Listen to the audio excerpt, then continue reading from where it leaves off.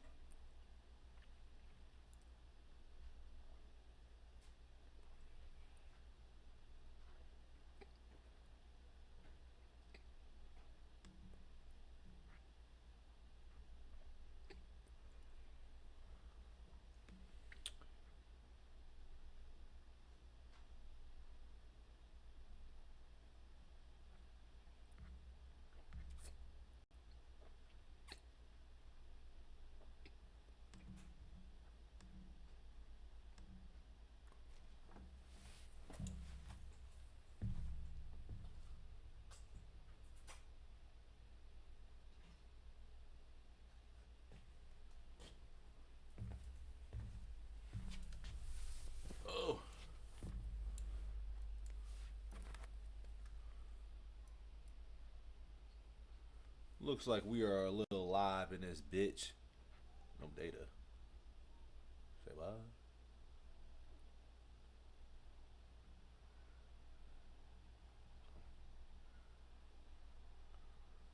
We are live, folks. We are live. I don't know who's in here right now. Looks like nothing. We got nothing. But somebody said, hey. Who said, hey? What's going on? What's going on with this? Get this out of here. Somebody said, hey, but I can't see it.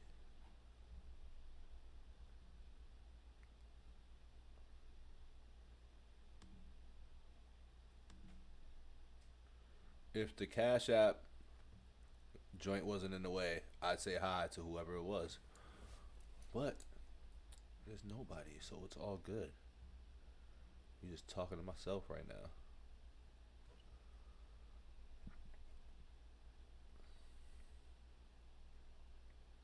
Oh shit. Got Jam Wayne right now, dog. Right in the mix, right in the mix. What up, hip hop crimies and crymets? Welcome back to the couch. It's your man BITO back with another reaction. So if you know, you know. If you don't, hit the button below. We are live on the chat today. We are live with the reactions. This Sunday, fun day. We about to have Kool-Aid in a couple of minutes, man. We about to be real hyped up in a few, dog. It's about to be a good ass time. So we about to pull up. We about to have our Kool-Aid. We about to have all that.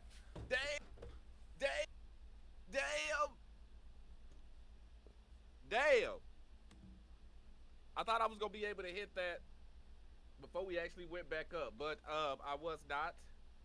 Let me check and make sure I'm not muted, because usually I'm always muted. I'm not muted. Oh snap, I'm not even muted, y'all. Hold on, let me. I'm dead. I just had Kool-Aid in my ear just now. It just messed me up real quick. I was like, what's going on? What's going on? But we are back live, dog. You know what I'm saying? We got Jam Wayne, you know what I'm saying, Chad Ames, and 501 Breeze, which somebody had put me on to the other day. He just dropped this song about 20 minutes ago, so it's funny that I'm starting this live, you know what I'm saying? And we just gonna vibe out right before we, you know, we have our conversation and shit. We might talk music, we might just listen to music. You never really know what it's gonna be with us. So, like, it's gonna be a good time though. So you'll see Kool-Aid in about a half hour, you know what I'm saying? So we got a half hour of fun right now, and we about to just get right to it, man. So let me hop into my man Jam Wayne, Chad Arms, and 501 Breeze. What's this song called, real quick, too, before I get into it, man? So the song's called Business. Let's get back to business. Let's see what we got going on, man. Like, once again, let me know more about some Jam Wayne, man. Let me know what's going on. I need to get more Jam Wayne in my life. Pause, you know what I'm saying? Because my man's got some talent. I like his abilities, man. My man got skills. So let's hop right into this, B. We got the ads playing because I'm a brokey.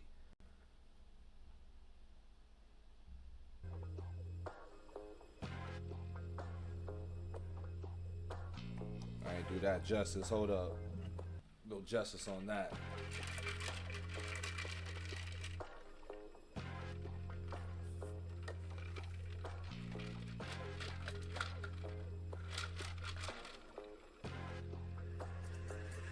Boy, I'm all about the business. Dividends and percentage. Just give me my commas and digits. I just need a million. I just need to run up a ticket. Been broke for too long, pitching pennies. I'm bound to go get it. Swear I'm addicted to winning. Hundreds and fifties and 20s. I'm all about the business. Yeah.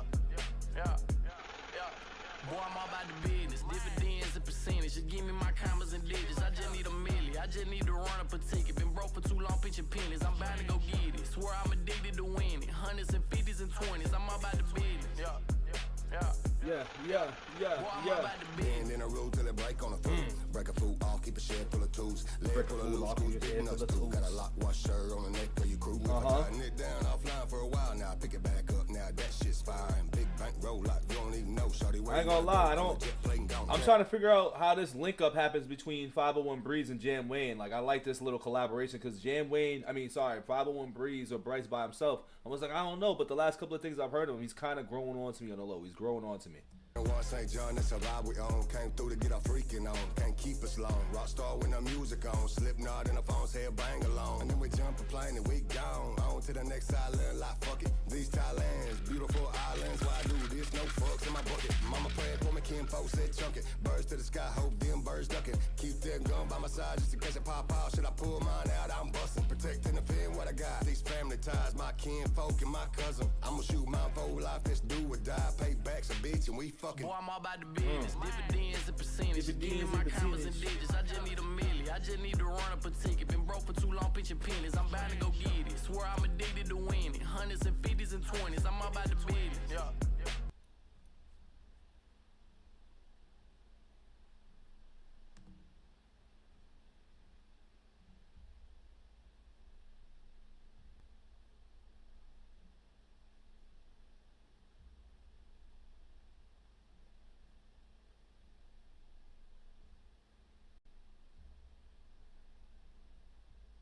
You know what I'm saying, with the community, because there's a lot of people out here doing what I do, and it's a bunch of cool folks. I'm bad, guys. I gotta cut it short because we about to start it up, so we're gonna get back to this reaction in a minute.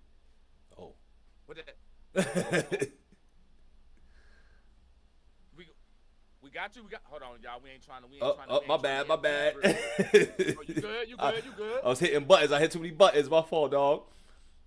Hey, that's how it be, man. All this motherfucking technology between keyboards and screen decks and hotkeys and all this, so they doing too much, man. what happened to Star 69, bro? Right, you know the old saying? school days, man. You know what I'm saying? Like, bro, the wired phones. The only thing I do not miss saying goodbye to is T9. That is the only thing I do not miss saying goodbye to is that fucking T9, bro. Cause if you was a beast with the T9, salute to you. You know what I'm saying? If you was a beast with the T9, salute to you, bro, because I wouldn't. You know what I'm saying? But, hey, welcome in, man. I appreciate you pulling up, you know what I'm saying, sipping the Kool-Aid with us and everything. I got folks over here, you know what I'm saying, like, hey, Bito, Laura over here speaking, Chelsea over here speaking, you know what I'm saying? So we got the sippers pulling up, showing mad love, bro. I appreciate you taking time out your day to come on over here and sip with me, man. It's been, you know what I'm saying, and it's actually, I don't even want to say it's been like a long time in the making because you was on it pretty quick, bro. I move fast, dog. I move fast. But like, I appreciate that though, cause like, don't get me wrong. I know folks be busy. I know we all like busy. You know what I'm saying? We're doing our things. We all creating content. Then we got regular life and things like that in the way. You know what I'm saying? I done been in homies' lives and you know what I'm saying, some videos and shit. So I done heard about that gym. You know what I'm saying, routine. So we gonna talk gym a little later. You know what I'm saying? We gonna definitely chop it up on that, bro. Yes, sir. But, so bro, like, I appreciate the quick get back. You know what I'm saying, on this, like, for real. Absolutely, like, shout out to folks like you, the homie Domo, who just pulled up 5 in the chat. You know what I'm saying? Yes, we rock with Domo. What up, Doe? Bro, my motherfucking dog. You know what I'm saying? Like, Larry Belafonte and y'all. Like, so far, everybody who I've had on so far has been real quick on the get back. You know what I mean? So I want to say thank y'all and appreciate y'all for just stopping down to even sip with me on this. But I'm a nigga, bro. And it's my background's just a little bit too quiet here, so just give me one second, bro. I'm about to get like some type of tunes up in this bitch to kind of hit up in the background on this motherfucker real quick. Sippers, y'all let me know if that shit thumping a little too hard or if y'all can barely hear it. I want to have the, you know what I'm saying, the aesthetics in this bitch to be just right. But fam, you the guest, so I want to get to like the real deal. You know what I'm saying? We don't softball questions around here or nothing like that. You know what I'm saying? I'm about to come right in to like, it. you know what I'm saying? Yeah, I'm about to get, you know what I'm saying? About to get real mad dog with it. You know what I'm saying? I'm ready. Bro, them real dreads or nah? Oh, these is all real, dog. 5-year journey, baby. That's 5-year really journey. you? That's all me. Already, bro. I'm okay. I had to ask. I had to ask, even though you my boy. If they wasn't real, if you was rocking the plats or something like that, yeah, nah. I was gonna have to start roasting. But I'm glad my guy is official because, bro, I salute the work. You know what I'm saying? Mm-hmm. Like I definitely salute the work. I see a lot of folks out here, they be doing like the little implants and stuff like that, and the little attach-ons and stuff. I'm like, no love, bro. No love, bro. So that was one of the first things I saw. I was like, all right, bro, homie shit pretty. You know what I'm saying? Homie shit pretty. You know what I'm saying? Motherfucking tight, bro. And I used to have good looks. back in the day before I went to this. You know what I'm saying? I had a little something. So. You said 5 years on 5 that, bro? years, dog. The journey was crazy, man. Trust me, I was going through it, dog. I was going through it for a little bit. I had some people messing my hair. So shout out to my loctician, Joe Locks, man. Go check her out on Instagram and everything too, man. If you just need your locks done, want a good loctician. So you was out there with the little. So I had the little beady beads. Beads. Yeah. Playing ball, sweating them out and shit. Yeah, we was going through it, dog. It was real. Bro, how does that work? If you're starting that process and you get them up, and like you said, like you sweat them out, do you have to then go back and get them shits redone? I mean, basically, yeah, man. But you also, you know, once your hair gets to like a certain length, dog, you end up getting like the crochet. You know what I'm saying? Which basically you lock them in permanently, and then you can avoid all that, but they will frizz up. But that's what I was going through for like the first like year, damn near, dog. It was crazy. Damn, man. Nah, that's freaking wild, bro. Give me 1 second here. The sipper say that the beat is kind of hitting real quick. Let me bring that down just a tad for them, so that way we can make sure. Want to definitely, you know what I'm saying, with you being the guest and all, you know what I'm saying, you got the flow, you know what I'm saying, so they got to make sure y'all. So y'all, can y'all hear my boy? Right. How my vocals feeling? Yeah, how y'all good? Let me know. Let me know. You know what I'm saying, I brought it down about 3 decibels. You know what I'm saying? So I definitely want to make sure that we good. You know what I'm saying? Because y'all got to hear the guest. Even if y'all can barely hear me. You know what I'm saying? That y'all got to be able to hear the guest up in this joint. You know? But, like realistically, though, bro, like, I have some questions and shit here that, like, I want to ask, or just, like, little topics and shit like that. But just, honestly, we really just sitting here shooting the shit. You know what I'm saying? And just, like, cooling it and kicking it, bro. Because, like, I see the sports shit in the background, man. And I see, like, a lot of Boston. So are you one of those fans who, like, hey, man, I live in freaking North Dakota, but I'm a Celtic fan? Or are you, like, one of those, like, I'm from Boston, in Boston kind of fan? Like, what's your attachment with the Celtics, and how did you become a fan? So I'm born and raised in Boston, you know what I'm saying? I grew up in Roxbury, you know, my whole life, you know what I mean? And I just recently moved out into, like, the Malden area. So I'm right over the bridge a little bit, but I'm still a Boston native at the end of the day. And then a little fun note is I kind of was a Bulls fan from like the young age. Like my pops loved Michael Jordan, so it was a Jordan thing. So I really became like a Celtics fan in like 1998 when Paul came. So for the comments and the people out there that be killing me in the comments like, yo, where's Bird? Where's Russell? All that, I'm like, dog, I banged with the Celtics in 1998 when Paul got drafted. That's it, you know what I mean? But I'm really in the bean. I'm really from around the way, man. I'm from the town, you know what I mean? And some comments will tell me too, like, how are you saying you from the beam when you don't like certain things? But you know how the comments are, man. They'll always get at you a little bit.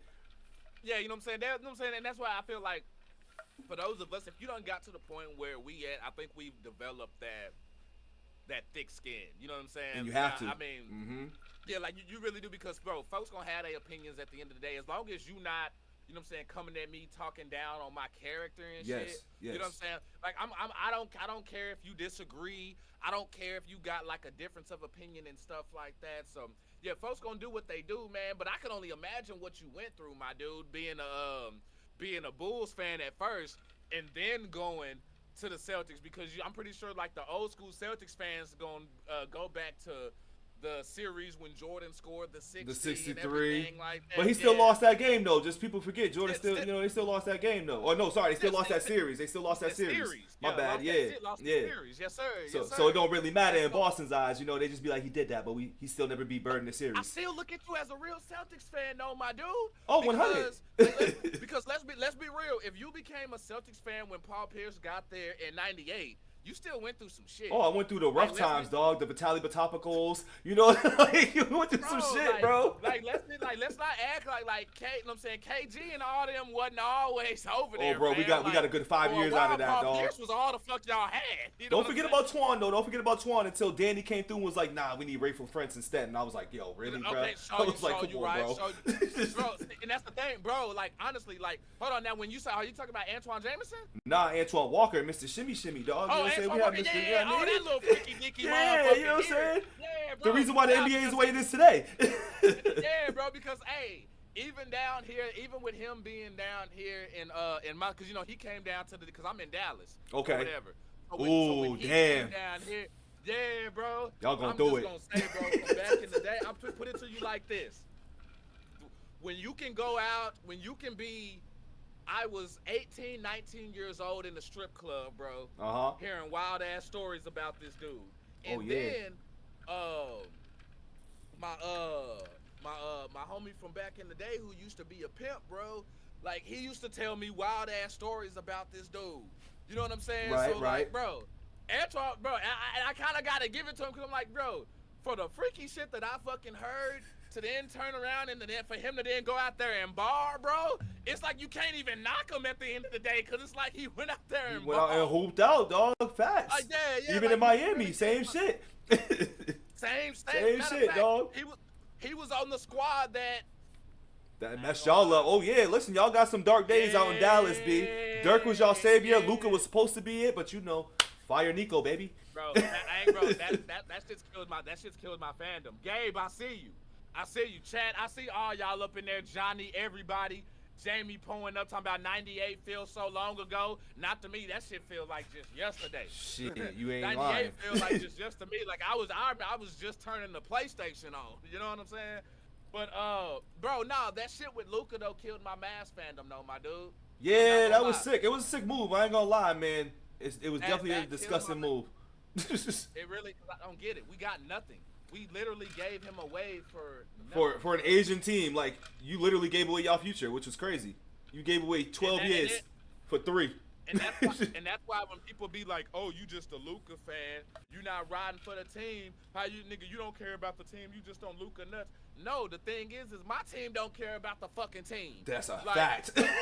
Like, bro, when we had Dirk, and my biggest fear was like, "Yo, who's gonna be the face of the franchise when Dirk leaves?" You know what I mean? Facts, man. They thought it was gonna be the other little point guard who we got rid of. I forgot who that was too. Yeah, we ended up sending his ass to New York. I forgot his damn name. But Luka comes in and I'm like, all right, cool, I can breathe. Because I'm like, yo, our future is set. And we get scared with some contract negotiation deals. Right. He ends up staying. And then it's just, bro, honestly, the GM I feel like is being booed, and rightfully so, because it just seemed like he was on some petty shit. Because everybody's confused by it. Oh, yeah, they talking about he was fat and everything. But you know what's funny, though, is that y'all had a franchise guy, and y'all chose to not invest into that shit. You know what I'm saying? That's what's wild. When that was the one thing. And most teams go through it. Most teams go through it for more than, like, 10 years before they get that guy, too. Like, y'all hopped right into that. Y'all still had Dirk when y'all got him. Bro, you know what I'm saying? Like, we still had Dirk, and the Mavs aren't a drafting team. Nah. The Mavs usually build their shit through free agency. Yup. So the fact that we drafted Luka when we could have fucking had Trae Young, it's like, okay, so basically all of that was for nothing. All of that was for nothing, bro. Have you been watching the Celtics documentary on Max? So you know what's funny is I haven't gotten to that, man. I've been so busy, dog, but I'm definitely just gonna get to it when it's all said and done. Like, I want to binge it. I don't even want to wait like another week or whatever. I want to catch all of that shit. That's kind of what I did with the New England Patriots joint, dog. I waited for all of it to finish, and I was like, I'm gonna peep that. Last Dance, same thing. Okay. Yeah. See, hold on. Now, when you say the Patriots, are you talking about the documentary, or are you talking about that show that they had put together where they had people actually playing the characters? Nah, not that one. Nah, I haven't peeped any of that. I'm talking about the actual documentary where Bill was doing Bill things, where he's like, I'm gonna talk a little bit, but I'm not gonna give it all up. You know? Okay, for sure. The Bill Belichick one. Okay, no. Yeah. No, right. No, I feel you on that one, and I think, bro, honestly, I think you're gonna love it just because, like, you're gonna, even for Celtic fans, like, before you are finding out things in that documentary that they didn't know, or that they may have forgotten about. Like, people forget about the shit that y'all went through Oh, up there yeah. in Boston. people forget that there used to be racial tension up there. You know what I'm saying, in the city and shit like that. You know what I mean? So I feel like the documentary does a lot at really just bringing forth to let people know, like, yo, y'all weren't always winning, and even when y'all were winning, y'all were going through some shit. You know what I'm saying? So no matter like, what the era was, too. No matter what the era was, like there like certain franchises like the Lakers and the Celtics. While the Lakers are a rivalry to me, I respect them. You know what I'm saying? Yeah. Not right now because LeBron over there. I'm not a LeBron guy. I'm with you there, man. I ain't really a LeBron guy either, man. I'll tell you, my ghost Jordan, so that tells you a lot right there. You hear me? Hey, Pippa the Royal Sipper, I see you. But, Pippa, what up, Pip? But like, bro, like I love sports, fam. Like I'm all over with it. Like I love football. When it comes to hockey, I'm more or less like I'm playoff hockey. I'm not really regular season hockey. Okay. But you know what I'm saying? Kind of the same thing with March Madness. You know what I'm saying? I don't really do college basketball throughout the year because let's keep it real. I got college football. I got NFL. There's I got too much NBA. going on. It's last on the list. Too much, bro. I got the European League in soccer. I got MLS soccer. You know what I'm saying? Baseball done kicked off now. So, like, you all in it, bro. I'm all over, man. I'm all over with it. But like, we could get back to some more sports, bro. But like, let's talk these reactions, man. Because I ain't gonna lie, like your name rang out early on before I got, you know what I'm saying? Before I was even where the fuck I was. You know what I'm saying? Like when I was still baby Kool-Aid out here. With, the small sippy cup. Yeah, bro, bro, crack. Hey, listen, I'm still little old B2 on the couch, bro. I still scream that in every video, dog. Trust me, I'm with you. I'm with you, dog. Bro, I the sippy cup on the nigga. I only use that for the kids. That good shit, I fucks with it, bro. But like real deal though, like I saw Ray was talking about your channel already. You know what I'm saying? So I heard promo over there. I saw your name in the same video that got Ray to do a reaction to one of mine was the same. Like I saw your name in those very same comments. Like at Sippers, if y'all go back and y'all watch that video, Johnny, everybody who showed love on there, bro, that's Bito, dope. your name was ranking out in that bitch. That's dope.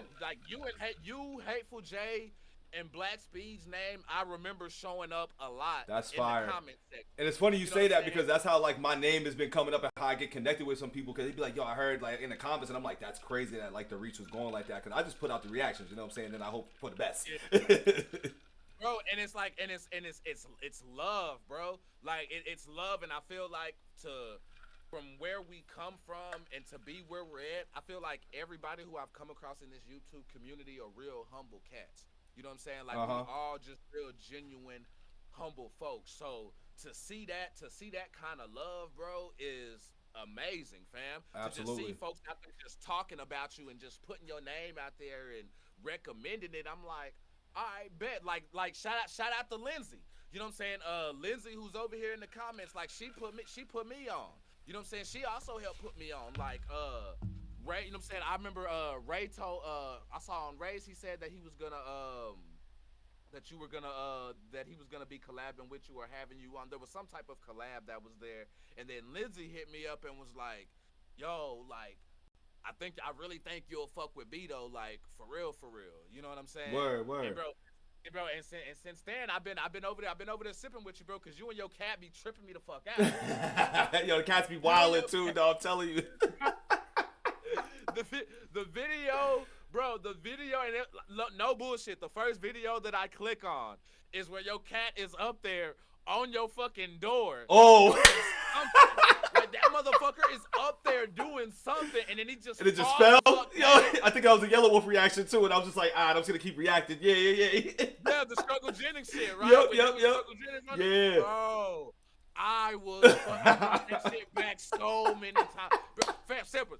Hey, if y'all sip with Bito, just in case he don't do it, I need somebody to go back and clip that shit. I'm telling you, that right there is, bro. It's because it's natural. Yep. You just sitting there doing sitting there doing your thing.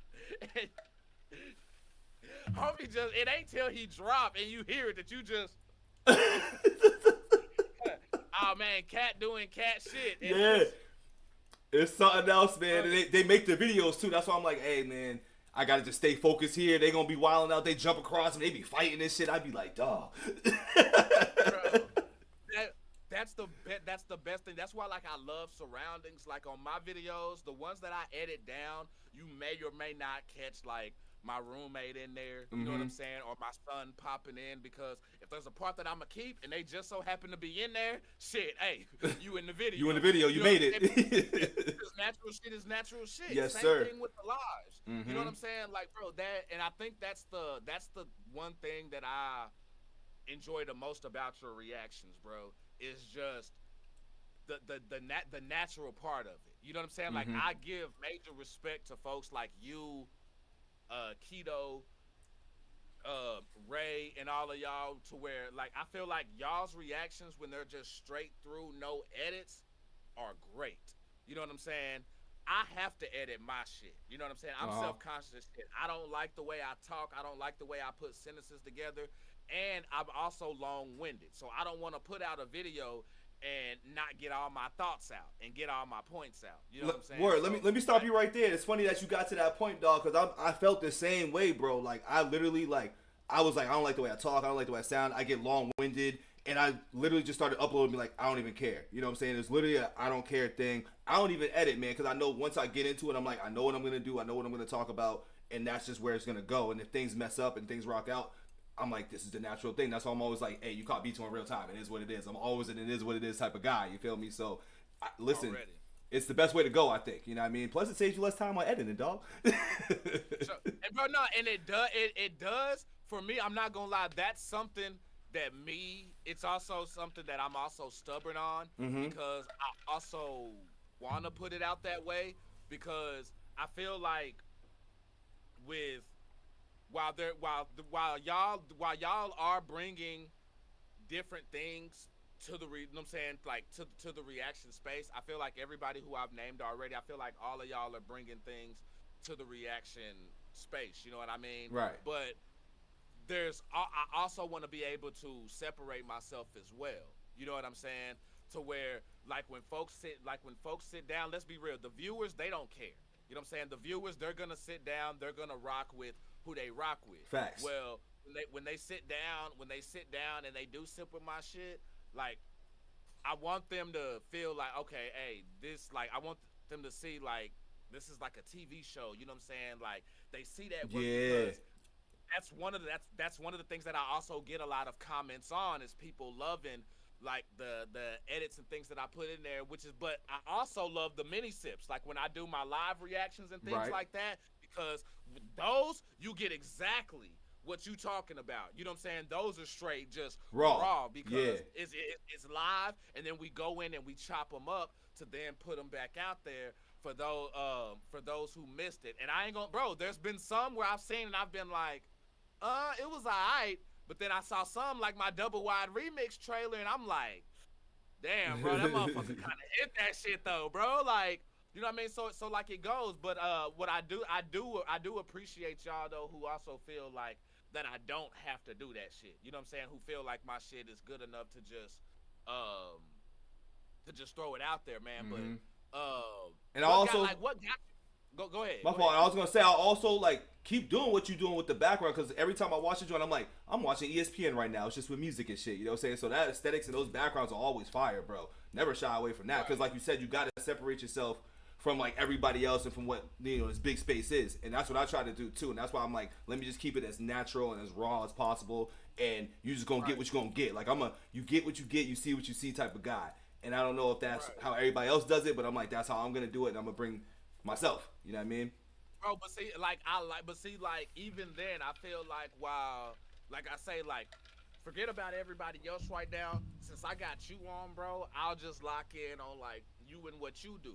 I feel like that even though, like, yeah, you may not go in, you know what I'm saying, and do all the edits and everything like that, I still feel like you set your, like, yours is still set apart differently than everybody else, because like when I tune in to BITO'S shit, it's like I'm sitting down on like 85 South or some shit like that. You know what I'm saying? Right. Or like I don't know if you ever seen, have you ever watched like Gilbert Arenas podcast? Or yeah, I stay in Gilbert Arenas joint. Yeah, hell like yeah. Hell yeah. Like I get that feel, bro. Like, I'm not gonna lie, it's not like when you tune in to BITO'S shit, it ain't like homie just turned on the camera in his living room and shit. Like, bro, there's a vibe right there, bro, with the hats and the jerseys and shit like that. Like, bro, that's unique. Like you're bringing us in. Like, I don't know. It's like you're bringing us into your personal space, but like we in homies man cave or some shit. And that's and I'm glad you said that, because that's the feel I wanted to get to it. I'm like, I want to make people feel like they're chilling personally. Like you can pull up a cup, you can pack a sandwich, you can pack a lunch and kick it with your boy. You know what I'm saying? Because we all go home. And like my theme too, when I started off early, I'm like, when we all go home, what do we normally do? We usually sit down, vibe out, listen to some music, read a book, whatever. So it's like when I do this, it's like, let's just vibe out, let's relax, let's chill. This is the downtime moment. This is a downtime space. You know? There you go, bro. And that's what I love to see, man. And I love to hear that, and I also love to hear what mindset reactors be in. You know what I'm saying? To get them to do what they do. And who is this I see pouring up in here? Michelle? Hey, she's sipping with us even at work. I see you. I see you and Pixie pouring up in here doing the damn thing. And Delmo up in here, he like, yeah, bro, I be making that shit feel like Sports Center. Bro, y'all keep fucking around. Facts, man. Y'all keep fucking around. I will put a ticker at the top of this motherfucking live right damn now. We need it. Bro, I will put, man, say, watch me. I will buy, if there's some sports going on right goddamn it, hold them up. Damn it, hold up. Y'all think I'm playing. Listen, you better get your is what it is on right over there, man. Hey, I'm about to let y'all know, because I'm telling you, like, I will get, cause like I feel like, bro, when again I want people to generally have again, it's a vibe, man. It really is. Like when people come into my lives, I want them to see things that they haven't seen in other places. You know what I'm saying? Things that they haven't gotten in other areas. And I'm not gonna lie, y'all probably about to get this a bit more raw than y'all'd like to. Johnny, thank you so much for pouring up that 10, because I'm a little lazy right now. Oh, hold on, never mind. Maybe I just need to stop being so lazy. Oh, nope. Yep, and probably look for it. Shit. And this is why you don't smoke weed and talk at the same time. What up, Chad? Okay, so back what the fuck I was saying. Yeah. The sidetrack things always happen. Yeah, bro, yeah, y'all about to get the a little bit more shit than y'all expected here, because I have to reset it back up. But yeah, man, I want to give people again an experience, man. I feel like everything that I've touched, I try to bring something new to the space, and I feel like you as well, bro. I feel like you're bringing something new to the space, because you were saying something in your Yellow Wolf video that caught my attention as well, and it was I never thought about it until I watched your video, and it was him and Hard Target, when you were talking about like how like similar but different they are. You know what I'm saying? With their flows, bro. I never would have picked up on that. Yo, it's something about it, man. I didn't, and I hate doing it every video too, but I'm just like, yo, it's just something about their demeanor, their cadence, and their swag where I'm just like, they're very similar to each other, but different at the same time. Like, it's different. Right. It's ridiculous.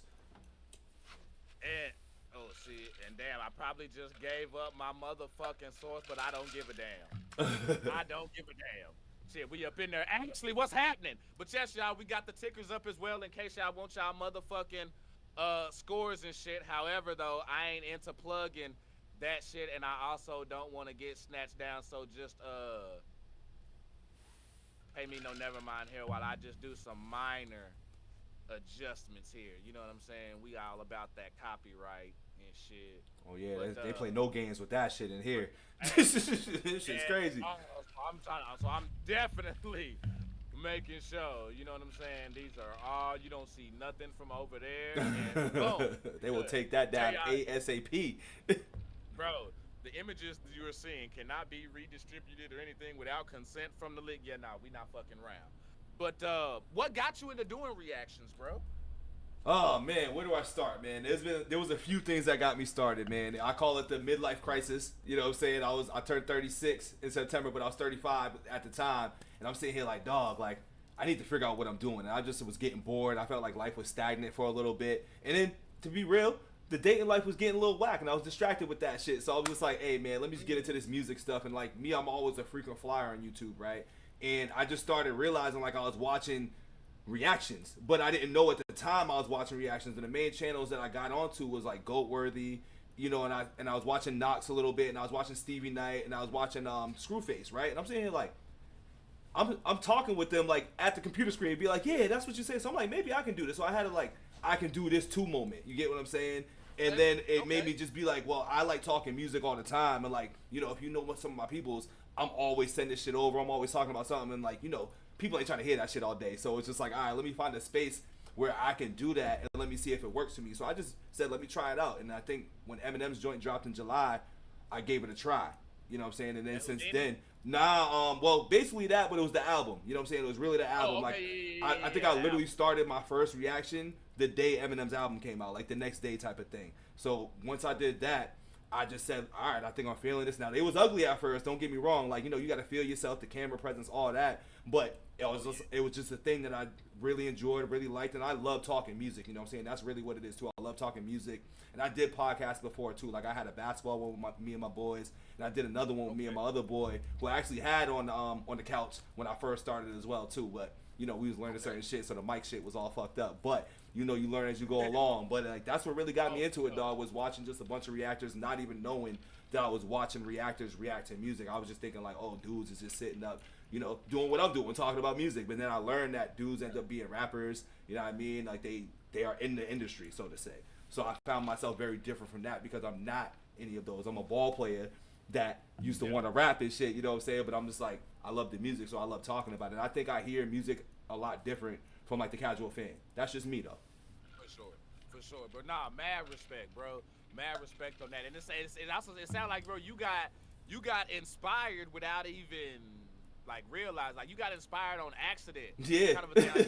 Like, you were already watching that content. Weeks, what's going on? Welcome in. Appreciate you pouring up and sipping with us.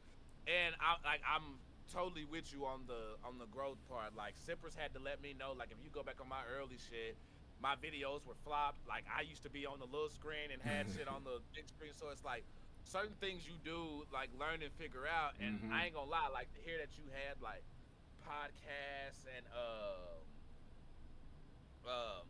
sports things and all that going on, bro, I'm not gonna lie, you kind of giving me some ideas to where, bro, if you ever down to my AD be going off the chain. Hey, I get it. It'd be the same thing. If you ever what, bro? Like, if you, like, really do, like, want to, like, collab on some shit, bro, I'd be down with that because I'm one who, like I have a lot of different taste and shit. You know what I'm saying? And that's some me of the too, shit dog. Other folks don't be on. You know what I'm saying? So when I'm trying to talk sports, some folks ain't trying to talk sports. When I'm trying to talk, you know what I'm saying, like this other shit, some folks ain't trying to be on that, bro. So, like, if you ever down to do something in the future, bro. I think 100%, dog. 100%. And I hear how we just had our conversation opening this up, man, talking about sports. I'm like, oh, he really be into sports shit. And it's funny because I was going to ask you about the wrestling too, but we got so into the ball conversation. I'm like, all right, this is my type of guy right here. You know what I'm saying? Hey, let's get into it, man. Let's get into it real quick. What you got on the wrestling, man? So, hey, that's my shit. Listen, I ain't gonna lie to you, man. I have been removed from wrestling for a few years, man. Like, my wrestling knowledge is probably, like, real quick and brief. Like, it's like a Drake run. You know what I'm saying? Like, it's like a Stone Cold Steve Austin, like Shawn Michaels, Bret Hart era. You know what I'm saying? SmackDown with The Rock. I think John Cena and Randy Orton is, like, kind of when I started cutting it off.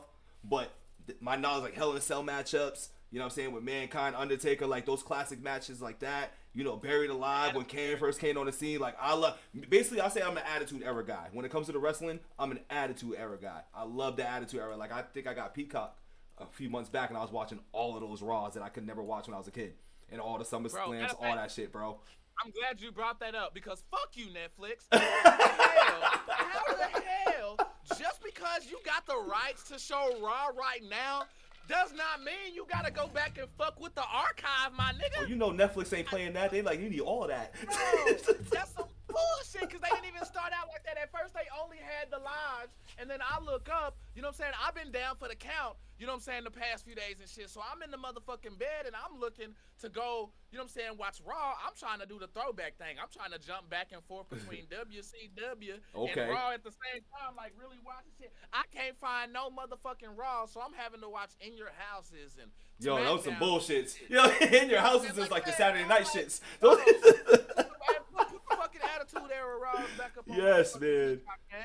Damn, I'm sorry for your loss. Nah, bro, like, I'm with you in the aspect of I was all the way up there when I stopped watching wrestling. John Cena was the new nigga coming in. Basically, you know yeah. what I'm saying? Same. Like John Cena had like the lock around his fucking chain. You know what I'm saying? The little chain lock necklace. Rapping and shit. When that bullshit, I was like, all right, bro. I was like, I'm done. Yep. I think I'm done, bro. This I'm like, where did wrestling come to, dog? Like, bro, come a word life. Like, bro, it fucked me up. Like, it really did because, like, I'm real passionate about this shit. Like, me, my pawpaw is what got me into this shit. You know what I'm saying? Like, my grandpa is the one who got me into this, and I had been attached ever since. So, from the moment I popped out, you know what I'm saying, the fallopian tubes and shit, it's been wrestling until that moment. And I left it alone. I came back in like 2016, 2017. Okay. And since then I haven't left. Now I was playing the video games in between then because wrestling video games have always went hard. Oh, those was lit. Like No Mercy, WrestleMania 2000. Hell yeah, trust me, I was in it, man. Bro, I still got them. Oh shit. I still got them vintage moments for real. Okay. But like I'd be playing like the SmackDowns and all of that. But like now, bro, I can honestly say this is honestly for the past few years, this has been the best time to get into wrestling because you have an overabundance of it. You have wrestling in Japan. AEW's ass. I'm sorry, I've tried, but that's out there. You know what I'm saying? The indie scene is popping right now, so you really get your flavor of where you want to go. TNA is actually good now. MLW is doing their thing. So I think now, back in the day, we had great characters like The Rock, Stone Cold, Undertaker, and all of these personalities. However, when I go back and I watch the Attitude Era, midget wrestling is Fire Domo. Show you right. TD, yo, I still need to go to a midget wrestling show too. There was one in Malden like over the summer. I'm mad I missed it. Bro, I gotta check. I think I have one saved in my fucking a link in my phone that I plan on going to or at least trying to go to. But I'm glad we all here. For real. Hey, let me ask you a quick question real quick before you get into it. Now, I watch your videos and obviously I see the intros. How'd you get Tori Wilson and I think that looked like Mick Foley to do your intros like that? I thought that was fire. I was like, listen, I grew up on Tori Wilson and like the Divas, bro. So I was like, yeah, look at my man Kool-Aid, dog. So, bro, with that, my girl had actually got me those. That's dope. That is dope. My girl had actually got me those, bro. And like, I'm telling you, when I was giddy as fuck. Like I was giddy. Bro, it's Tori Wilson and McFoley, bro. So she'd be like, "Oh, you still using those? Hell yeah, Hell yeah." Just saying, that's Tori Wilson and McFoley. So trust you me. If you pop into my shit, and it's your first time seeing it, like it's like, yeah, because bro, I'm sorry, like I don't know if you were there when Ray had Black Speed on, but they had a conversation when they was talking about like sometimes us as reactors we get too humbled and we don't like sometimes we be hesitant to really like pop our shit. You know what I'm saying? Right. But now we like no, we got to. You know what I'm saying? We got to celebrate all those dubs because not only are they genuine dubs, but those things in the space that we're in, we're not just a viewer sitting down not wanting the attention. No, we want the attention. Yes. We want somebody to go. You want to be like, seen. You want to be seen by the people you want to be seen by. Yeah. Right. You know what I'm saying? So it's like, and that's something that I've been really just working on and putting out there to just get it out. You know what I'm saying? Like, yo, if I got these folks who done actually done this, then I'm going to keep showing that and I'm going to flex the fuck out of it. Hell yeah, you flex that. Absolutely. Yeah, bro. And so it was those are oh shit! Did we get an organic tablet? You got it again. We got it again. Yeah. We gotta clip that. You gotta clip that one. You got it again. Please get that shit. It almost seemed like as if the cat was fucking around, didn't realize he was on camera, and was like, "Nah." I'm telling you, they be knowing, dog. They be knowing. They be like, "Ah, man." They're like, he's sitting on his couch and let's act up. Bro, that is fucking. I saw, so I was like, all right, I know I be smoking and shit, bro. I was like, oh. What's funny, this time I just heard the thud. I'm just like, wait, what the fuck? Then I looked down, I see the shit missing again. I'm like, oh, so here we go again. Oh, do your cats use the toilet? Nah, they not that talented, man. They still litter boxed up, man. Damn. Yeah, I didn't train them to do that. They act like dogs though for all other things though. They be begging for food on their hind legs. They do everything else but that. For real? Yeah. Damn. Oh yeah. Okay. So yeah, they some characters for real. Yeah. They got some characters behind them, man. Chelsea, thank you so much for sipping with us. I appreciate y'all pulling up. Hey, what I do ask though is just on the comment section, though, y'all. You know what I'm saying? Because we definitely here. We definitely sipping with y'all. Don't forget, we got if y'all have questions that y'all have, we have a Q&A spot for y'all to pull up, so we won't miss y'all's questions. But all I ask is just be patient with me as well. You know what I'm saying? Because you know what I'm saying, we got the guest on and things like that, so I will be back and forth in the comments and everything. But I do appreciate y'all who just chopping it up, because even though while being homie chopping it up, hell, y'all can socialize as well in the comments. And if y'all want to get my attention, just have one of my mods cuss me out or some shit. And I'll get right the fuck on it. But yeah, bro, no, I definitely recommend though, bro. Definitely get if you haven't been into it, get into it. And we on the build up to WrestleMania, because WrestleMania is next weekend. Oh, word? WrestleMania is next weekend, and it's a 2-nighter. So I would get on that, because Charlotte Flair and Tiffany Stratton, they had shit get real. Like, they were on an interview in the ring where they started talking about motherfuckers and DMs and failed marriages and shit. Oh, wow, like they wasn't playing. And it got to the point, bro, WWE had to cut it out. It's bad when they cutting shit out that ain't even got no cussing. Facts. This wasn't Justin Timberlake and Janet. This is Justin and Janet. Yeah. Oh, it wasn't none of that. So, bro, it got really real. So, you got the Usos still doing their thing. And when you said Tiffany Stratus, you mean Trish Stratus, right? Mm-mm. Does it Tiffany Stratus? Okay. Cause I was like, Trish is back? No, Tiffany Stratton. But no, Trish actually does pop back up every now and then. Oh, okay. She showed up. And then I done showed this a few times on here. But Rikishi's sons, the Usos, like they be wrestling and shit. Yep. But like Umaga's son Zilla be wrestling on the indie scene and shit. And then Jacob Fatu is on the main roster right now as well. Motherfucker right here, bro. You know what I'm saying? My man got the real steel chair, dog. That's nuts. That's dope. Yeah. Cause Zilla got smacked with this hoe, and then Jake tried to sell it, and I was like, hell yeah. I jumped in, I got that. They was like, bro, any of y'all want to buy a chair Zilla got smacked in the head with? I was like, bro, hell yes. Yeah. And, bro, they caught a nigga during income tax time too, so I was ready to ball. I'm done. Hell yeah. Bro, I was like, man, hell yeah. You know what I'm saying? But what's that say? I got a hole in my pocket where my money should go. You know what I'm saying? If y'all watch King of the Hill and shit, I don't know. But that was my show back in the day, man. That's a vintage one right there. I'm fucking, bro. I'm dumb. I'm just dumb. I'm random, bro. Like, I am random as fuck. I ain't bothered. You see my reactions, dog. I'll be all over the place too, bro. Trust me. It comes with it. Right, cool. When you pour this in here, bro, it changes up everything. You know what I'm saying? Once you fill these up a couple of times, dog, yeah. Oh, yeah. So, bro, like, all right. So, like, with the gym. With the gym and shit, bro. Like, I know you said you be balling and shit like that. Do you still be out there like pick up games and hooping and shit like that, or you just up in the gym active and shit like that? How you do things? So it's funny you asked about the ball thing, man. So I haven't balled probably since I want to say like July, dog. Like basically when I picked up this channel. So I made a sacrifice where I just didn't ball anymore. I'm just like, I'll work out, be active, and then I'll do that like twice a week. But I got so consumed with this that I just lost track of playing ball. So I actually went to go shoot for the first time today. My brother still got it. You know what I'm saying? I still got it. But I did play, though, like a 3-on-3 in September.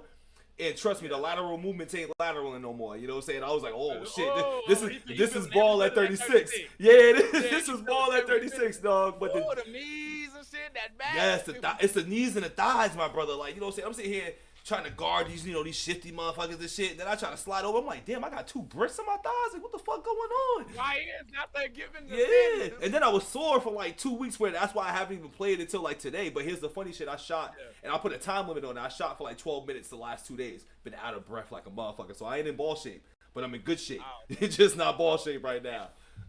Because I ain't going to lie. I know I ain't in ball shape. I smoke too much weed and shit. So I know for sure I'm going to be out there. You know, the weed built a little different, though. You can make it. You can make it happen. Weed's built a little different these days. You can if I'm out there, like, on the routine. Like, if I'm doing it like how Marley did it, where they was out there smoking J's and going out there playing, like, 6 games of soccer. You know what I'm saying? If I was doing it like that, I'd be, you know what I'm saying? I'd be able to get it like that. You know what I'm saying? But, nah, bro, I'm with you. Because it's like, I went to the club one time. I caught myself out there trying to dance and shit. And, bro, them thighs and shit get real brick, like, real quick fast on you. Yeah, dog. And this is half court. I ain't even do a trip up and down yet. That's the crazy part. I have not done an up and down trip yet. Just half court. That's it. So I'm scared to see what that is. Bro, shit went stiff on make it, take it. Yeah, man. Yep. But, hey, Sunshine, to answer your question, though, I didn't have to track him down. I was actually at the live show that they got hit at. I was actually at a GCW show down here when they were down here in Dallas. I saw him get hit with the chair. So I saw the action, like, there live and in person. And then afterwards, that the meet and greet, walked my happy ass over there to that merch table. You know what I'm saying? Got my pictures and shit. And if you watch on my channel, I have when I met Jacob Fatu before he debuted in WWE, I got pictures up there where I actually took pictures with him, and I'm holding that bitch. And yeah, you know what I'm saying? They signed it right then and there, and you know what I'm saying? Made it do what it do. You know what I'm saying? But yeah, that's how that went down. And hey, if the rest of y'all got questions, go ahead and put those up in the Q&A section so we don't lose them. And we got you. Jorge, what's good, my brother? Now, back to this motherfucking gym, though. You know what I'm saying? Cause I'm with you, bro. Like my birthday next month. Okay. You know what I'm saying? I'm gonna be actually hitting that. I'm gonna be hitting 35 for sure. Okay. So you on the wrong side of 30 now? You approaching? Oh yeah. The almost 40 times. Yeah. You know, it's just like really real. But I'm one of those weird ones where I start to claim 35 like as soon as I'm like 3 months within my birthday, I'm claiming 35. Fuck that shit. I've been 35 since the new year. Fuck you talking about? Like, listen, I've been saying I'm almost 40 for the last 2 years, dog. Like, my nigga Cat is on its way to handle some kind of business. I don't know what it was, but that motherfucker just came up, went down. It is headed somewhere. That cat, hey, that cat wants some pussy. Everything we spoke about is happening in real time now too. It's funny that we said this shit. Like, she must have heard me or something, man. They killing me right now, dog. Killing me. But so like in the how long have you been active in the gym though? Like actually going to the gym and shit though. So I've been active in the gym probably for about like 4 or 5 years to be honest. You know what I'm saying? Like the last 4 or 5 years, like consistently, and that's probably the longest time I was consistent up until I started the channel. You know what I'm saying? So yeah, this is different. Yeah. That's what's up, man. That's what's up. See, cause yeah, I think I started like 2018, 2019. Okay. Somewhere around there. But like that was something else that I caught when I was sipping on your videos, bro. Was that like homie will be like, yo, man, you say just got out that gym grind and shit like that, and I'm like, I feel that because on Saturdays when I come in and I go live, just got done doing 2 things, and that was the gym and getting my hair cut. Mm-hmm. You know what I'm saying?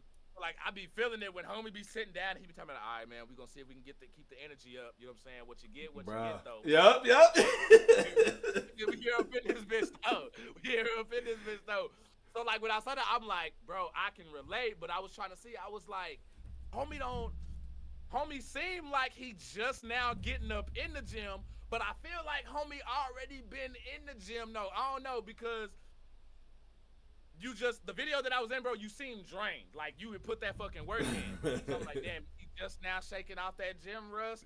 But it was something about the gear though that let me know, like, Nah, homie a vet though.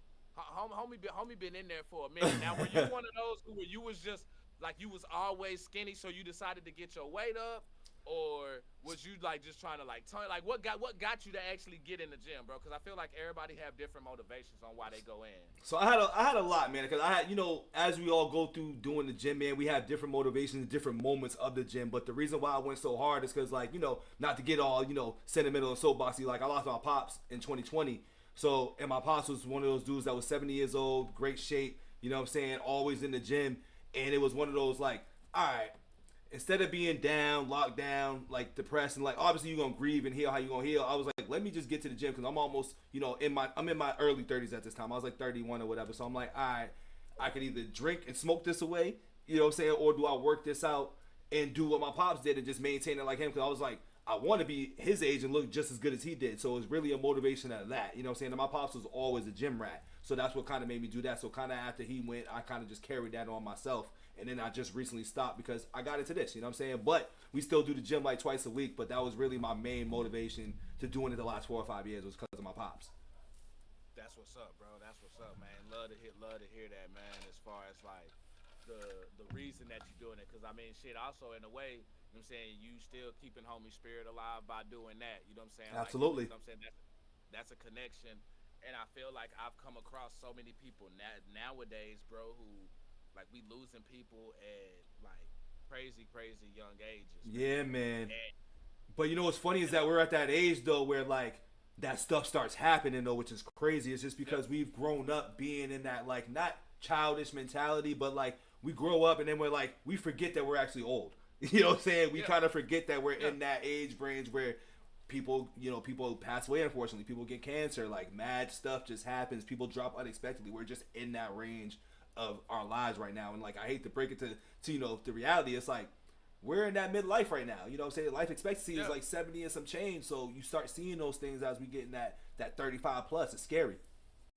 Real shit. We just lost Vontae Davis, I believe, the cornerback for the Bills and shit like that. Like he was 35, and they found him dead in the gym. Kyrian Lacey, the wide receiver for LSU. Right. You know what I'm saying? I just saw him. That was just breaking news before I went up on the live. You know what I'm saying? So like youngins, period, man. Yeah, man. And condolences to those families, but. Bro, like I'm with you because I remember going to the washing my clothes one day, and this lady was telling me how her brother didn't smoke, drink, or none of that, ate healthy and all of that. That's not enough. Yeah, you know what I'm saying? Like that's not enough. Like you have to get active. You got to be active. Well, facts. Especially with the shit that they do into this food. So for y'all out there, if y'all can get a walk in, if y'all can do anything, like do something to get active, because for me that's the best decision that I ever made. I used to use the excuse I felt like it was too expensive and stuff, trying to eat healthy and do all that stuff, like it was just too expensive. And then I was like, nah, fuck that, I'ma just do it. You know what I'm saying? You'll reap the benefits later. Yeah, exactly, bro. And then I just did it. Then I realized it cost the same amount as eating the bullshit. You know what I'm saying? When you really add it up in totality, dog, you're like, wait, what the fuck am I doing? Like, I'm just cheaping out right now. That's it. That's all. That's all it is, bro. Like the only down. Granted, you can pull up and eat some bullshit on like the dollar menu or whatever like that, and get some bullshit. Moderate yourself. That's it. McDonald's got fucking In-N-Out and Whataburger prices. Oh, I'm about to say they on gourmet prices right now. Bro, y'all McCafe ain't going that hard. That's $1,000. Chill the fuck out. Chill the fuck out. They be bugging with that shit, man. But nah, bro. Like I definitely love like hearing folks like being active and just getting out there doing their thing. I know Ray said he has something on his Patreon where he's like his like where the Vibe Gang they going through, you know what I'm saying, and he's taking them on his journey and stuff like that. I'm about to say I seen that he mentioned something like that. I want to know the details on that too. Yeah, like bro, I love hearing that shit. You know what I'm saying? Shout out to the Bitter Betty Carroll. You know what I'm saying? She's doing her damn thing. Okay. You know what I'm saying? And she's making fucking progress. Like just so many motherfuckers is just on it right now. Health and longevity is key, dog. You know what I'm saying? Health and longevity is key. Fruits and vegetables and water, B. Stay hydrated. Hey, but hold up. Golden Chick is healthy. Golden Chick is healthy. Hold up. Hold up, because see, if I pull up, you know what I'm saying? If I pull up and I get golden roasted, not fried, but golden roasted. Golden. That's gold. Golden roasted. Okay? And then I don't even get French fries. You know what I'm saying? I may get green beans. That's vegetables. Yep. She like, motherfucker, you know, She damn, count. you ain't never got no green beans on the motherfucking side. It's usually fries or corn nuggets. And you would be right. Because fucking potatoes, you know what I'm saying? And then corn is a vegetable. You know what I'm saying? So it counts. It count. No. Yeah, no, I be healthy. And then, you know what I'm saying? They got fish too. You know what I'm saying? So I go The pescatarians. yeah, you know what I'm saying? Yeah, I know what I'm saying? Bro, I used to say Presbyterian like a bitch. you was one of them? You was one of them, nigga? It wasn't specific. It was Pacific like a hoe. Bro, I be like, yeah, man, I'm going Presbyterian. Like, you mean Presbyterian, nigga? Like, nah, damn, like. You just gotta blame it on the country swang, bro. You gotta be like, yo, I'm from the South, bro. That's it. That's it. You feel me? Oh, no, man. Y'all done up and done it. You know what I'm saying? It's like, yeah, buddy. Like, motherfuckers like, bro, your ass fresh out of high school. Fuck you going to the hospital for? Like, nah, nigga. I mean, I'm changing up my diet. The fuck? Oh shit. He said, did Archie just say Pacific? Oh shit, Heather, please don't unsub. I feel like I just triggered somebody. Because you know there are people, bro. I know so many people who that is a pet peeve of theirs. oh yeah. They do not like. You know the grammar police are real, dog. You know what I'm saying? And I ain't gonna lie. I'm from the South. Y'all can't grammar police me. Facts, Because dog. Listen. I'm gonna have a smart ass remark back, and it's like it's two things. If you from the South or deeply embedded into the hip hop community, you can't correct how I talk, dog. Yeah, dog. It's just crazy. No. Listen, I was dating a shorty, bro. She was over here like correcting everything I was putting in my text, and I'm like, shorty, listen, I'm not here to autocorrect and proofread my shit. I'm out of school. Like, you know what the fuck I'm saying? Do you hear me? And you was an English major. Here, you know what I'm saying? Like, it's like you should be able to proofread this shit. You know what DA means? Yeah, come on, dog. Like, for real. Like, yeah, I could have put THE on there, but I decided to put THA. You know? What I'm saying? He's on it. You know what I'm saying? That's how we slide. You know what I'm saying? Facts. Oh shit. Hold on. Real quick. You know we good because it looks like both of us about to get up. I'm about to refill, dog. My bad.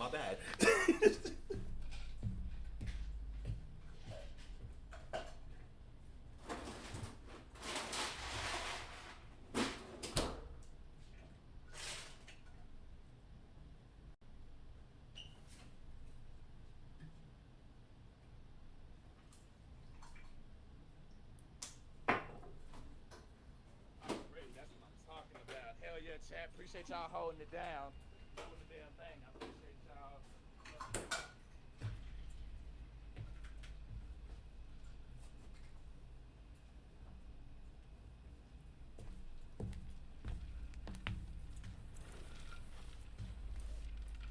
What up, chat on the other side? How we doing? I'm gonna check in with this chat. I still can't really find the chat on this one though, but I'll hold it down for a few minutes. Is this entertaining? Y'all like that?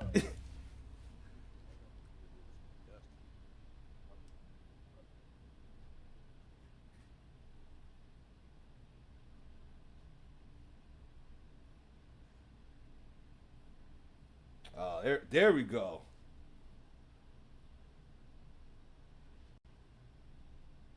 Now I can see the chat. What's up, chat? I was trying to look for this for a while.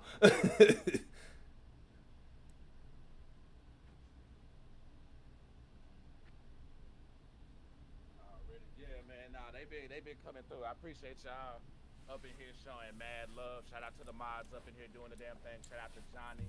Shout out to Ginger and things. Matter of fact, let's get with them real quick. Say, now we can ask the real important questions such as who let the dogs out? Who? Hey, say, Gabe, I see. Gabe, you a real nigga. I fucks with you. You know what I'm saying? Hey, I ain't gonna lie. For me, you say that, I think of the Rugrats movie. That's just me, bro. I go you bringing back it to back. the Rugrats movie, orange VHS tape. Yes.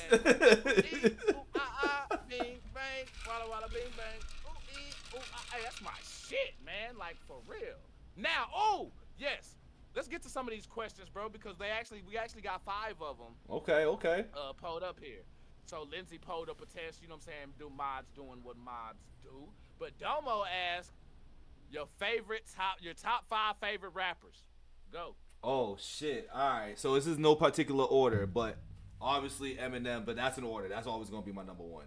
Eminem's one of my favorite rappers. LL Cool J, Fabulous. I like Jada, and I'm a DMX guy. Okay. Now hold on. So you said Fabulous, Jada, Eminem. Who the other 2? DMX. DMX. And then, damn, who else did I miss out here, dog? I feel like I'm just missing somebody. Damn, who can I put out there? Because there's a lot. Like, I have a list all the time, but it varies all the time too. Yeah, for sure. Cause I'm gonna have to put Biggie in there. You know what I'm saying? I listen to a lot of Biggie and shit too, so I'll throw that out there as well too. Props. You know what I'm saying? For sure. I like a lot of the golden era of rap guys. You know what I'm saying? I like the golden era for real. To be honest with you. Bro, I'm with you there. I feel like people always talk about, oh, that old shit, this, old shit, that. Bro, we had timeless shit, my dog. Yeah, man. And you gotta appreciate it too. Like they was historians of like music. You know what I'm saying? Like they was taking the hits that we love from the shit that our parents was fucking with, and that wasn't rap shit. That's the difference. And they were doing it young, bro. 24, 23. Like when you look back, you look at. I know this ain't hip hop, but when you look back at people like Otis Redding and Sam Cooke, bro, these dudes were like under 27 doing this shit. Same thing with Pac and all these folks. Under 25. All of them. Right, under 25, and I'm so glad you said DMX. But actually, I love your list. First off, I love appreciate your that. list Appreciate that. Niggas always try to talk about, oh, we wasn't listening to Eminem in the hood and riding down Bang. Oh, I hate that saying. I hate that saying, bro. Like shit, nigga, yeah, the fuck we was. Y'all may not have been, right, but trust me. Eminem was playing in my whip, and I was around the way. Trust me. Bro, like big facts. And then you say DMX because, I feel like he don't get his props enough. People forget that DMX used to go head to head with niggas with Jay-Z too, like, and beat Jay-Z in a battle. Bro, like legit beat Jay-Z. Like it is not. You can't. I feel like you can't go watch that battle and be like, you got to be a Jay-Z stan to think Jay-Z won that battle. And I'll give you another one DMX too. He was even killing them in concerts, dog. He was killing them in the concert game too. Concert record sales, 2 albums back to back. It's Dark as Hell is Hot, Flesh of My Flesh, Blood of My Blood. Jay-Z has never did that. Yes. Bro, and then 2 of them hoes was in the same year. Exactly. Same year, 1998. Because I'll tell you right now, DMX was the first rap album I ever bought with my own money and under the age of whatever it was for the parental advisory stickers. He was the first album I ever bought. Him and Master P with The Last Dawn. Those are the first albums I ever bought. So you can tell where my hip hop lineage is at. You know what I mean? Oh yes, and that's the same time too. Yes, 1998 was a great year. Big Pun, yes, Jay-Z, sir. DMX, Master P. The list goes on. We got that true. Like, bro, we got a 98. We got a lot of shit. That was the year. That was a year that was a transition year too. A lot of people sleep on how transitional that year was in hip hop. Because remember, that was a year or two removed from Tupac and Biggie. It was a big year in hip hop, dog. And the next thing you know, you see Nas at the forefront. Yep. You know what I'm saying? A couple of years later. More. You know what I'm saying? You start seeing people talk about Nas. You start seeing folks in Wu-Tang start doing their solo dolo shit like Ghostface Killer. You know what I'm saying? They need another face. His solo dolo shit. You know what I'm saying? Raekwon was popping out his shit. Motherfucking Snoop. Matter of fact, Snoop had just went from Death Row to No Limit. Yeah. But that was an odd time for Snoop though. I ain't gonna lie. I feel like I love No Limit Snoop, don't get me wrong, but I feel like he could not capture that same moment that he had with Death Row. Because remember, Death Row and Dre and Snoop, that was a whole different lane. When he get to that, that was different. That was a little, not a fall off, that was independence, I think. Right, yeah, exactly. Yeah. Bro, you took the words right out of my mouth. It's like not necessarily a fall off, but definitely went more of the independence move, yeah. When he went with that. But I salute him for that because it's like, bro, I'm going to go take this independent route and get paid and make all this money with Master P versus fucking with these labels. You know what I'm saying? And fucking with Suge, really, because Suge could take your publishing. Yeah, that's why I'm like, bro, anytime people try to quote Suge on some shit, I'm like, bro, Miss me with that. Shit up. He done changed his Tupac story like 11 times. 20,000 times, dog. It's crazy. Yeah, like I am not trying to get what he's talking about. For me, I feel like my top 5, I gave it on my Adam Calhoun Shook Ones videos, and okay. I'm not sure if I may hit it in the same way. But I have Method Man, that's my number 1. Mm-hmm. I have Tech 9, that's my number 2. Okay. My number 3, I'm gonna go ahead Scarface in there. Ooh, that's a sleeper. Yeah, Scarface a beast for me, man. Damn, I know I had KRS-One on my shit. He's in my top 10. I ain't gonna fake. He's in my top 10, so I fuck with that.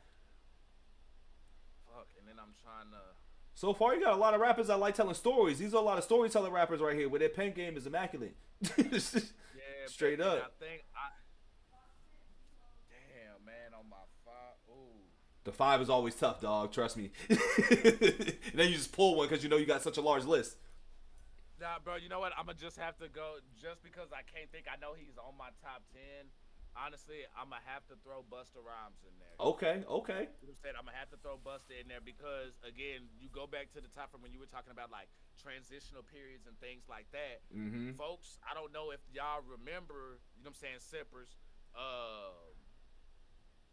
we had went from like the like that Leaders of the New School, Tribe Called Quest type era with Busta Rhymes over there, and then he just boom breaks away and goes solo.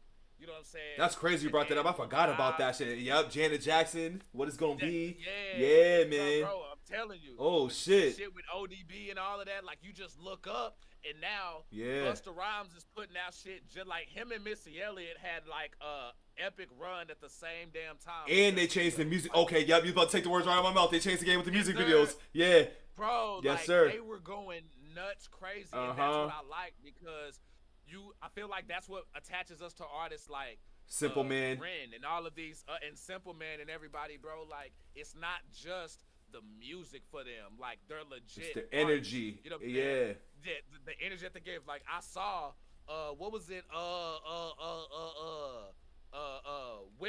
Window seat. I think it was Window seat. One of the Simpers pulled up. It's a hard targeted Simple Man joint. He up in that hoe dressed up like a nerd and shit. You know what I'm saying? And like I like that, like out of your element, because I had a video idea where I was gonna do the same thing. You know what I'm saying? Bow tie, suspenders and shit. All up in here, you know what I'm saying? Martin Lawrence, image, right? You know what I'm saying? Like, bro, I was about to be goofy with it.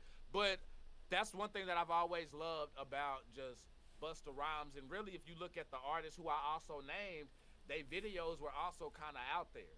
Even though Scarface didn't put out a lot, when he did, them shits hit. I mean, the one video with Scarface was that joint he had with Tupac, but that was it Shine on Me, Cry on Me? Smile. There we go. I'm thinking of the chorus. My bad. Yeah. Bro, that shit was so heavy. I had a screwed and chopped VHS tape. Oh wow. Going on it, man. Bro, shit was crazy. Now my guy said I saw somebody pull up SPM in the comments. That went like SPM is nice, man. That shit just gets tricky though.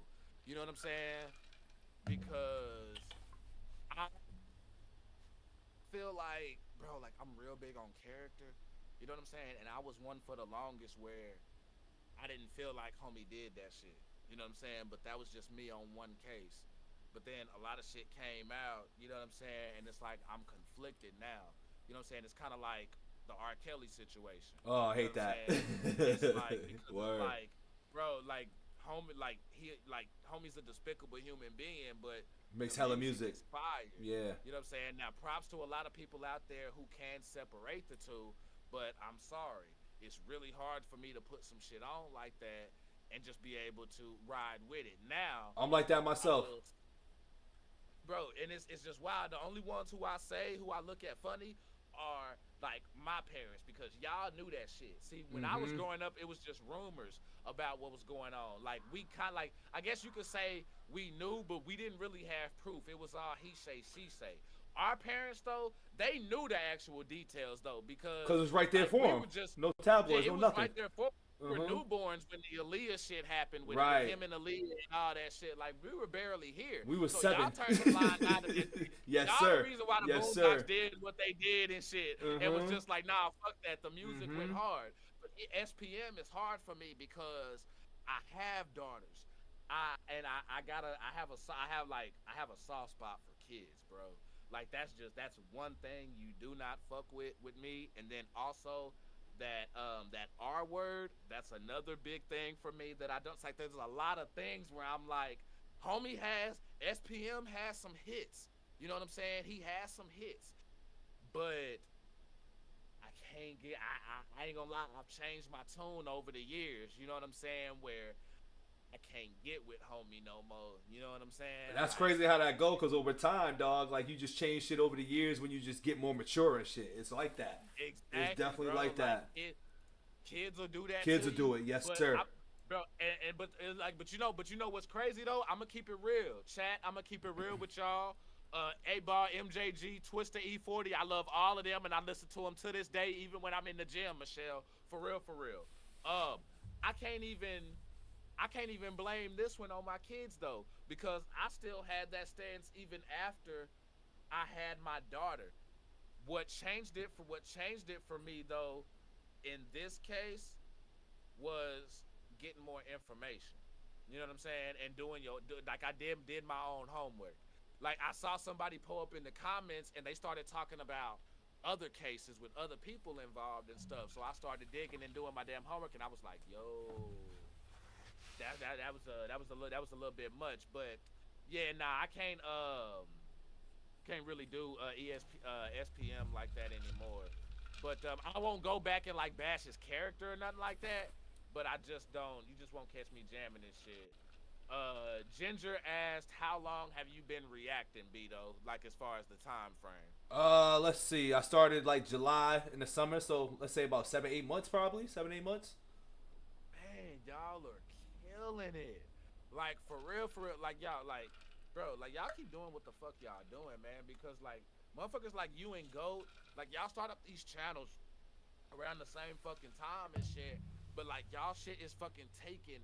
What video took off for you, bro? Like what's that one video that's just like your most viewed, got like crazy impressions and interactions, thumbs up and shit on that? Do you just have that one video? I'd say there was like maybe 2 videos, you know what I'm saying? Maybe 3, but I would say the artist that got me on was Getting in the Ren, you know what I'm saying? Was honestly Getting in the Ren, and I think it was when I had did his retake. I think it was the Nas retake. I believe it was that. And that's the video that I was like, oh shit, like shit's kind of going different, you know what I'm saying? And then I think I had got into, I think just the UK side of things, just opening my ears to shit like that, is once I started doing that, that's when I realized the channel was taking off. And it was a genuine like for it too, because what I don't like to do is get into songs that I know I'm not banging with, or get into artists that I'm not banging with just because people are going to sub. So I ran into that issue with like, you know, a couple of Adam Calhoun situations, a couple of Tom McDonald situations, and for me, I like the artists, but you know, the fan bases are gonna be the fan bases, but that's just what I ran into, you know what I mean? So,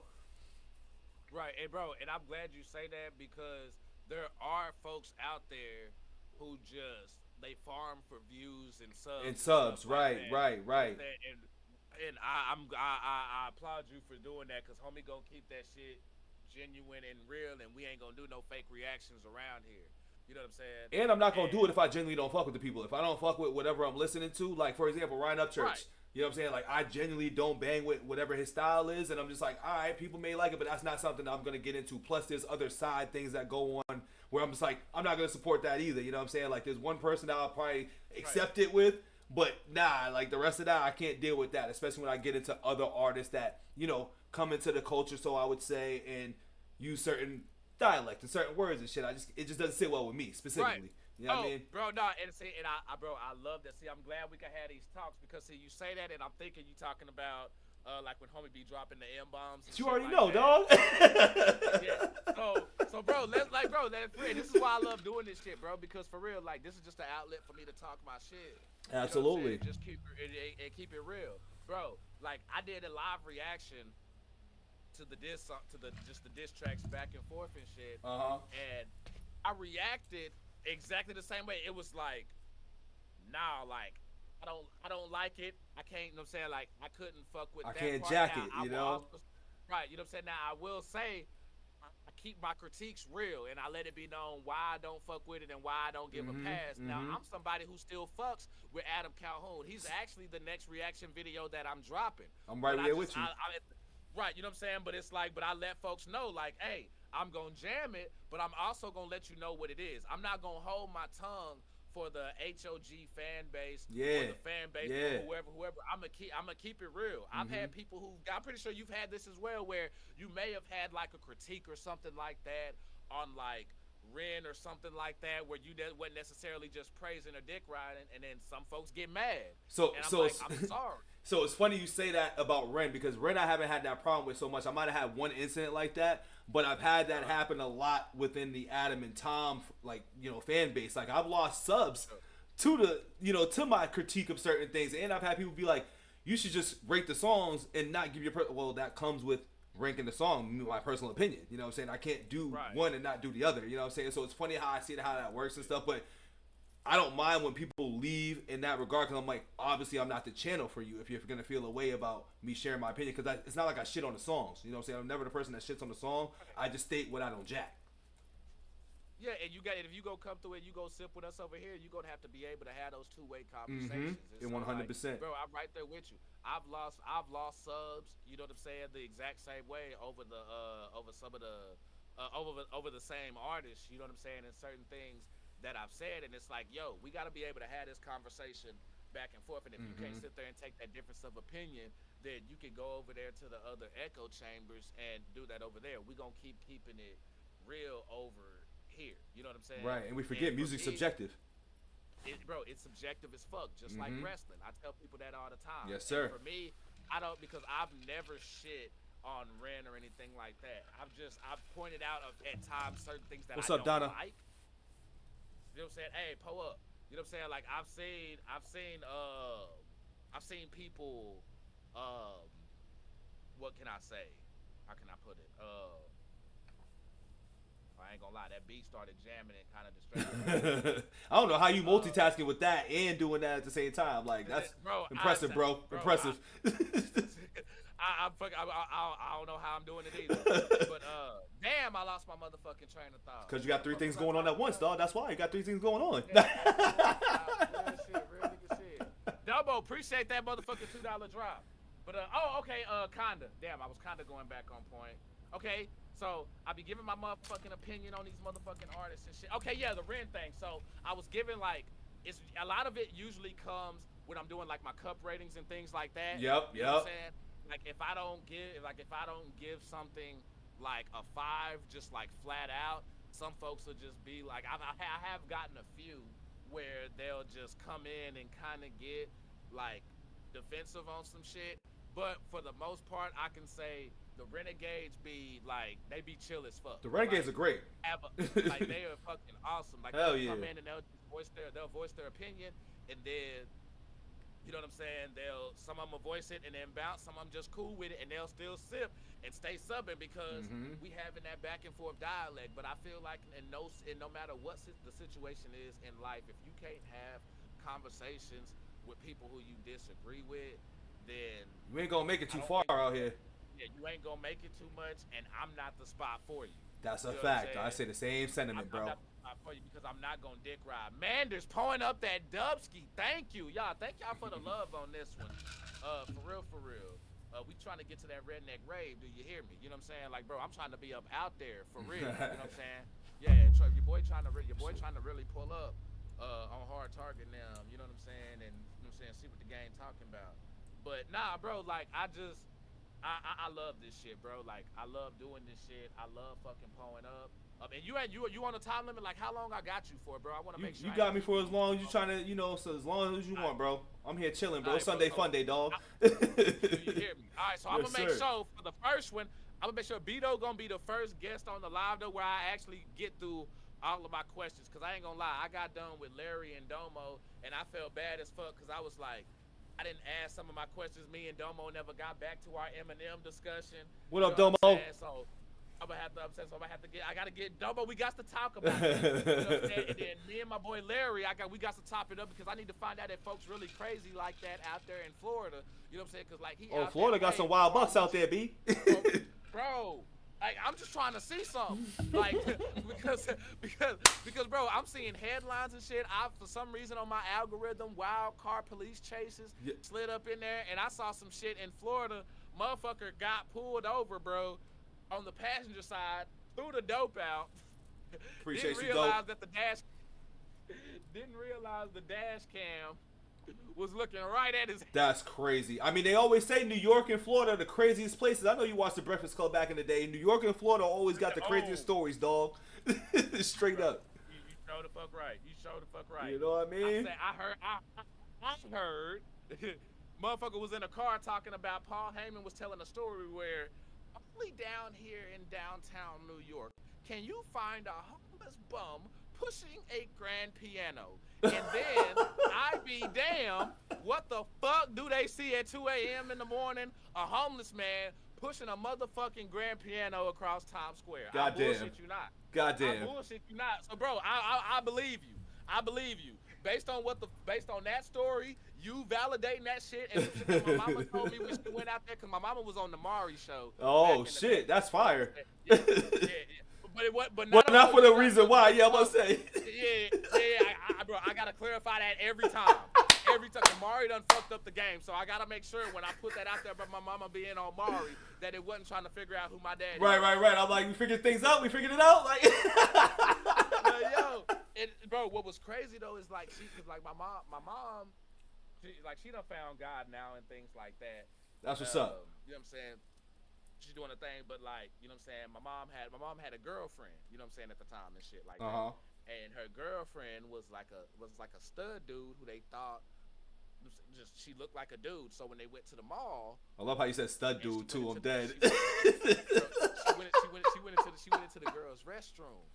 And they thought she was a dude going to the girl's restroom, so they arrested her, and they didn't find out. So they took her down to the police station and found out that was a chick. Well, you know, Maury be having those themed episodes to figure out who's who and tell stories and shit. So, yeah, my mama was out there, and, yeah, she did not like the air. My mom does not like the New York air, bro. It stinks. She does not like the air, bro. It was wild. Wow. It was, but yeah, bro, that shit was wild, man. But okay, so hold on, we got another one from Ginger here. She says, "I see you are a Celtics fan. How are you on the Chicago Bulls?" So back to earlier, I kind of grew up. Well, not grew up. My father was a Chicago Bulls fan, Michael Jordan fan. So from my younger years, from probably like birth to 8. I was a Bulls fan, and not even a Bulls fan really. It was a Jordan fan. Let me just recorrect that. Like, I was a Jordan fan, and then obviously when I was able to develop my own way of being like, I like this, I was like, I like Paul Pierce and the Celtics. So that's kind of where it went after that. So I've been a Celtics fan, diehard Celtics fan since 1998. Was you watching Paul Pierce when he was killing it up there in Kansas before he got to y'all? So I've always been kind of what you said earlier. I've never been a college basketball follower like that. I've always been one of those dudes like, I'll see you when you get to the league. That's always been my thing. Like, I know college ball is great. I've always been a North Carolina guy just because obviously Jordan went there and shit. You know what I'm saying? But I'm a see you when you get to the league. I know the talents. I know the names. But I'm like, let me see what happens when we get to the league because that's what I watch. I watch NBA. So I want to see how your game's going to translate to that. Versus, the college game. And I knock you for UNC though because they pump out a lot of good talent. A lot, man, hell of a lot. Rashad McCants, Vince Carter, Jordan, James Worthy, yeah, man. Like they crank them out. And don't get me wrong, Duke's like that too. You know what I'm saying? Duke could give you Kyrie, Tatum. You know what I'm saying? Grant Hill, they got some shit over there too. I feel bad for Cooper Flag though, cause he about to go to one of these fucking bum ass Washington Wizards. Yeah, he about to go to NBA hell. But I hope the NBA rigs it up a little bit and be like, here's your Duncan Robinson Twin Tower shit. You know what I'm saying? I think the Spurs are gonna try to make something happen with that. You know the league's rigged. You saw LeBron's Pat McAfee shit, man. The shit that they didn't show. He was exposed in the league. LeBron's in his villain area. Bro, I hope he don't go to San Antonio. I ain't gonna lie. If Cooper it'd be spooky.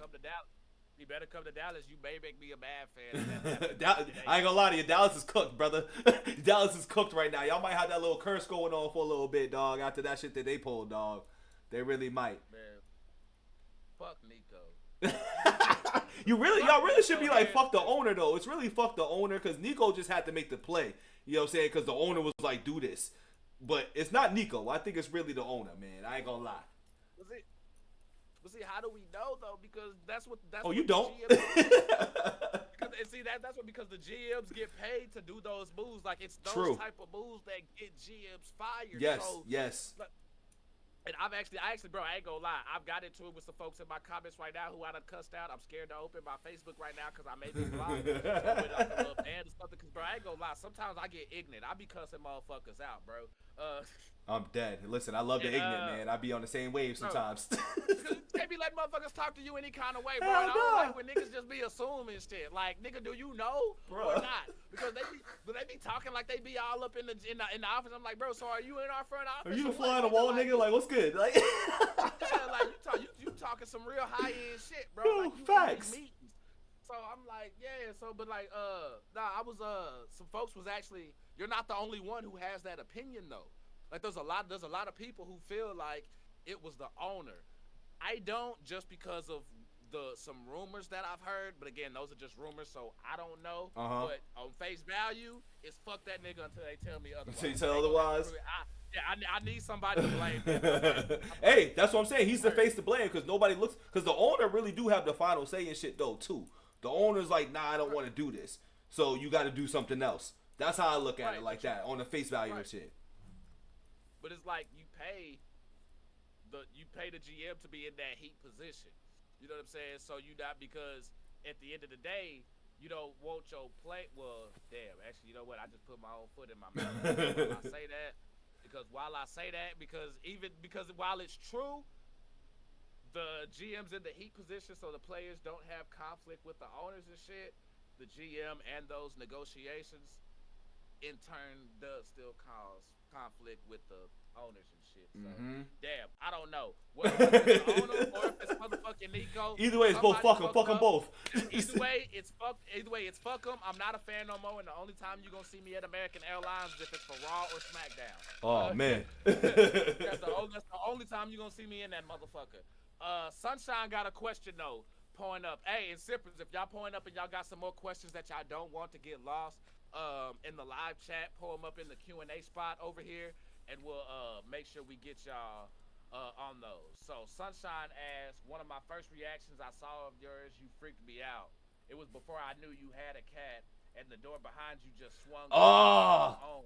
Like, were you the person that commented being like, yo, your door open, I don't know if it's a ghost or a cat? I remember that comment, if that's you. Yo, it very well may be, because the way that they just put it, it was like, dude, run.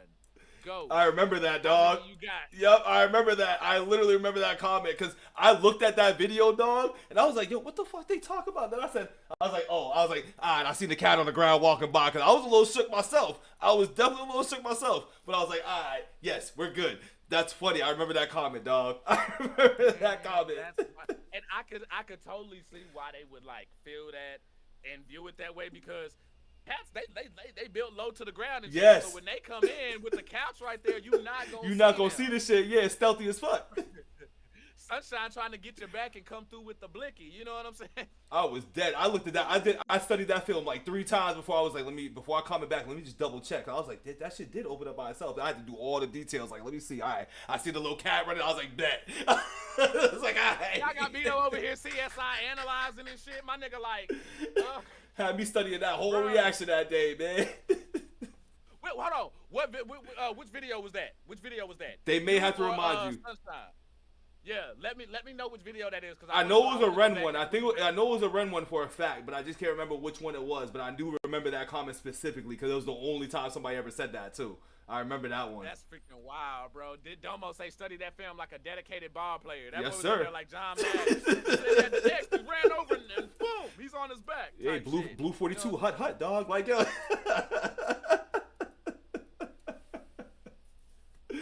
Hey, y'all. That's why we sips Hennessy. That's why we smokes menthols. Yeah, no. That's why we eat Snickers. We don't need no reason to cut the fuck up. You know what I'm saying? That's just the type of time we on over here, y'all. We gets wild over here. 1000%. So let me see here. All right, so I asked that. I asked about the cat falling off the motherfucking wall. Which happened again too, as you see. There's no more Celtic banner no more. Oh, matter of fact, yeah. Speaking of which, damn, I actually kind of fucked it up. I should have asked this before I mentioned the cat falling off the thing, because I was gonna ask where your cats buy their weed from. Because I'm like, bro, you may want to check your spot, bro. You know what I'm saying? There may be an extra stash or something around there, because I think your cats, bro, may be having motherfucking Samson from Half Baked pulling up or something. You know what I'm saying? Hey, they get that exclusive catnip, dog. You know what I'm saying? I can't put out my sources. You know what I'm saying? Hey. That shit be in the motherfucking, you know, they in like the like in the vape shops, dispensaries, same damn thing. It's crazy. I'm down here in Texas and I'm walking in seeing Kush pre-rolls and it's fucking my head up. Oh, it's legal down there now? Bro, you may as well fucking say it, dog.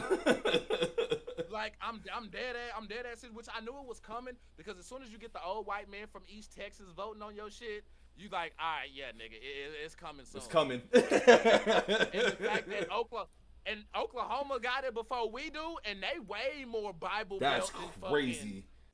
Bro, I'm like, yeah. I felt the same way about New York on this side of town. I was like, New York's got motherfuckers legally smoking weed in front of the cops? I was like, oh, it's different out here. Bro, different. And see, bro, and I think only us who lived through the 90s or before understand why that's a big deal. Because even me down here, I was tripping out when I heard about New York and Connecticut and all of them. I'm like, hold on, y'all niggas? Facts. Y'all niggas got the legal dispensaries, but then that I heard, and y'all may have to let me know if it's like this over on y'all side, because if somebody who I knew from Connecticut told me this, it may be the same way in New York like it is in Cali or whatever. Do they make it to where you gotta choose between your license or your Oh yeah, yes, you do. Gun license or weed license. You do here, yep. At least here you do. Fuck. You know what? I was like, I'll get the street shit all day, dog. Bro, and it's bro, I'm Texas for real. Like, I'm not giving up my guns. Nah, dog. I'm not giving up my guns. You can find the weed. That shit come from the earth, like Smokey said. That shit come from the earth for me and you. You know what I'm saying?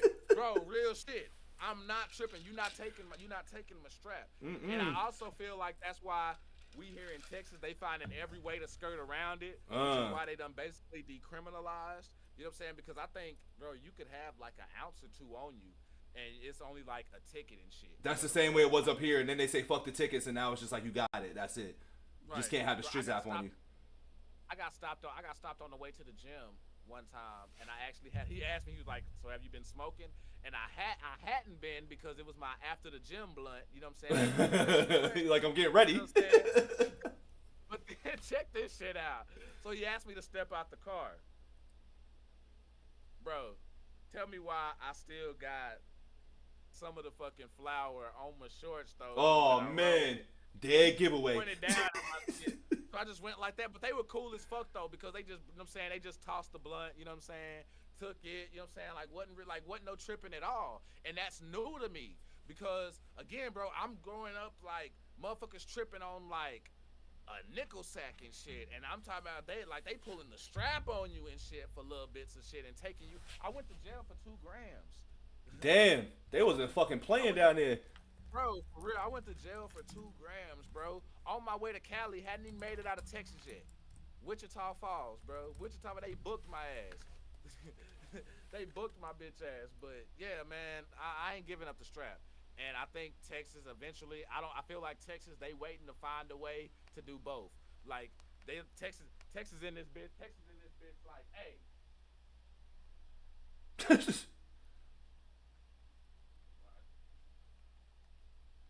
spirit's past, he asking, you shall receive, motherfucker. But, Texas trying to find the ways to have it both ways is what they trying to do. My man, that didn't make no motherfucking sense, but yeah, you understand what I'm talking about. It added up, dog. they trying to make sure that we can keep our weed and our guns at the same time. So if that's what the fucking hold up is, so fucking be it. You know what I'm saying? Let it be. You know what I'm saying? Let it be like Paul McCartney around that bitch. For real. Alright, so we done got to the top 5. Who your favorite artist today, though, bro? My favorite artist today. People gonna laugh at this one, but my favorite artist today is definitely always and always will be still Eminem, Kendrick Lamar right now. Kendrick Lamar has made a big impact on like the last few months for me, like as far as artists I'm listening to today. And I still get into my old bag, but me doing this channel, I say random listening to today. I listen to a lot more Yellow Wolf, and I've been listening to a little bit more Struggle and shit lately too. And I still get into my West Coast side of things too. So I listen to my Snoop, my LBC gang. You know what I'm saying? The East Siders, like I listen to them a lot. You know what I mean? Whoa. I do Spice One. You know what I mean? Have you heard that new shit? Dog, that new shit still easy as fire, B. I did a whole reaction to that shit. That shit's fire. The game's been good to me. That shit's fire. Ooh wee ooh. Like listen, bro. I pulled up. What did I do? I did a reaction to their Christmas joint, but I couldn't get it out. I missed that one too. Yeah, facts. It was fire though. Yo, let me ask you real quick. My fault to cut you off. Don't it suck when you want to get shit off, but then you know you missed the time, so you're just like, yo, fuck it. There's so many so many fuck it's I got out there. I'm just like, hey, it's too late. But it's never too late though. Sometimes. That may be, bro. We may just have to, you know what I'm saying? That may just be some membership Patreon. Yeah, so I'm telling you. I'm telling you now. Getting exclusive. Yeah, exactly. Just throw that bitch out there that way. But nah, you right, bro. That shit be hurting though. Hell yeah. That shit be hurting. Instead, I end up dropping Santa got caught sniffing cocaine. That's funny. But the one that he did with fuck, what was it? It was the first one that he dropped that had the East Siders. Oh, it was a two-parter. It was a two-parter, right? Fuck. If it was not the one that I did, but it had them out in the fucking. Matter of fact, hold on. Was they at the mansion? Was they at the mansion and shit? And then they was oh my god, cause I did the same reaction. I feel like too. That's what's funny. They were out and they were basically parking lot pimping. Yeah. Trey D on there. Goldie Loke was out. See, I know you know the niggas you said Trey D and them. Yes, Trey D's my guy. Like I love Trey D from fucking The Wash. Fucking whatchamacallit, Baby Boy. When my man was like, yo, that nigga's on a bike. Like yo, like. My nigga opened the door. Who you, Lo? Yeah. Bro, and his flow always been nice. Always smooth, I feel like bro. Even when he gets on the track, he go harder than Snoop. Yes, sir. Oh, I think he low key. People might judge me. I think he's better than Snoop. I'm not even gonna lie. Bro, no, I'm not even gonna lie to you, dog. Because I'm right there with you. Because Snoop, as much as I love Snoop, I can't put him in my top anything because facts. Snoop has had ghostwriters. You know what See, I didn't know that, but I thought Snoop was always just too smooth, where he was just not that type of lyrical miracle rapper where I'm gonna put him in that tier for me. I like his music, but I was never gonna put him there like that. I couldn't. And I didn't know he had ghostwriters. That's spooky. That's crazy. Yeah, like he's bro because Jay-Z wrote Chronic. Jay-Z wrote that, Still DRE. Still Dre shit. Yeah. So I'm like. So wait, did he write both verses or did he write just Dre's shit? Well, on that one I'm not for sure, but there are other tracks though that Snoop has spit it on. Yeah. You know what I'm saying that he wasn't the pen behind, but he's one of those kind of like. He's a voice. He's got the voice. In a way, kind of like Drake, where Drake will have some shit ghost written, but at the same time he'll go in there and write his own shit. Right. But for me, I take the lyricism part so heavy that I can't have you I'm in with my you. top anything if you're not the one right. So I pose a crazy question to you because this has always been bothering me for like the last decade, dog. So I know you remember the BET cipher with Slaughterhouse, right? And when there was a part, I think Eminem's verse was coming up where he was like lyrical, miracle, spiritual, individual, criminal. But then Royce said some weird shit like, yo, kick that shit I wrote for you or something. How you feel about that based off of what you said? Because that ain't never left my brain. Because I'm just like, yo, what you mean by kick that shit I wrote for you? What you mean? He says it. It's clear as day that he says it too. So how you feel? Yeah, pull it up. We here live. Pull it up for me real quick. Let me make sure I'm not tripping. Oh, nah, for sure. Oh, I showed it. You know what I'm saying? I like to pose these questions because we like to get so caught up in these things where we hear things and just ignore it. I didn't ignore that, but I've always just like let it be though. I'm just like, I bet. Bro, he says, kick that shit I wrote for you. I'm glad you called it out. I'm glad you called that shit out because, bro, I will say, keeping it Kool-Aid. If let me find out Eminem has spit some shit that he did it. That he Like, didn't all write? Shit that Eminem shit that he didn't write, bro. I'm gonna feel something. And I hate to do it for my guy too, because I'm like, yo, M is like my goat. But M has had his moments too, like going back to our Adam Calhoun conversations. He's done those things too. You know what I'm saying? That's why I'm like, I like to have these conversations. You know what I'm saying? I like to open this up. What? I'm glad you, while I look this up, which cipher was it? I want to say 2012 or 2011 BET cipher. Just say let's put it at Slaughterhouse BET cipher. Well, actually, he did a couple. My fault. Joel Ortiz and everybody. It was Joel Ortiz, Yellow was first time, Crooked Eye, Joe Buttons when he was rapping, and then Eminem went last. It was when it was black and white, the black and white joint. Bet. All right, I got that joint right here. Now, before I start this though, you like that, Heather? on the Eminem, on the thing as far as like Eminem, I'm so glad you.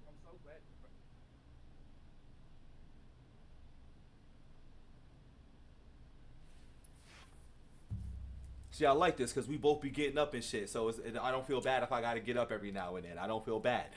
Because there's times I'm like, I got to get up, but I'll just get up when he get up. But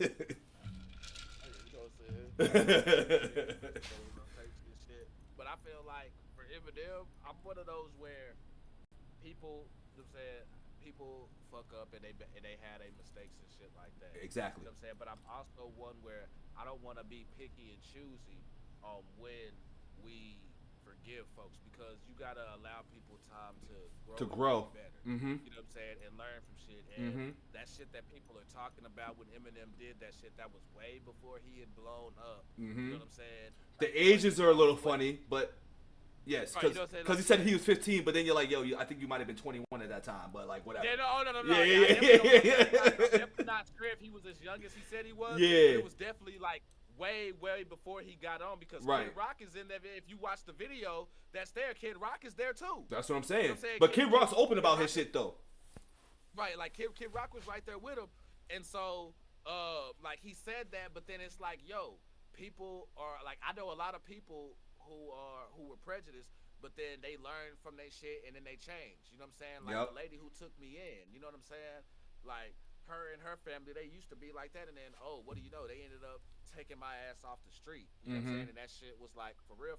So people learn and you change your perspective and your mindset and shit. Yes, 100%. Right, you know what I'm saying? Yeah. So that's what I think with Eminem, but I think people who don't fuck with Eminem and don't like him, they love to try to bring that up and try to like, and just let that just hover as if it hasn't been like that shit's been out there. And I'll be real too, like, my fault to cut you off, but I'll be real too, like, you know, it's funny that people bring that up and I'm like, did you really listen to the whole context of it too? Now, we're not saying that it's okay that he rapped when he rapped, but we also have to be like, all right, like, and it kind of goes back to like when people try to flip it on us when we get mad at white rappers saying the words that they say and we say it ourselves. But it's like, we know that when people are mad, and especially if you're a rapper, you're going to rap about your past situations and shit. And it's not like he said nothing crazy. It's like, we don't want to hear white rappers saying that, but it's not like he said nothing crazy. Now, there was a song where I heard him say like something where he's like, I don't do that nigga shit. And I was like, ooh, that's a little bit worse than like everything else I heard.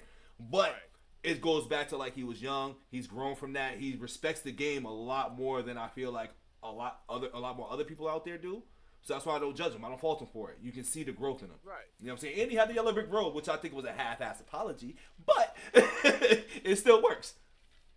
And I think like there's certain people around him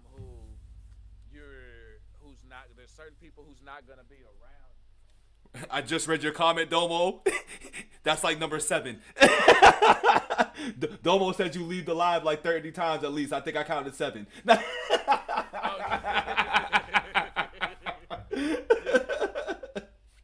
it's like, bro, y'all niggas here. Hey, can I get some drink? What's it called?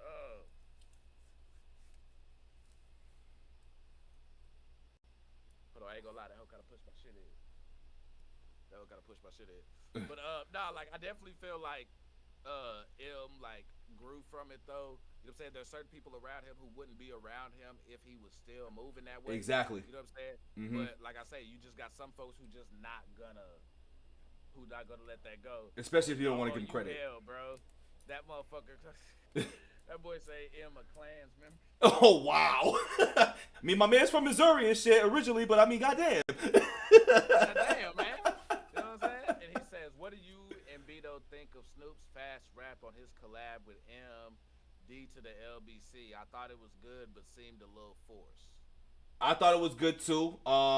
It was forced in a way where I feel like he knew he had to keep up with M because he was talking all that shit on the Breakfast Club when he was like, I can do without M and all that. So I think he felt pressured to try to match what Eminem was doing on it. And I liked it because I'd never seen that from Snoop personally. You know what I'm saying? From all the Snoop songs, I've never seen him rap like that. But once again, that just goes to show the respect that people really do have for M's pen, no matter what they're saying on these airwaves during the smear Eminem campaign. That's just how I look at the end of the day. But Snoop still did a hell of a job. But hey, you have to do that when you rap with M. I mean, look at fucking Murdergram Dukes or Dose, whatever you want to call it.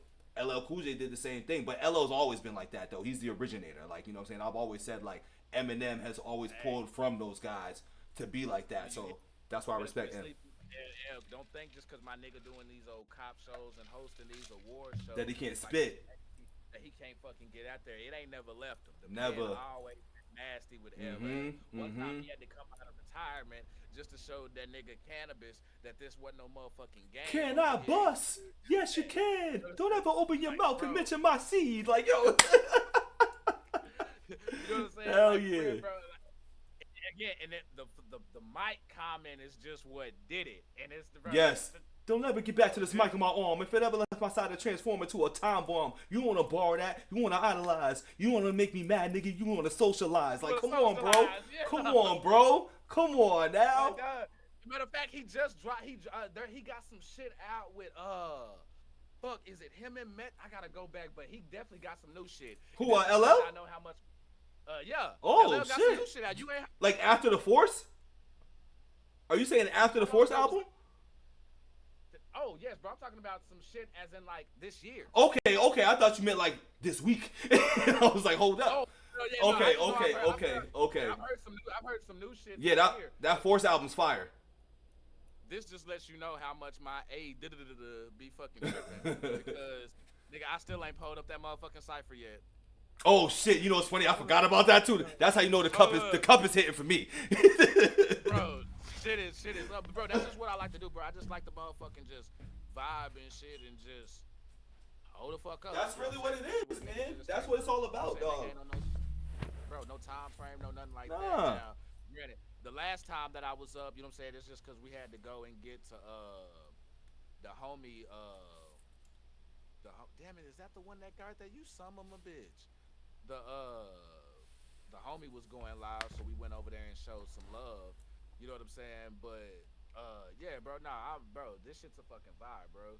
Hey, I'm fucking with it, man. Also, for my first time doing one of these, I'm like, I can get used to this live shit. You know what I'm saying? Because I low key, I hate doing, not hate, but I despise talking to myself, and I always found that as a struggle. But knowing that I'm talking to people actively watching, it just feels a little bit more natural and different. I like that. Right, bro. And that's when I started doing. Matter of fact, I'll save that for when we get into the podcasting and things like that.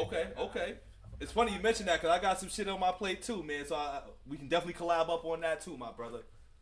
Yes, sir. Because I know my boy been getting at me talking about pulling the podcast back out and things. So yeah, we definitely gonna chop it up on that. Y'all what up, Ash? What up, Heather?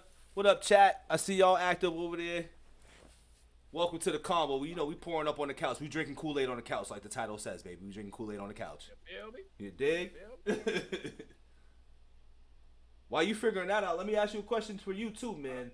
What did you find as like, you know, starting off, like what was some of the struggles you found? Like for me, I feel like when I was getting into this space, it was like you felt like you had to let all your friends and your peoples know, but we already know when you're trying to get your self promotion on, like that's the worst way to do. So did you experience like your peoples that you thought was your peoples, or not even like that? Let me rephrase that. Like people that you knew, did you expect them to support you as much, or did you look at that being like, all right, like I know that maybe 5 might support me out of like 30. You know what I'm saying? Then you just went and put your head in the sand. Like how'd you approach that? I was hoping that they would.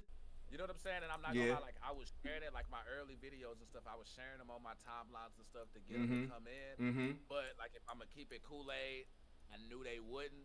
Like niggas on my Facebook and folks from my wrestling league and things. There's a few from my wrestling league that I ran when I was doing my shit over there who still come through. So like when y'all see Grady pop Michael Grady, or y'all see VJ or Be More Pop Up. Those are people from when I was doing my wrestling shit. Okay. You know what I'm saying? And my boy Brent, like I get surprised when they come through because that was part of the reason why I stopped doing that, like my wrestling shit. And again, with music, I'm used to people not coming through and supporting because they know you too much and they think, oh, that's just so and so I went to school with. Oh, that's just my bro, or oh, that's just such and such. It ain't really, you know what I'm saying, nothing too major and shit like that. So like I put it out there, but guess what I also did? Once those numbers ran up, I started putting in their motherfucking face like, yeah, bitch, I don't need y'all. Still running up. Y'all thought a nigga was just regular up in Right.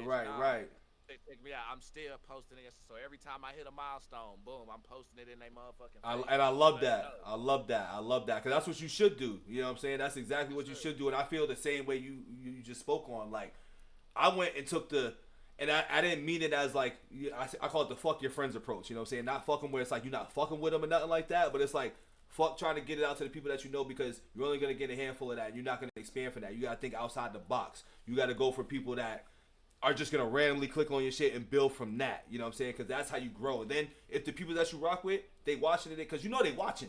You know what I'm saying? You know they watching it. And when they come up, they going to come up. But what I never accept is when you know you put that out there and you put that feeler out there. Because I would do the same thing. I put a feeler out there. Like I said, like, you know, the links in the text. And, you know, I didn't get no replies. But then I had mistakenly put out when I got 1,000 subs. You know what I'm saying? Like in a short amount of time that I did, I felt like that was a milestone. Because I didn't even see that coming the way I started. I was like, this is going to take a minute, like whatever. So I did that. I started seeing people, you know, commenting on my Facebook and shit. And I'm like, that's crazy that like y'all are commenting, acting like y'all have all this love and support. But I sent y'all the link. Hey, I'm supporting you. Yeah, you know what I'm saying? Yo, you big bro, I got you. Yeah, that shit be crazy. Fuck your like and comment at the end, but you saying, but I don't see you tapping in. Nothing. Or how about this? It's like the whole I don't fuck with YouTube like that. Like what? Like everybody be on YouTube, dog. Like all I asked you to do was click the button. That's funny shit. I'm like, yo, all I need you to do is click the button. I don't need you to watch a video. Just hit the button. Help the sub shit. Just hit the button. Bro, couldn't even get that. Shit's crazy. Shit's crazy, bro. It's nuts. Bro, the shit, bro, you just said it right there, bro. The lies niggas tell. That's bro, the lies niggas tell. Because that's like when you hit somebody up and you don't hear from them in a few days and they just say, oh, I was busy. Nigga, we got our phones on us at all times. 24/7. 10, 6, motherfuckers check they shit 50-something times a motherfucking day. Niggas just sharing shit all day. Bro, you don't fuck with YouTube. No, literally, bro, that's no front. Everybody fucks with YouTube, bro. Everybody, in bro. some shape, form, or fashion. And you know how I know this? You know how we know this? How many renegades you got that's pulled up in your chat talking about, I'm 58 years old, I'm 60 years old. Listen, you hit the nail right on the head, bro. I'm like, you got people that don't even fuck with tech like that, and they got YouTube. These niggas got arthritis and they click the button. Come on, dog. Talk to him. Like, let them know. Shit. Like, what's going on, fam? Like, these niggas, like, they like coloscopy bags and shit, and they sipping with us and shit, and like they doing it that day. So don't tell me that your ass who graduated in motherfucking you knew Jen, you knew Jen talking about I ain't got YouTube. Oh, next gen ass talking about you ain't on YouTube and shit. It's nuts, I'm sorry. I ain't talking to nigga. If you got a Nintendo Switch, a PlayStation 5, or an Xbox, a tablet, not tell me a tablet. You a damn lie. Hell yeah. If you got an Android or an iPhone, as simple as that, you got motherfucking YouTube. Then it'd be like, oh, I don't create an account. Bruh. Ain't no nigga alive who play Minecraft don't got no motherfucking YouTube. You a damn lie. Talk to him, dog. How the fuck you stream video games and shit like that, or you play video games but you don't be on YouTube? Nigga, we know your ass be going through there cheating, trying to advance through the level because your ass be getting telling stuck. I'm telling you, man. Nigga, everybody use YouTube, bro. Like, come on. So it's like, man, say that. I'm sorry, bro. Done got me in my motherfucking feels, bro. Because I be feeling that shit, bro. Yeah, you start to feel it because you think people really there for you that you know. And, like, sometimes they really not. You know what I'm saying? Because, like, even when I watch certain videos, people be like, nobody gives a fuck about your YouTube. And I had to be like, you're right. Nobody really gives. Like, the people I know, they don't really give a fuck about it. So I'm just like, all right, let me just press on up and get the grind going. Get the grind going, man. Bro, big motherfucking facts, bro. You ain't never lied. Domo ain't lied either. He say YouTube comes pre-installed on all phones. Yeah. That whole I don't do YouTube is crazy. Now, granted, people might have to create an account and all that shit. So, for me, if you had to actually create an account, I'm like, like, you don't need to do all that to fuck with me. But If you gonna tell me you don't fuck with YouTube like that and that's where you're standing, I'm not hearing that. I'm not hearing that. Even that's, but see, you know how even that's capped though, because you can either hit either hit guest, and I've tried this shit out. Ooh, see, there you go. Expose them. I picked up that hell, you bro. Say, bro, see what I'm saying? The lies niggas tell. You know the lies, that's gonna be a shirt. The lies niggas tell, bro. So you can either go select guest and it'll just be something random to where you don't know, because I've interacted and replied with people in my YouTube comments where they name be one thing, but when I click on they shit, it be something totally different. See, there's a new part of the new fold to the game then. Niggas is bullshitting. New fold to the game, bro. Like, so they'll have different usernames. Or I ain't gonna lie, because you know what I'm saying, like my job pretty chill and shit, so I've had YouTube up on my job one time where I haven't even created an account, but I typed in the motherfucking comments and they go up into it, so it's just randomly generated. Right. Again, you know what I'm saying? So it may not be nothing that you created, but it's not hard to actually fuck with us, bro. You know what I'm saying? The thing is they sleep on us because they think, oh, it's just such and such, but once you get that motion and shit, like, what they don't know niggas like me looking up to your shit. You know what I'm saying? Like, I looked up, I saw homie was at like 6,000 something fucking subs, bro. Now my nigga, you at like 7K plus. You know what I'm saying? So like, I'm seeing your fucking, and to me that was that nigga. That shit to be fucking applauded, because I've seen motherfuckers when I was doing podcasts and shit like that. Let's go ahead and talk about it. Back when I was doing podcasts and shit, they try to copy and mimic what the fuck I do, thinking that it's easy, and then they get out there in the field and realize how much work gets it take a lot of time. It consumes your shit. Too much time and energy and shit, and they realize how much it goes to it, and now they fold it. And I'm like, yeah, nigga worked hard for them 100 views. Yeah, dog, I'm telling you. Y'all sitting here thinking, oh, bro, you only got 20 likes and 100 views. All right, nigga, go see how hard it is to get 100 views. And tell me how you work with discouragement, because a lot of people get discouraged and they just say, fuck it. You know what I'm saying? You went through those already and said, all right, I'm going to keep going, because you didn't get discouraged to be like, I'm not going to put it away. A lot of people will get discouraged and be like, oh, shit, I'm good. You know what I'm saying? Nah, like, not everything's going to hit. Like, there's times, bro, where I put certain shit out, bro, and I'll be like with Ren, my Ren views be killing, right? And then I look at other shit, I be like, damn, niggas ain't fucking with my shit. But I don't let it steer me away from the plan. You know what I'm saying? Because at the end of the day, it has to get out there. The internet's a big place, and it works in the game of algorithms. You know what I'm saying? So I had to understand that, and I didn't let none of that discourage me. Now, it happens, you know what I'm saying? But you have to push through the discouraging shit. You have to do it. And a lot of people don't peep that that's a big major part in it. You know what I'm saying? Then I also realized too is that people, and my fault, going back a little, let me replay that back. I love what you said in regards to like you seen my videos and looked up to that, because I was one of those that I seen Ghost videos and looked up to that. So you never know who you're influencing and who you're motivating to be like, I'm gonna get there, I'm gonna do that, because like, you know, it looks like you're a pretty competitive guy. You have competitive shit, be like, I'm gonna catch up to that person, I'm gonna do that, I'm gonna do this. It's a part of the nature if you want to be better. Yes. Like, bro, real shit. Like, I'll keep it real. I don't stay on y'all's channels too long. You know what I'm saying? Because, like, just naturally, you know what I'm saying? Like, I support, but what I've found to do, bro, I found out how to support in ways that doesn't interfere with the relationships and people who I fuck with. Carol, thank you so much for that up. Like, because I've been, like, when I first got into this and before my shit started popping, I'd look and I'd be like, damn. Why such and such got, you know what I'm saying, so many views over there? Like, what am I not doing? Oh, we all get caught up in that shit. Right. So it's not necessary. It's never in like being a hater, because like there ain't no hate in my heart. And right. Like, just by nature and how I'm built, like I'm not built to be a hater, bro. That's like, I want to see everybody come up. I want to see everybody win. That's just the type of dude that I am. 100%. I'm also, but competitive though. Competitive, and I'm also real. I analyze myself first. Like, I critique myself the hardest, and I give myself the most. I'm looking at what I'm doing first. Before I blame another nigga for not supporting my shit, I'm looking at it, well, damn, what I do. Content even that? Yeah, nigga, was there something I could have did better? Yes, sir. On that joint? Yes, sir. So I don't stay on folks' channels that much. However, though, or I don't stay on people's channels too long. However, I go through and I check out videos, when you got that downtime, when motherfuckers want to talk about they too busy, you realize how, look, just stop and think about how much time we sit around really just bullshitting, not doing nothing. Not doing anything, bro. At 30 minutes you spend doom scrolling, you could have went and supported your nigga. You know Yep. what I'm saying? Or how about this? People be sharing other nigga shits and then be sending you other nigga shit and you be like, damn, you could have just posted my shit. Bro, like, you could have liked my shit at least.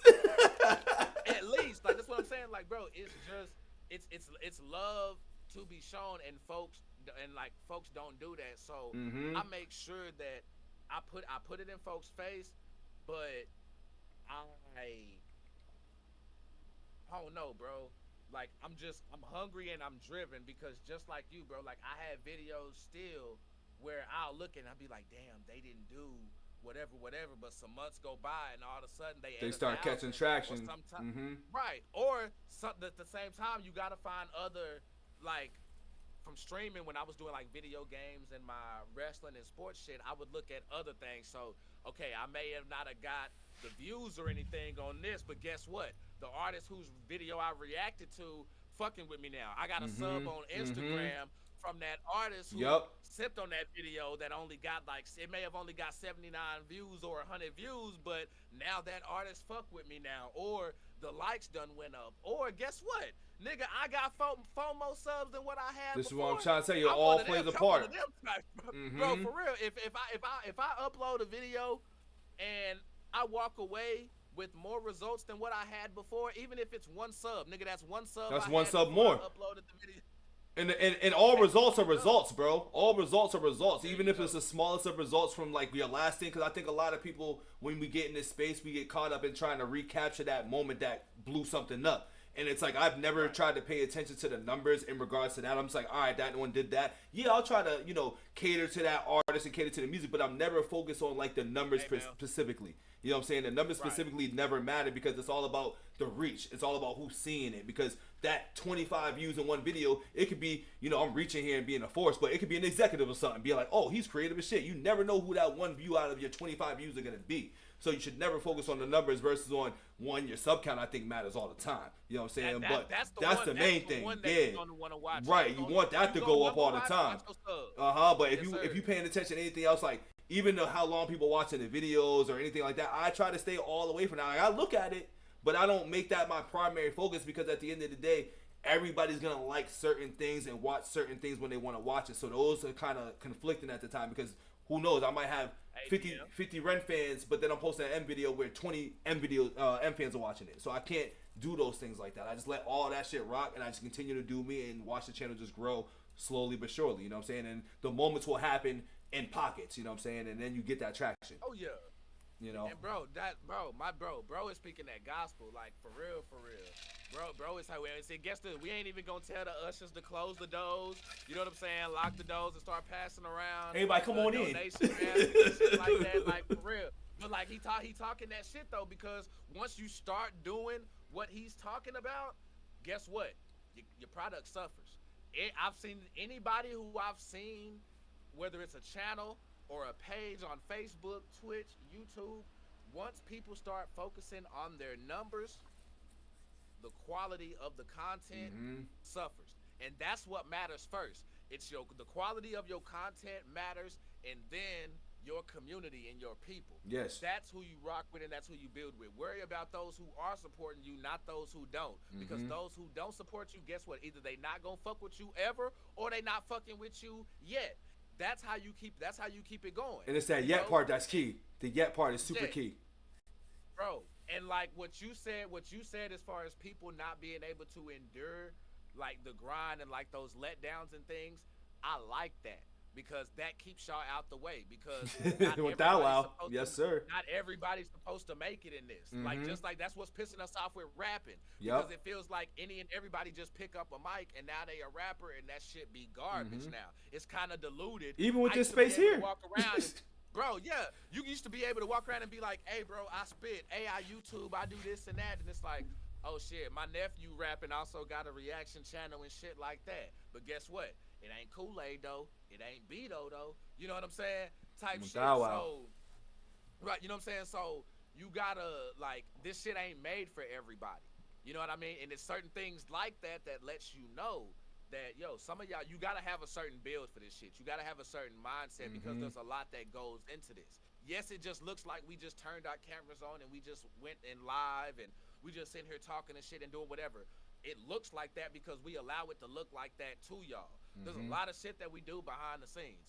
Me and Vito been talking constantly, you know what I'm saying, getting shit set up behind the scenes and shit. There's organizing, there's plan, like there's a lot of shit. You know what I'm saying? Domo, bro, Domo, you know, we got the Bitter Betties up in this bitch. Y'all know. Yo, shout out to Bitter Betties too. Bro, they be sipping, and Manders knows. Manders, I'm about to put you on the spot too. I saw Manders go from being a sipper, being in the comments, to just popping up on camera. And now Manders know what this life is like. Let me ask Bitter Betties a question too. Cause I'm a real nigga and I like to ask questions and shit. It's never a knock against anything. Go ahead, do that thing. How come y'all shorties didn't know about the Renegade beat, man? How come y'all didn't know that was an Eminem song? Cause I was watching Donna's reaction to y'all joint, and I was like, that's a violation. But we ain't supposed to know everything now. But I was like, yo, y'all supposed to know that one. Y'all supposed to know that one. But I just wanted to put that out there because I definitely commented on that. I laughed. I never really get mad about shit like that because there's shit that I don't know about either. But I just wanted to ask y'all that question since I'm getting asked questions, and I want to ask y'all little questions too. So let me know what's going on with that. You know what I'm saying? How come y'all didn't know that was the Eminem beat? Come on. Which M joint we talking about? I think they was they was reacting to, I believe, Goat's diss towards King Dada. And King Dada was doing his live and he was reacting to the, I think, Bitter Betties. That's why I was like, that name sounds familiar. And that's because I just was watching a live the other day. And he kind of went off with him a little bit, but I was like, all right, whatever. But he made a comment, and I was like, yeah, they got to know about the Renegade beat. Like, y'all can't critique it that hard and not know that beat is a famous Eminem beat. But I was being funny, being like, that's a major violation. But just jokingly, because I don't care if people don't know everything, because you're not supposed to know everything. As much as I love hip-hop, I don't know fucking everything. You feel me? So... yeah, and I like the Bitter Betties, they're my girls. And like what I can say for them is they listen to hip hop and they fuck with it, but they also like still learning a lot of shit too. And that's fine. Word, as long as you learn it, that's cool. That's all good.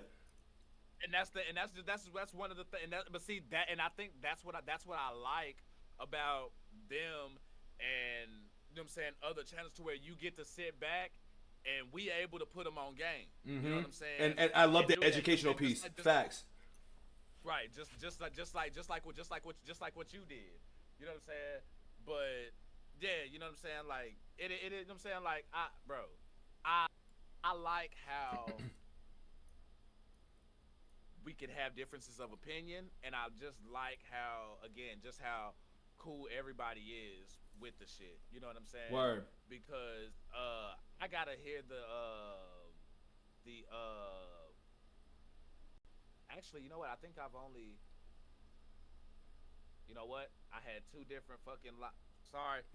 that ADD what the fuck just kicked in. It's funny that you mentioned that, because I was about to say something real quick. You know you got that video popped up on your screen right there too, by the way, for the cipher. Wait, you see it? I don't see it, but I'm just reminding you that we have to go revisit that cipher where Eminem will kick that shit I wrote for you. We gotta revisit that. Yeah. All right, okay, hold on. Yeah, you're right. Now, I got it pulled up on mine. You're not gonna be able to see it in the Discord just yet, because it'd take me too long to just fucking get those settings right and shit. But where I do, so you may have to, I don't know how, if you have like the stream up or something like that, or how you would see it if you're trying to peep it. But is it because he goes after Royce, right? Yes, I think, or he goes, I want to say he goes after shit, I can't remember who he goes after. I ain't gonna lie. I feel like it's Crooked or something, but he's last though. He's close to last. He's close to last, basically. I do got it up though. So shit, I'm about to listen for this shit, but I do got it up. Cause I ain't gonna lie, that shit fucked me up, bro. I was like, what does he mean by kick that shit I wrote for you, dog? Cause there's no other reason for him to say that. And maybe I heard it wrong, but I'm like, nah, I've listened to this multiple times. He's like, yo, M, kick that shit I wrote for you. Yeah, okay, bro. Hold on, bro. You probably about to fuck my head up. Oh, it fucked my head up for years, bro. That's why I got the channel too. I like to have these conversations. I'll be like, yo, did y'all catch this shit? Like, bro, what the fuck? All right, man. Shit, nah. Let me see what's up, man. This is, god damn, man. That's wild. Oh, shout out, Bitter Betty podcast in my chat over here. Shout y'all out. I didn't know that. I think that's what it says right here. Oh yeah.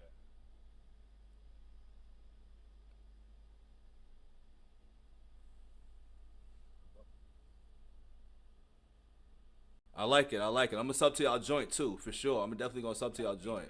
He showed it. He did say kick that shit out. He did, right? He did. What the fuck? Like, what the fuck, man? What you mean, Royce? I don't think they meant to say that too. Like, I feel like they should have edited that out because, like, literally no one's ever questioned this like in years, and I've been questioning it the whole time. Like, what does he mean by kick that shit I wrote for you? Like, I thought we was freestyling. Why are you kicking shit? Royce wrote for you. Royce wrote for you? Royce wrote for you? I'm still my GOAT, but I'm just saying. Yeah, I ain't gonna lie. Ooh, like. I might be the first person in the planet to pull this card on M because, you know, M's the GOAT, so nobody likes to really pull certain files on M. But, I got to. Real though, like, bro, I got to. Like, bro, even if I do, bro, I ain't gonna lie. If I had Eminem, like, on interview on cam sitting right here. Oh, that's that first question. Bro, do you hear me? We coming out with some things. Like, I'd have to, like, bro, much love, respect, and everything, but I got. But I need to know what happened here. That's why he's on Sway all the time. You know what I'm saying? Like, I'm gonna need you to explain because, bro, I'm real picky about that. Like, for me, nobody has ever the most anybody has ever done for me is somebody has probably written a hook and been like, "Hey, bro, I think this hook would sound good if you sang it." Okay, so but not your rhymes in your pen. Right, you know what I'm saying? So I'd be like, all right, bro, I'll say the hook or whatever, but I can only do that. I can only count on one hand how many times that I've done that. But when it comes to like verses and shit like that and songs, can't nobody say that they ever wrote shit for me, and I take that super serious when we start talking about our favorite rappers because in hip hop, that's important as fuck. Come from. Yeah, like your props come from you being witty and creative enough to do that shit. But let me ask you this: when you peep what's going on in the rap game and you start learning as you go along, because obviously we don't know everything that goes on behind the scenes, but you constantly hear that these people have these teams that work in the room. They throw a line here, they throw a line there. So it's like at the end of the day, I think a lot of people have assistants. I won't go for like ghost writing where it's like, oh, he's writing a verse or he's spitting a verse that Royce wrote from. It's more like, here's assistance for you. Here's that line that I threw for you here. Kick that shit in here. Do you fault people for that? Because I think where we get into this weird place with ghostwriting, like Drake is the epitome of ghostwriting for me personally. You know what I'm saying? Because that was never a thing until he got that shit exposed. So now we start questioning certain things, but then we realize that there's always people that work in the studio with you. I feel like and that's a fan perspective. Like it was. I feel like ghostwriting, like it's been there. However, with again Drake, just like this Kendrick thing with him, it came out super heavy because the real part of hip hop, as of all the fake shit we get, that real shit couldn't be ignored, and we had to call that shit out. Right. You know what I'm saying? Because again, you walking around talking you the best, you the greatest, this and that, trying to hold certain titles, then yes, you're gonna have to write your own shit. Now in the studio, when it comes to having assistants and things like that, that gets murky because it depends on the kind of assistance that you're getting. Now if you're talking like, let's say I write a bar and Dre in that bitch talking about, hey, I think you maybe want to you got too many words in there, you may want to like drop that word out, you know what I'm saying, and just let it flow better or something like that. All right, that's cool. But I'm sorry, bro, I got ego with the pen. Nigga don't give me no lines. Right. I don't need no nigga giving me no lines. I don't need no suggestions. I don't need no recommendations. I don't need to read no Yelp reviews. You know what I'm saying? Like that's just how I am, and I'm not gonna lie. Like I deduct that shit from dudes. You have to though. You have to. Like if you're getting it has to come from you. If we're not talking about the hook or like the origin of the song and like crafting the topic, you know what I'm saying, and subject matter and shit like that, then yeah, I'm gonna point deduct for that. I'm gonna point deduct to that. What the fuck? We out here like looking like a nigga cheating on your test. We out here writing verses and shit, and it look like niggas over here looking at each other's scantrons and shit, doing bullshit. Like I can't do it, and I do hear people use that as an excuse, where they've been like, He said, hold on. Here for the lyrics says, every time I've been in the studio, there's 10 of us brainstorming and throwing in lines, thoughts, etc., adding the beats or doing hooks or whatever. Yeah, so for like, Itchy back. All right, good night, man. I see you. I see you. But like, for like hooks and stuff like that, yeah, I get. For verses, I wouldn't necessarily throw out like suggestions or anything because a lot of the times niggas ain't even hearing my verse until I'm done. You know what I'm saying? Because I've tried doing it, like letting a nigga hear my shit halfway, and then I end up not fucking with it, or they start coming back with some critique, and I'm like, nigga, I was just spitting it. I wasn't asking for no motherfucking critique. It's like, let me rock this shit out, dog. Chill out. Yeah, just let me do my motherfucking thing. And so, bro, like, I ain't gonna lie, like, I get very technical when it comes to, like, in the studio and in the pen and shit. Like, okay. I'm very prideful. You can't say I got your shit on. Hell yeah, I got your shit on. You got music on your... I appreciate that love. Noah, pull up, man. I see you. You got music on your page, bro? Not on my YouTube. I need to get them over there. I do have like a Archie Red. Okay. Over there, like my personal shit. Where I have stuff on it, but I do have a SoundCloud. That's right. So if you look up Archie Red on SoundCloud, you'll see me with a middle finger up my nose. Because the one thing I will say is that I realize like what separates a lot of reactors and me from a lot of reactors that y'all are actual rappers. You feel me? Like y'all actually be in the booth, y'all be in the studio, y'all study the craft and everything. I'm a person that's strictly a fan, and I just listen so much, and I'm such a large consumer of the music, and I feel like I've listened to so much different hip hop that I can almost be on the same page as y'all when they're talking about the music and shit. That's just me. But I love learning that shit with y'all. I'm with you. If you wouldn't have told me that you was just a fan, I would have asked you, hey, bro, you spit, like, what you do, and shit like that, because, homie, you able to hold down those conversations, bro. Appreciate that. I mean, I feel like, you know, you're supposed to listen to music and consume it in a certain way, and you got to listen to what's being said. I don't casually just listen, you know what I'm saying? I hate to casually listen because I feel like when I do that, I get caught up into consuming bullshit, you know what I'm saying? And then when I actually listen, I'm like, this is some whack-ass shit. Like, for example, like, the Sexy Songs For You. We coming off of the Drake-Kendrick beef, you know what I'm saying? And I'm sitting here listening, and even though I know that this album is supposed to be just a vibe and a thing, but I'm listening because I'm just such a listener of rap and hip hop, and Drake's supposed to be a hip hop rap artist, and I get caught up in those moments so much, bro. And I say, and I can't. I'm with you there to the point where, like, if you after what just happened with Kendrick and Drake, whatever you come out with after that, I'm sorry, it's gonna have to go hard. I'm not trying to hear that. Oh, I'm just vibing out, or this for the summer vibes and shit. Fuck all that. Nah, nigga, springtime. Nigga, you just gonna skip over spring, nigga? Yeah, dog. Fuck our allergies and shit, huh? Right. But like, what I don't like though is when people discredit artists over because they real quick to jump to that where they try to hit you with. Everybody does that though. No, everybody don't. There's certain motherfuckers who do. You know what I'm saying? Certain motherfuckers be doing that. I know for a fact Kendrick doesn't do that shit. I know for a fact. What, the whole shit? He don't do that shit. No, just as far as like when he writes, because here's the thing.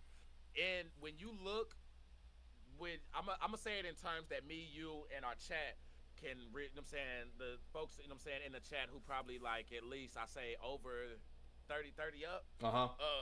Remember back when you could open a CD book and it would, you know what I'm saying, it would either have the lyrics or it would have all the credits of who wrote what.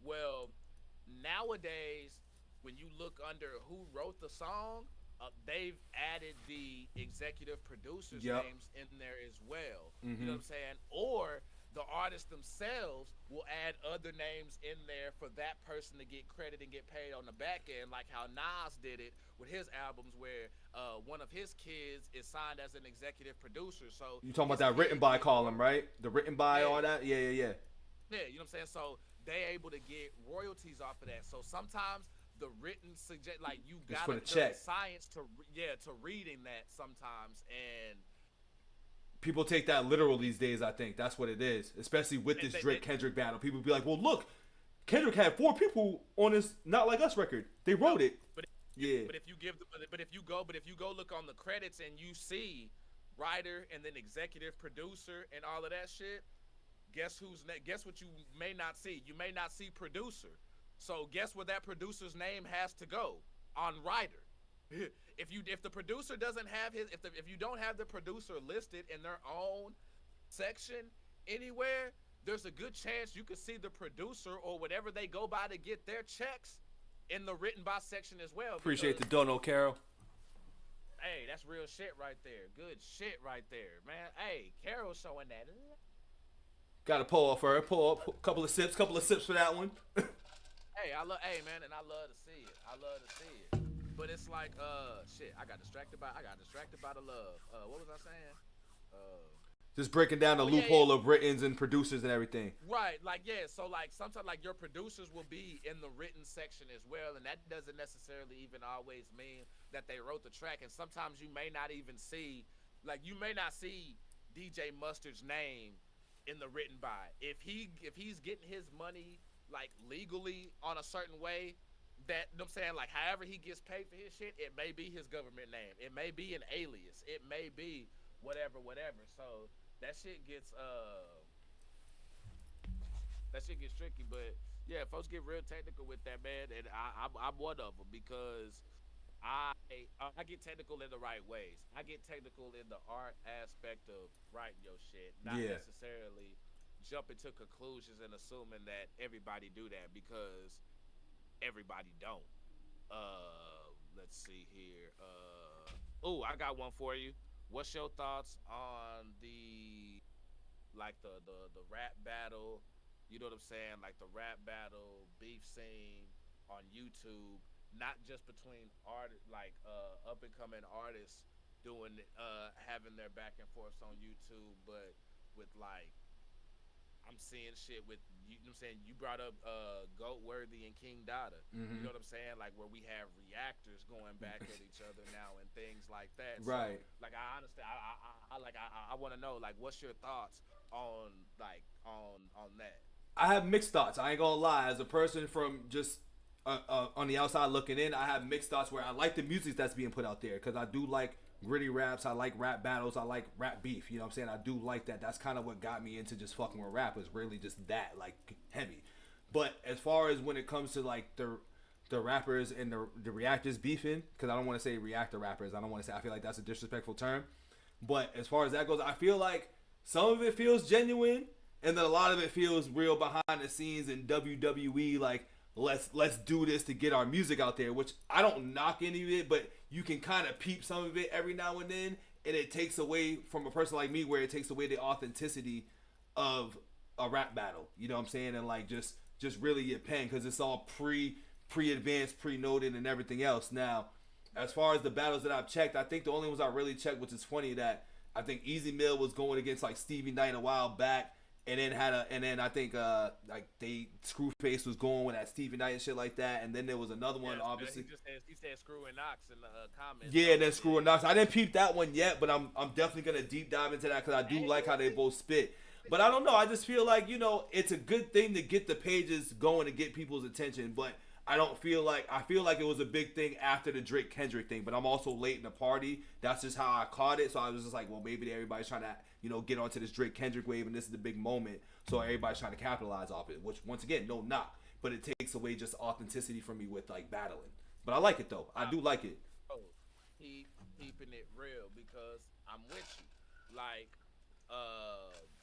I've seen people like do like the clout chasing disses and stuff like that before, you know what I'm saying, like before then, but they would be kind of like spread it out. But I did notice an uptick once the Drake and Kendrick shit popped up. Okay, so I'm not too wrong. No, not at all, because once that happened and people saw that, everybody, like, bro, artists love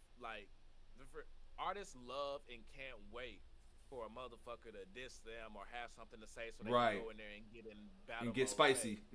Right. For me, I take that shit too. I take that shit for real. So if I'm writing diss tracks or battle tracks and shit like that, oh, trust me, it's real. If we gonna do some shit for the sport, and if we just gonna for the sport do this shit, all right, we can freestyle off the dome, write at each other, do some shit like that. But if I'm about to take time out of my motherfucking day, take time away from my kids, take time away from this YouTube shit, and start going in on the motherfucker, oh, that shit gonna be real. That shit gonna be heartfelt, and you gonna feel what the fuck I'm talking about.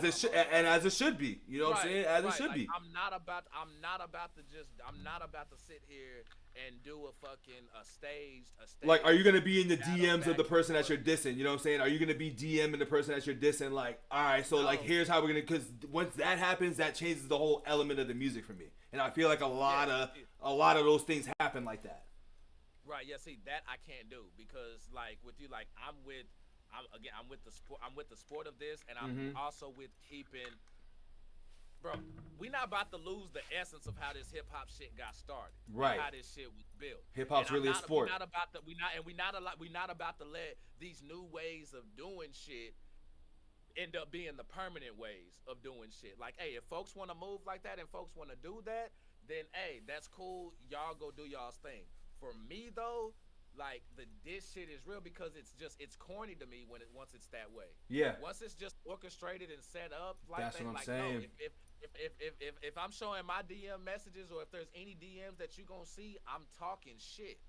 You know what I'm saying? It's not like, so like I like your shit and everything's good, and it's like I'm gonna diss you. It's like, nah, dog, like.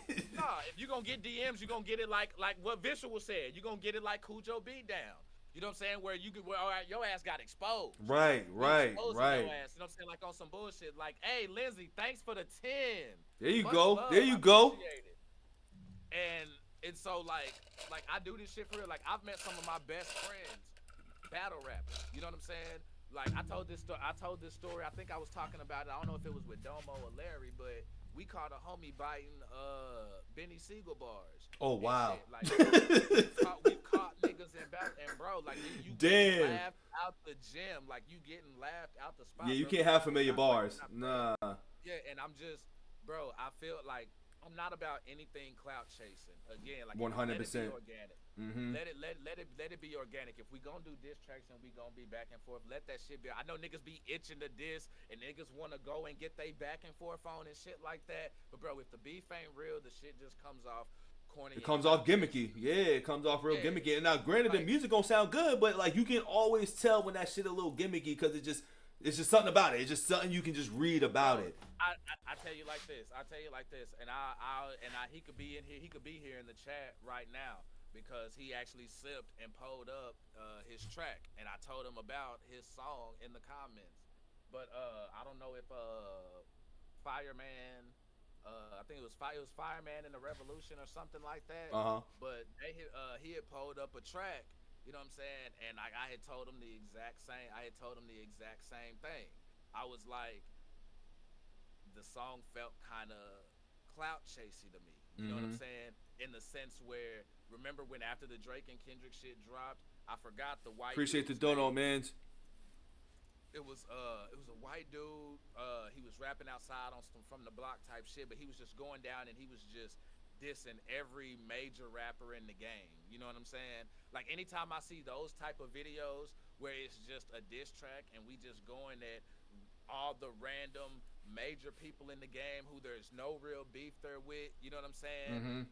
But it's all kinds of like fuck you shit talks and all kinds of like I can't take that for real. It comes off as clout chasing. So that's like a Knox Hill situation then too then. I mean, explain it to me because I know of Knox Hill, right? But I'm not big on his. Well, he basically dissed Drake. You know what I'm saying? To your sentiment, he basically dissed Drake and came at Drake. Now, granted, Knox is Knox in the YouTube space, but we all know Drake is Drake. Right. So he went that route to get his music off, which I like to diss person because once again I like it, but it's like everybody's trying to get their shit off. To your point, like when beef is happening and all that, like people is trying to get their shit off, and I feel like that was a moment right there. Because, like, the likes of Screw, I don't think Screw dissed Drake. He just talked about Drake. But then I think he came out and, actually, no, he did the outlet. So I think all the, everybody tries to seize the moment. I think a lot of people try to seize the moment, which is no knock, though. But I look at it, like, I think somebody dropped, I listened to a Feminem joint from a sipper had pulled that up for me, and that was one of my knocks on that one where it's like, anytime, like if my sub count is here and the person that I'm doing the diss is up here, then it's a clout chase. You know what I'm saying? That's a fact. I'd be damn if the reason that I got on is because of this. But no, my shit got on its own. On its own, yeah. You never want to be the reason of that. Yeah. Right, and if I diss this motherfucker, it's because I got some shit there to fucking to diss you on. I'm not gonna sit here and diss Drake on some low hanging fruit shit that everybody else done fucking did. Right, You know what I'm saying? right. Okay. I'm not about to do that because while we bring up Knox Hill name, he not the first nigga to do that. Right. There's a bunch of people that did it, but Knox is a popular guy. He's a popular name, so. Yeah. But it's like but it's a lot of niggas who we don't know about who done tried to diss Kendrick and Drake and shit on some other shit. And the name itself will attach to views. You know what I'm saying? Right. You know what I'm saying? Just to try to get a little something off of it, and I can't get with it. I respect that. I'm the same way. But you gotta always remember, like, look at Joey Badass, right? Shooting for Kendrick Lamar, right? And now we know Joey Badass has unique and all that shit, but it's like you can't shoot for them because it's like they are a lot bigger than you. Got to shoot for the Ray Vaughns of the world and stuff like that. That's coming for you. You got to do that. There's levels to this shit. Yeah. So I get you. I get you on that 100%. And especially like, bro, like that has nothing. There's nothing more corny than niggas jumping in other niggas' beefs. Facts. Like let that shit be them. You know what I'm saying? If you wasn't doing that shit before, don't do it because shit got popping. Because I remember how niggas was acting before Not Like Us dropped and shit. You know what I'm saying? Granted, us real hip hop heads, we was fucking with Euphoria and all that other shit. And we kept riding with it. It was a lot of niggas out there on some back and forth. Like, nah, man, that nigga Drake kind of coming. He's coming. Like, they saying Family Matters and all that bullshit. Yeah, bro. You know all this, I'm like, bro, y'all sleep. Like y'all say, bro, I got. I'm glad you went here. Channel. I got the shit up on the channel where nigga I was live doing the reactions to all the beefs the same way I did Adam Calhoun and Ryan Upchurch. I was reacting to all the shit live and in order. And then when I went off the live, that's when fucking I believe Not Like Us dropped 15 minutes after I went off the motherfucking live. Oh, you was in the thick. You was doing this in the thick of this shit. Yes, I was. Oh, that's dope. Okay, I just missed all that, bro. Bro, it was crazy as hell. But I was telling niggas, I was like, yo, hold on, I want to be correct. It was it wasn't no Euphoria had dropped because Euphoria had dropped and then Family Matters and everything else came after that. Yeah. Right, so it was not like us 15 minutes after I got off the live. But I was telling niggas exactly how Kendrick was gonna approach this situation because. Like I look at Kendrick as like Kendrick would be doing the same shit that I would be doing if I made it. You know what I'm saying? So I know how the fuck that nigga's gonna move. It was very strategic, bro. Very strategic. It was very strategic. And he came at his whole character. He came at a card where it's like it worked to his advantage. You pulled his whole character card as an artist, a father, a rapper, and as a black person. Like he did a whole bunch of that in one song. Fully dissected his shit and niggas talking all that. Oh, he ain't dropped an album. Come outside.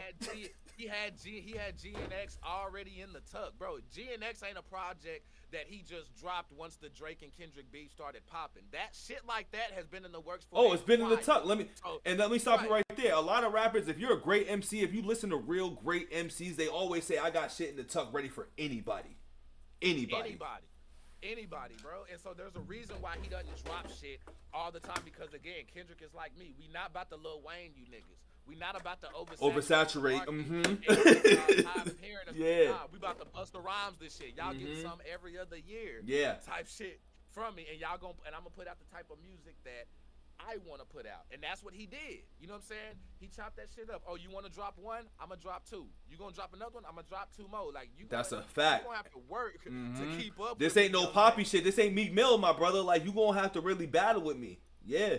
Yeah, and like I feel like that shit got a lot of niggas hungry to where niggas be itching for beefs and shit. Bro. Yeah, and you see it, but I like that shift in hip hop though because from 2010 to like right up until that beef, hip hop was too friendly. It was way too friendly.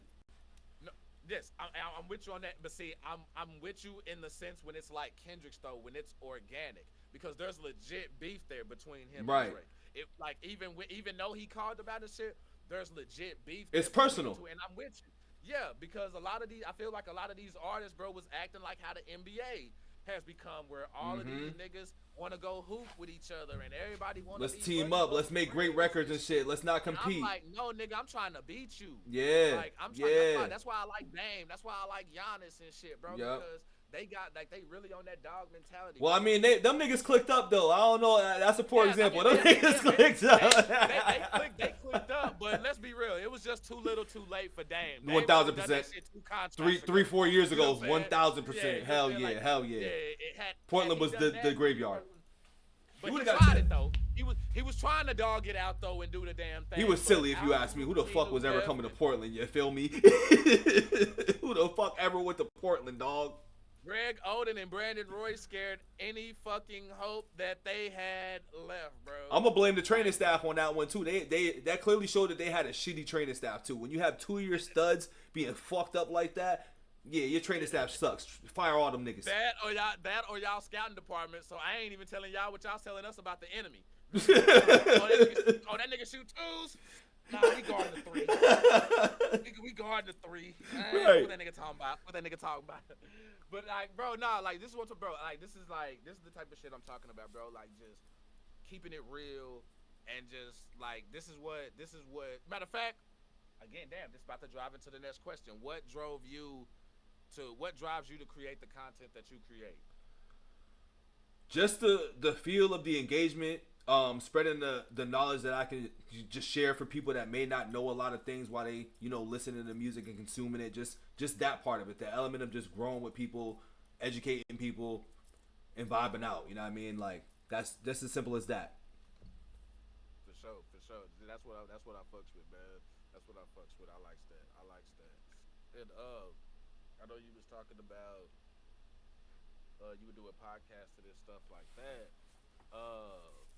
It was funny you say that, and I remember you said something also earlier about like talking to yourself and by yourself.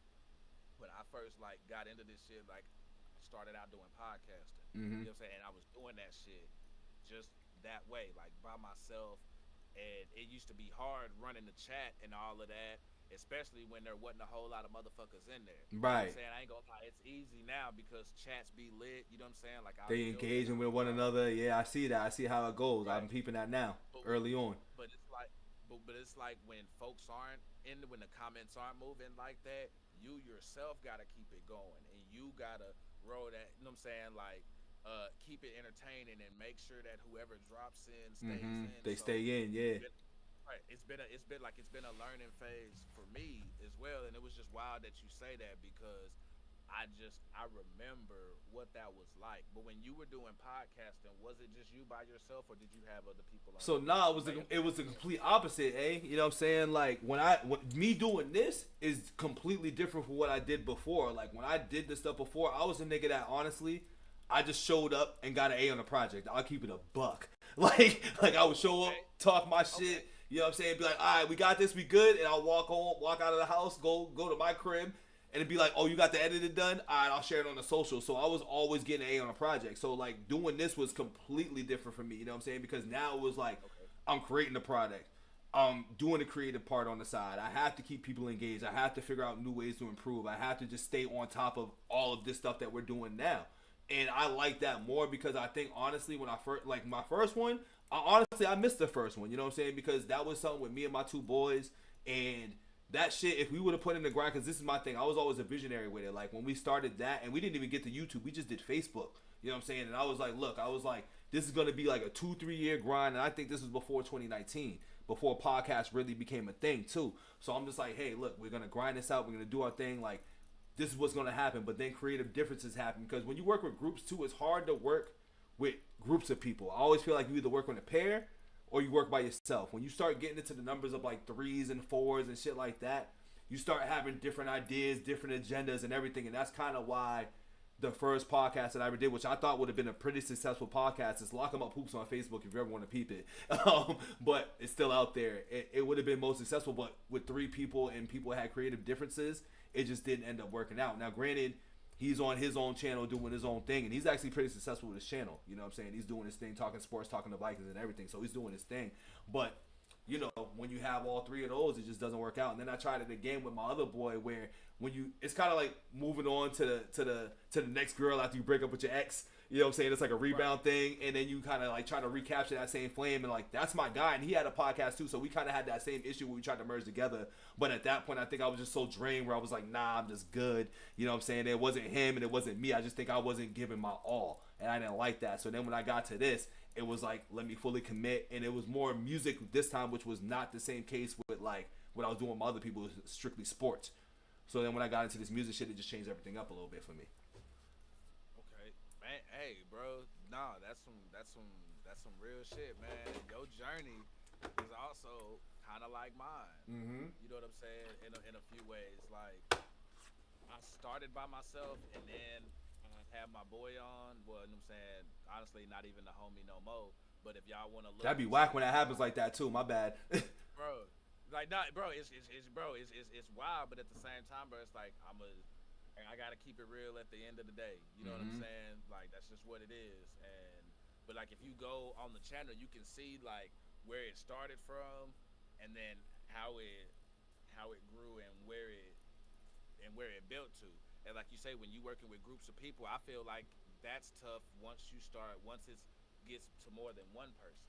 You know what I'm saying? Because that's like we ran into like creative differences and shit like that. But my whole thing is you also got to be putting the footwork in and shit. Yes. You can't be wanting to dip into the Kool-Aid fund and shit like that, and you got something to say when the money's there and shit like that, but when it's time to put in to get the merch made, you want to hold off and shit, or you want to leave and then you done not doing it because you want to play video games. But once you see that a nigga get this shit popping, now you want to pop up when the light's bright. You know, yeah, and all this other shit. So it's like, bro, like I'm with you. Like shit starts one way and then it ends up another. Like even my homie who my roommate now and shit, you know what I'm saying? Like we got on because of that situation. Right. Like once homie saying like left a nigga hanging and shit, bro, my nigga stepped up, bro, and like he had been rocking since then. You know what I'm saying? And doing his thing. But bro, like I really like he been talking to me about like, hey bro, let's bring the podcast back and actually do some shit.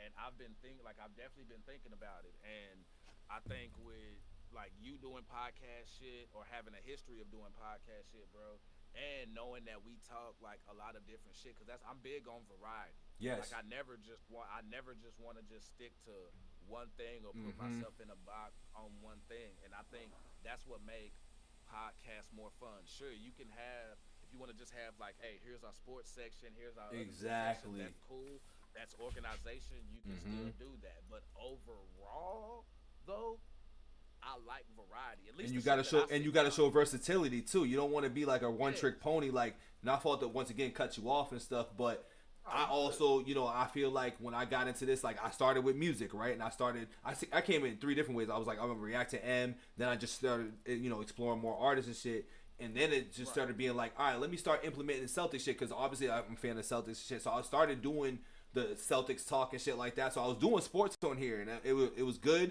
but you overwhelm yourself sometimes too. So I just took a step back, and then I had other ideas. Now I'm like, now it's just gonna be a podcast space for when I want to do that, and it could be a variation of everything. Versus like right now, it's focused on reaction. Now it's like, all right, once I get the podcast going, it's the conversations on the couch. You know what I'm saying? Couch potato conversations with BITO. Like that's the new thing that we doing, where it's music conversations, life conversations, basketball conversations, just any sort of random conversation that we all have throughout the day in our everyday lives. I'm bringing that to the couch. And that's the type of shit that we need, man. Because see, that's the type of shit that I sit down and watch. You know what I'm saying? That's the type of shit that I consume, is that variety. Because even though people are gonna go like, you're gonna have certain people who, I listen to this music and I don't listen to that music, I try to give the most opportunities to capture I want as many of my subs and people to watch my shit as possible. You want as many eyes on your shit as possible, bro. As many eyes as possible. So if I sit here and I talk about the motherfucking Dallas Cowboys and I build my channel off of the Dallas Cowboys and shit, then when I go and I start doing reactions and I'm doing live reactions, you think all of those subs that I built off of that shit is gonna come over there and do the shit? No, nope. They're not, because they're unfamiliar to right. You know what I'm saying? So it's not gonna mean nothing. So I'm gonna get your ass used to this shit from the jump. How we doing shit around here? You know what I'm saying? We're doing a little bit of everything. Doing a little bit of everything. yes, man. You hit the nail right on the head. I'm definitely like, I do everything here. Like, don't think we just the one thing. I started off being like, I'm Eminem. Then I said, oh, I'm just music, because I discovered more people doing Eminem. So that's why I think The Death of Slim Shady was a significant album for me to do while I was doing reactions because I Don't you start with me in the comments on this shit. Because I discovered, you know, the likes of Easy Mill and shit like that. And then with Easy Mill, people were like, oh, you're discovering other things. Because obviously people watched and seen that I was like, I'm here just for Eminem. And then they're like, oh, you like this guy? Well, here, I got more songs for that. And then so forth and so forth. And that's how the channel grew because of my openness and willingness to just open my ear and be more in tune with different shit. And that's also why I started this shit too, so I can get outside of my own bubble. You know what I mean? Ready. That's what I love, especially like with us black reactors and stuff. Cause I asked Domo the same thing as far as like what makes us react to. Well, I asked him like, why does he react to the white artists? Cause I'm sure people go down our timeline sometimes and be like, damn, this motherfucker doing a white artist again? Shit like that. It's like, nah, there's a mix. It's just I want people to click on some shit that they yes. think I probably wouldn't be on. And you know the consumers mostly will click on that too because most of the consumers aren't looking like me and you. Exactly. So they're gonna be like, hey, what does he think about such and such?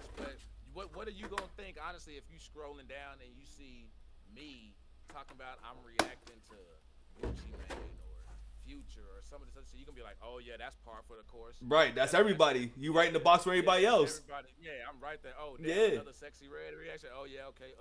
But he from around the way. Get her done. You're gonna be like, whoa, now hold on, now. This nigga know how to ride a horse. Like, you know what I'm saying? Who that nigga on that nag? Now play.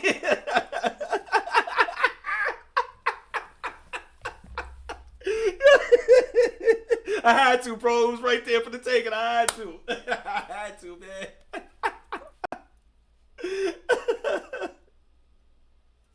Yo, this nigga a fool, man, bro. Nah, bro.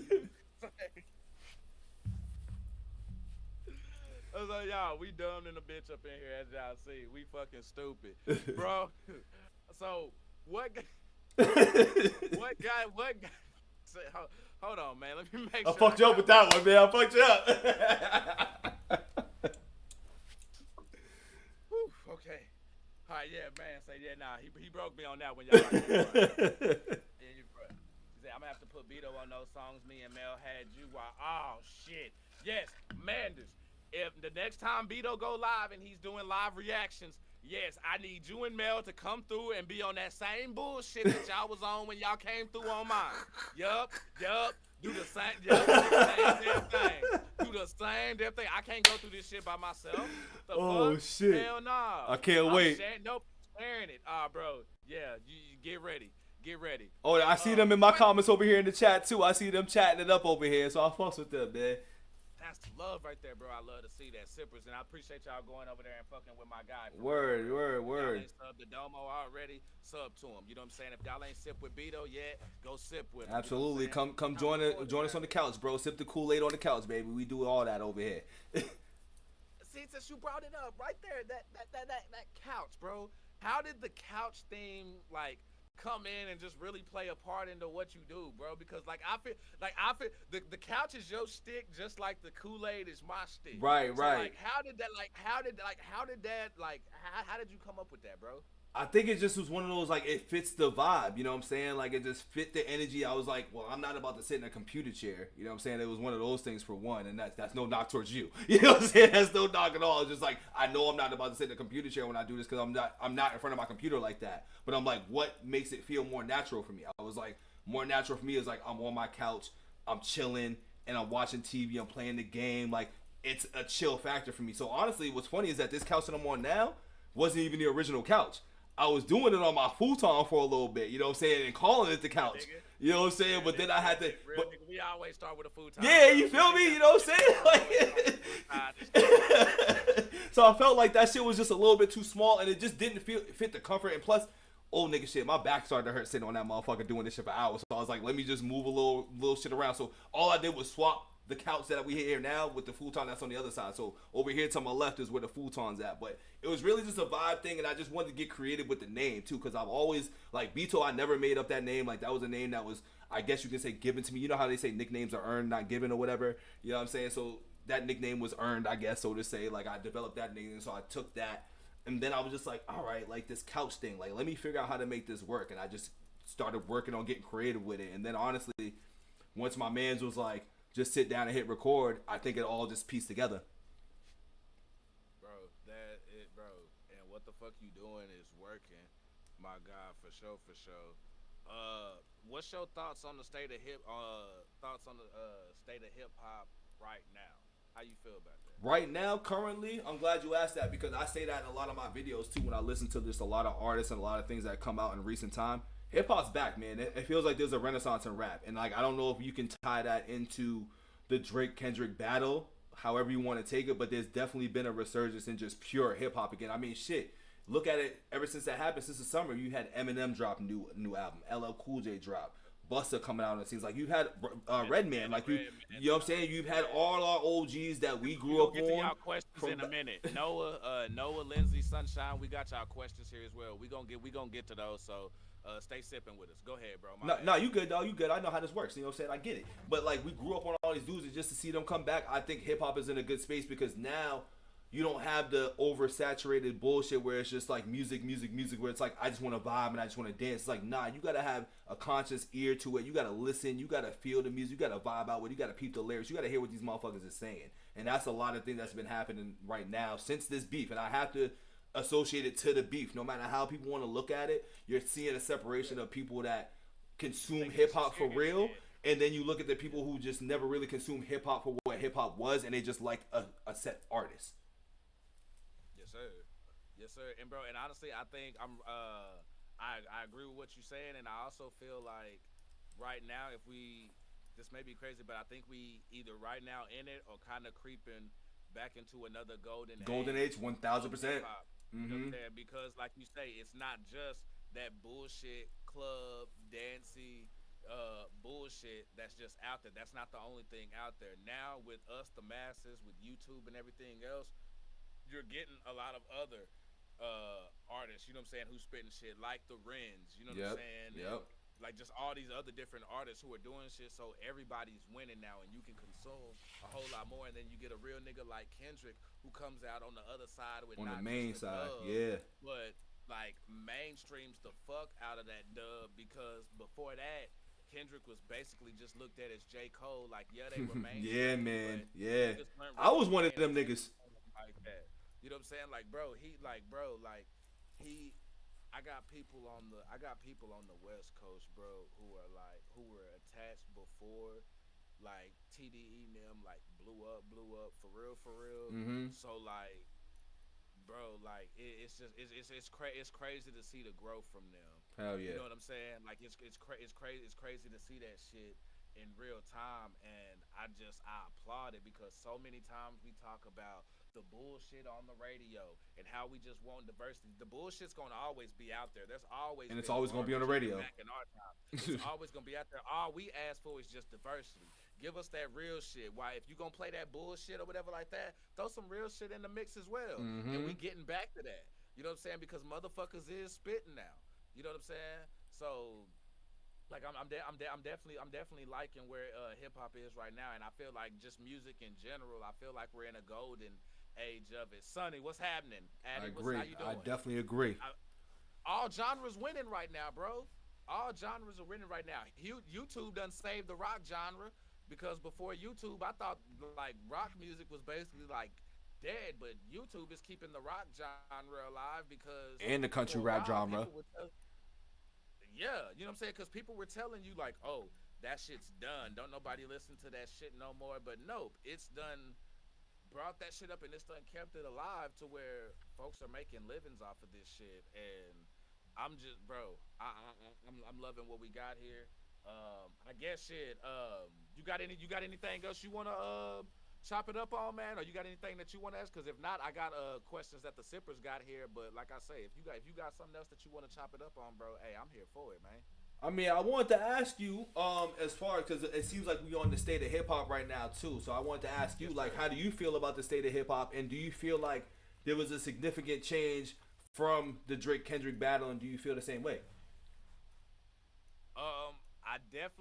I think there was a change, but I don't think there was a change necessarily in the music that was dropped, because I feel like right around that same time there was still good shit being dropped. See, niggas slept on Chance the Rapper, who had dropped some shit right in the midst when the Kendrick and Drake shit was popping off. And nobody was paying attention to that. Chance the Rapper is back on his old Chance the Rapper shit where he killing it. It's fucking fire.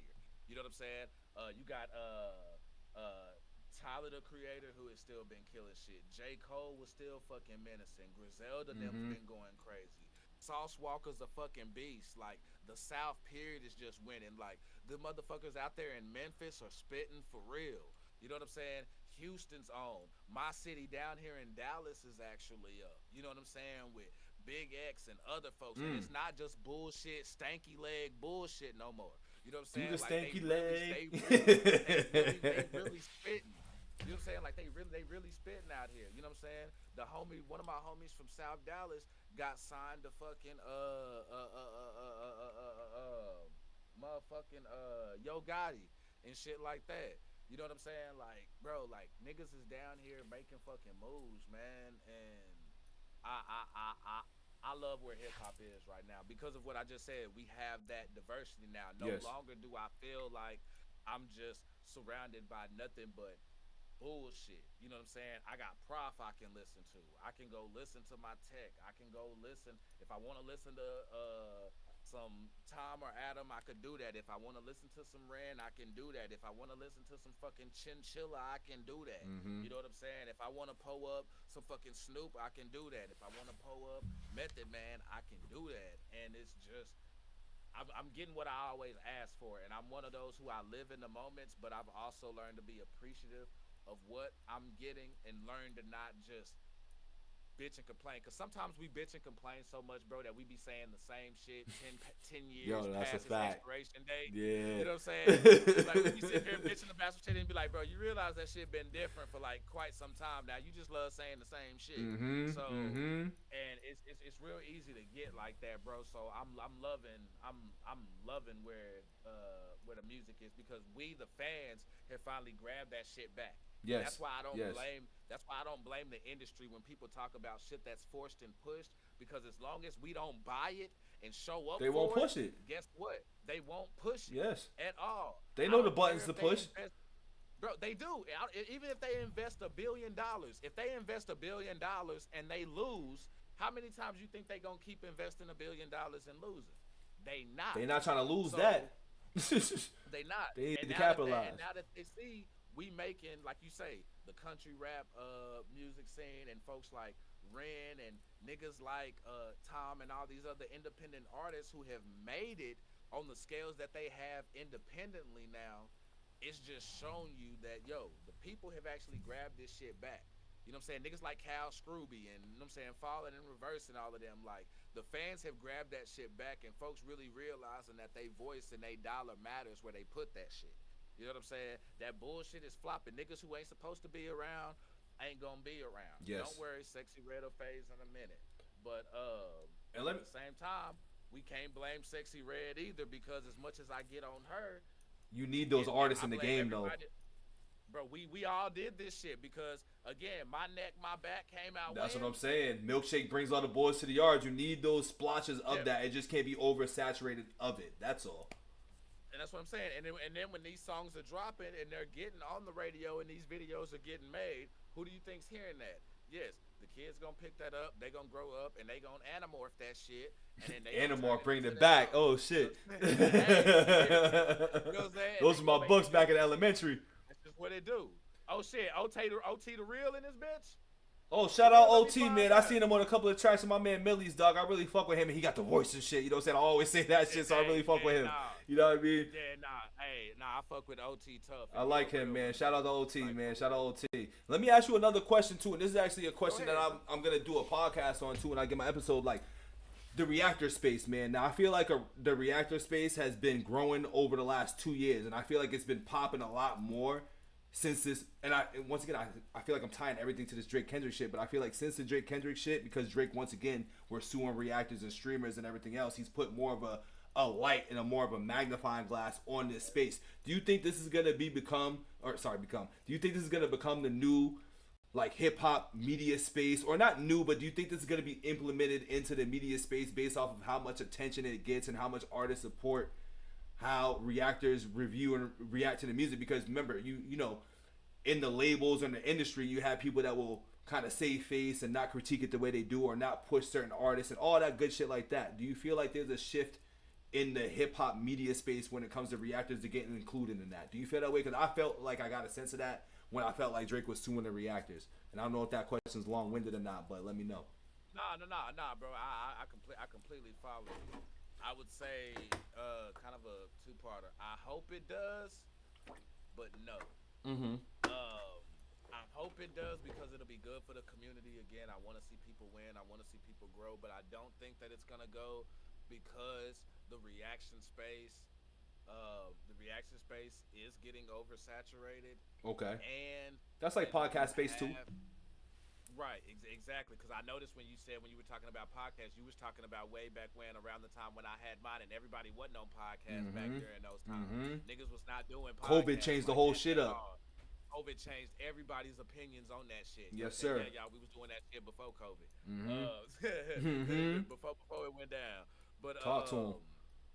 I hope it does. But again, I feel like it's oversaturated, and I feel like the labels and all of them are also gonna be in the way, because while Drake is over there bitching and complaining about UMG, we've reacted to stuff from them, and we've seen where they don't allow shit to go through, and they don't allow it to push through and do certain things. So even if your video does numbers, you're not gonna make any money from it, and unless you're DJ Academics, who, let's be real, DJ Academics just he's connected too. YouTube. Yeah, he's connected, and he actually had that show with Joe Budden. Yes, that's it. Remember, people forget about Everyday Struggle, and that's what I'm about to say. People forget about that. That's what really put him on the map. Like, once he got that Everyday Struggle, but that's what plays a part into that question though, because it's like he started off streaming, talking about, you know, Black Death, unfortunately, in the Chicago shit, which I forgot he did that until Akadidi came out and shit. But it's like that type of space, it lets people know that there's people out there that critiquing. Now, granted, he's getting paid to now, you know, suck off Drake, you know what I'm saying, shit like that. But it plays a part into, like, it's people are peeping that people are critiquing this music from a different space. And like podcasts in 2017 to 2019, I think there's this room in 2025 for it to grow and expand past the heights that we've seen it now. That's just looking in the bigger picture of it. I hope it does too, but it just seems like that. It just seems that way. Now, we're not looking at it as like, oh, the label execs are going to let us play this copyrighted music for free and then pay us. Nah, that's not what I'm saying. Right. But as far as, like, you know, you see it growing, like you see the company man, you see a lot of people in those pockets that kind of just expand the space a little bit. Right. I just want to see niggas not, like, I want to see niggas outside of Academics, Budden, fucking No Jumper and all that type of shit. Don't get me started on No Jumper. Oh, you and me.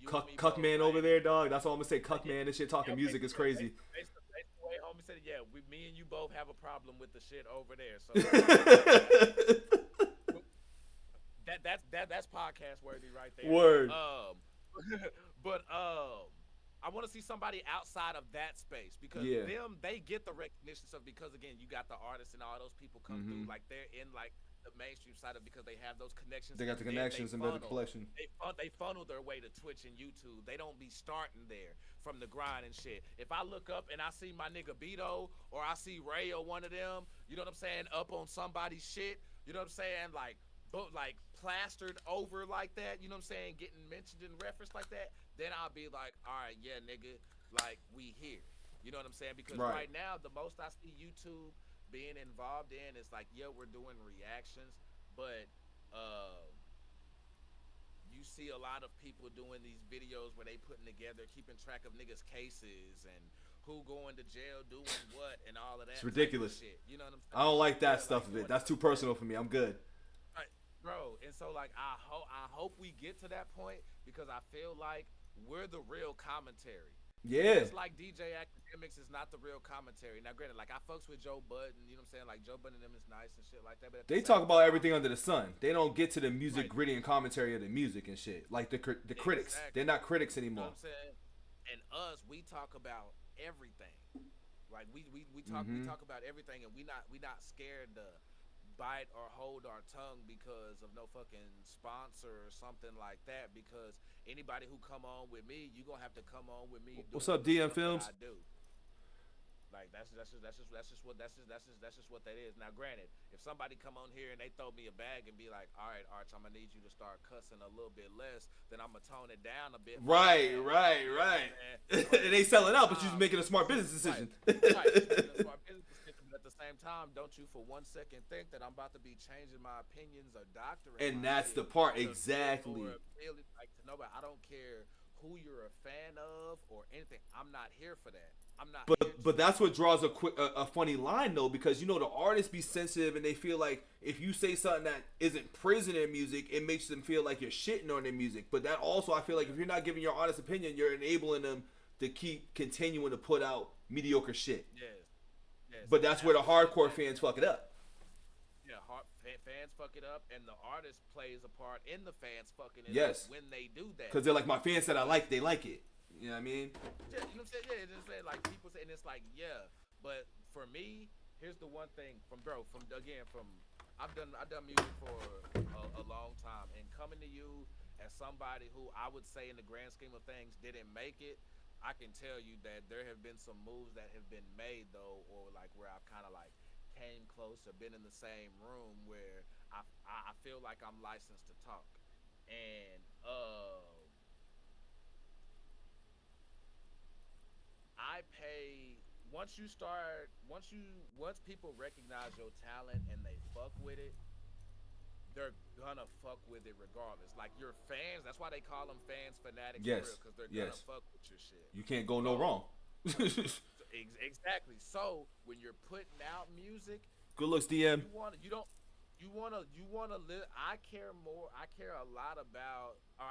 about the people who aren't fans yet than the people who are fans now, unless the people who are fans now are giving me some constructive criticism. Yes. Then I'm like this. I'm like, all right, what you saying? All right, because maybe I'm rhyming the same too long. Maybe I need to switch some shit up. Maybe I'm talking about the same shit. I'm gonna listen to that. You gotta listen to consumers a little bit. Yeah. Yeah. All that constant praise and shit is bad for you. Yes. It's bad for your creative. It's bad for your mental. It's bad for all of that. That's no good for nobody. No, you got to get that difference of opinion. That's what I want to hear. You need the balance of that shit. Yes, because that's how you check the temperature of your shit for real. Word. You know what I mean? And you ain't even got to put a thermometer up your ass to get it. I'm just like, that's real shit. You know what I'm saying? So you ain't got to worry about Diddy being in the vicinity. None of that. Like, you good. But yeah, bro. Man, bro, say. Dog, we could talk, bro. I'll tell you, we could talk some fucking music forever. Bro. Oh hell yeah! This is just what I love, man. I'm right there with you between sports and music, dog. I love them both the same, dog. And I think at this point, I think I love music a little bit more, cause I'll talk this shit for hours. I'll talk ball and shit for hours, but I can talk music for fucking hours. Same, bro. Like I feel like with that and fucking video games, bro. Like I'm a gamer too, but I'm only subjected to just one game, which is 2K. Real nigga. I play, but I haven't played as much as I used to just because of the grind. Yeah.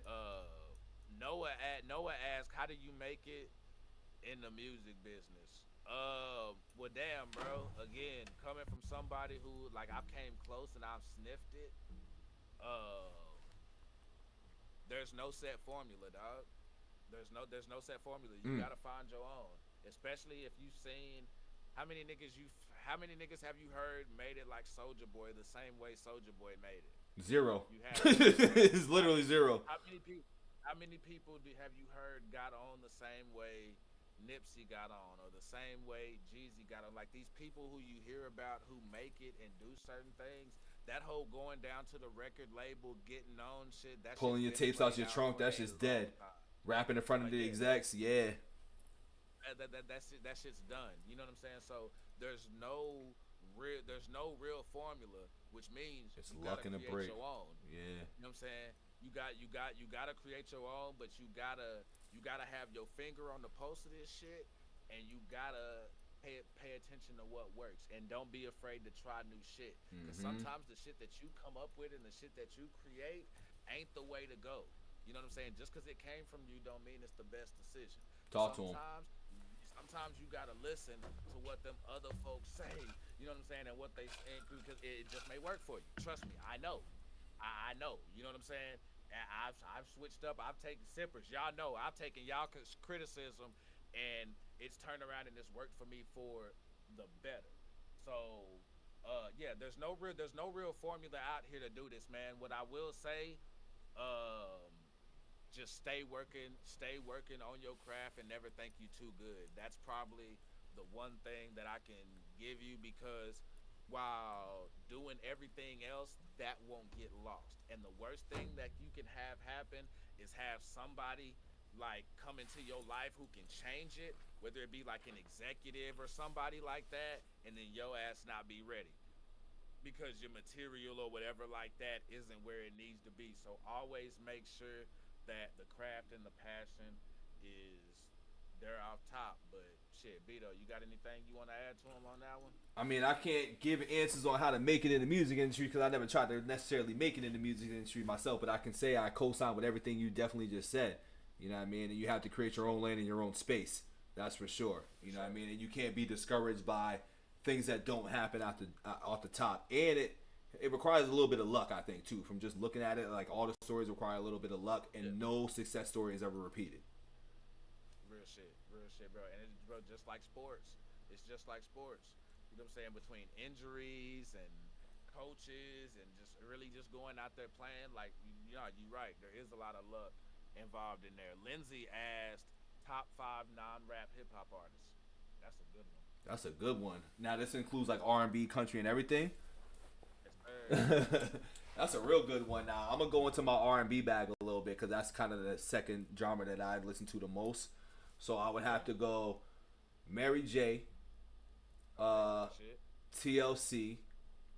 Oh, real nigga. Let's see, man. I'm gonna get real old school with y'all now too, because we're going all across the board. I'm gonna say Temptations.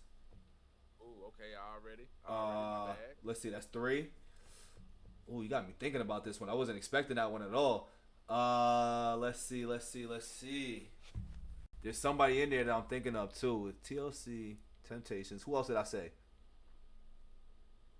You said Mary J. TLC, Temptations, Mary J. Oh man, that last 2. It's always when you get to that 4 and 5, you're like, fuck, like, what is it gonna be? You don't want to hold nobody. Yeah, you know, like, and I'm trying. You know, it goes back to what we said a lot earlier. I gotta put R. Kelly, the king of R&B, in there. Like, I'm a person that does separate the man from the music, because like a lot of people love Elvis, and we know what Elvis is doing out here. He married a whole girl that was 15 too. You know what I'm saying? So Jersey Lewis too. Yep. Yeah, you know what I mean. So I gotta put R. Kelly in there, and I gotta say Mike. I gotta say Mike Jack, bro. Which it's funny that I said the last 2 was like, you know, we had those controversial issues with both of those guys, and it's weird because people believe Mike ain't had nothing to do with nothing, but then people will be like R. Kelly did it. Which honestly, we have more evidence with Kelly. You know what I'm saying? We got way more evidence with Kelly. Yeah. I'm one of those who I don't think Mike did anything like foul like to that extent, but at the same time, I'm also that nigga who'll tell you I don't know. And that's where I'm at. I'm like, I don't know, because I'm like, why are you doing all that? That's really where I'm at. I'm like, why are you doing all that? Like when Dave Chappelle did, hey, so would you have your kids go over there to that? Nigga, hell no. That's what I'm saying. Nigga like that. Even though he just got done praising that nigga, he was in the he was like, hell nah, nigga. That's what I mean. And I'm like, yo, a lot of money make people stay real silent. You know what I mean? I'm always big on that. Money make motherfuckers shut the hell up. Bro, do you hear me? The only reason why I wouldn't put Mike in my top 5 though is just because I'm putting Prince up there. Ooh, that's comp right there. That's comp. Instrumentalist. Prince was Prince was nice with it. Mm-hmm. Led Zeppelin, you know what I'm saying? I fuck with Led. I Ooh, love the fuck out of Led okay. Lauryn Hill. Oh, you know what? Hold on. I'm gonna take Lauryn Hill out, even though she sings. She's a hybrid because she spit too. Yeah, she's a rapper. She's a spitter. I'm gonna take that out. You know what? Nah, the Temptations, bro. That's a good one. I like that. That one's one right there because, bro, and the reason why I say them is because you can go through and listen to multiple Temptations who went solo and they still got hits. Like they're. What about Ain't Nobody Come to See You, Otis? I don't know if Otis is really popping like that though. Otis was Duck in the 5 Heartbeats, where he didn't go solo or anything, but he just kept the band together. Yeah. That's what I say. That's why it means a lot when it's like, ain't nobody come to see you, Otis. Like, that shit means a lot. Even though it'd be like, and what's crazy is it was intended to be that way because he was the lead until everybody it's like you had Al, but he was up there singing his girl home and shit, but he wasn't the lead. Let me see. I also go. I'ma go. I know I said his name, bro. I would go. It's a toss up between Otis Redding or Sam Cooke to me. I like the Sam Cooke choice in there. I'm gonna go. Nah, you know what? It's not a toss up because we lost Sam Cooke early, so we didn't get enough. We kind of got Nipsey hustled with the Sam Cooke situation as far as how much material he put out. And even though we lost Otis Redding at I think 27 or something like that, Otis Redding had already wrote for people like Aretha Franklin and other artists majorly in his teens and 20s. So yeah, I'm gonna put Otis Redding up there. So I said Otis Redding, Led Zeppelin, Prince,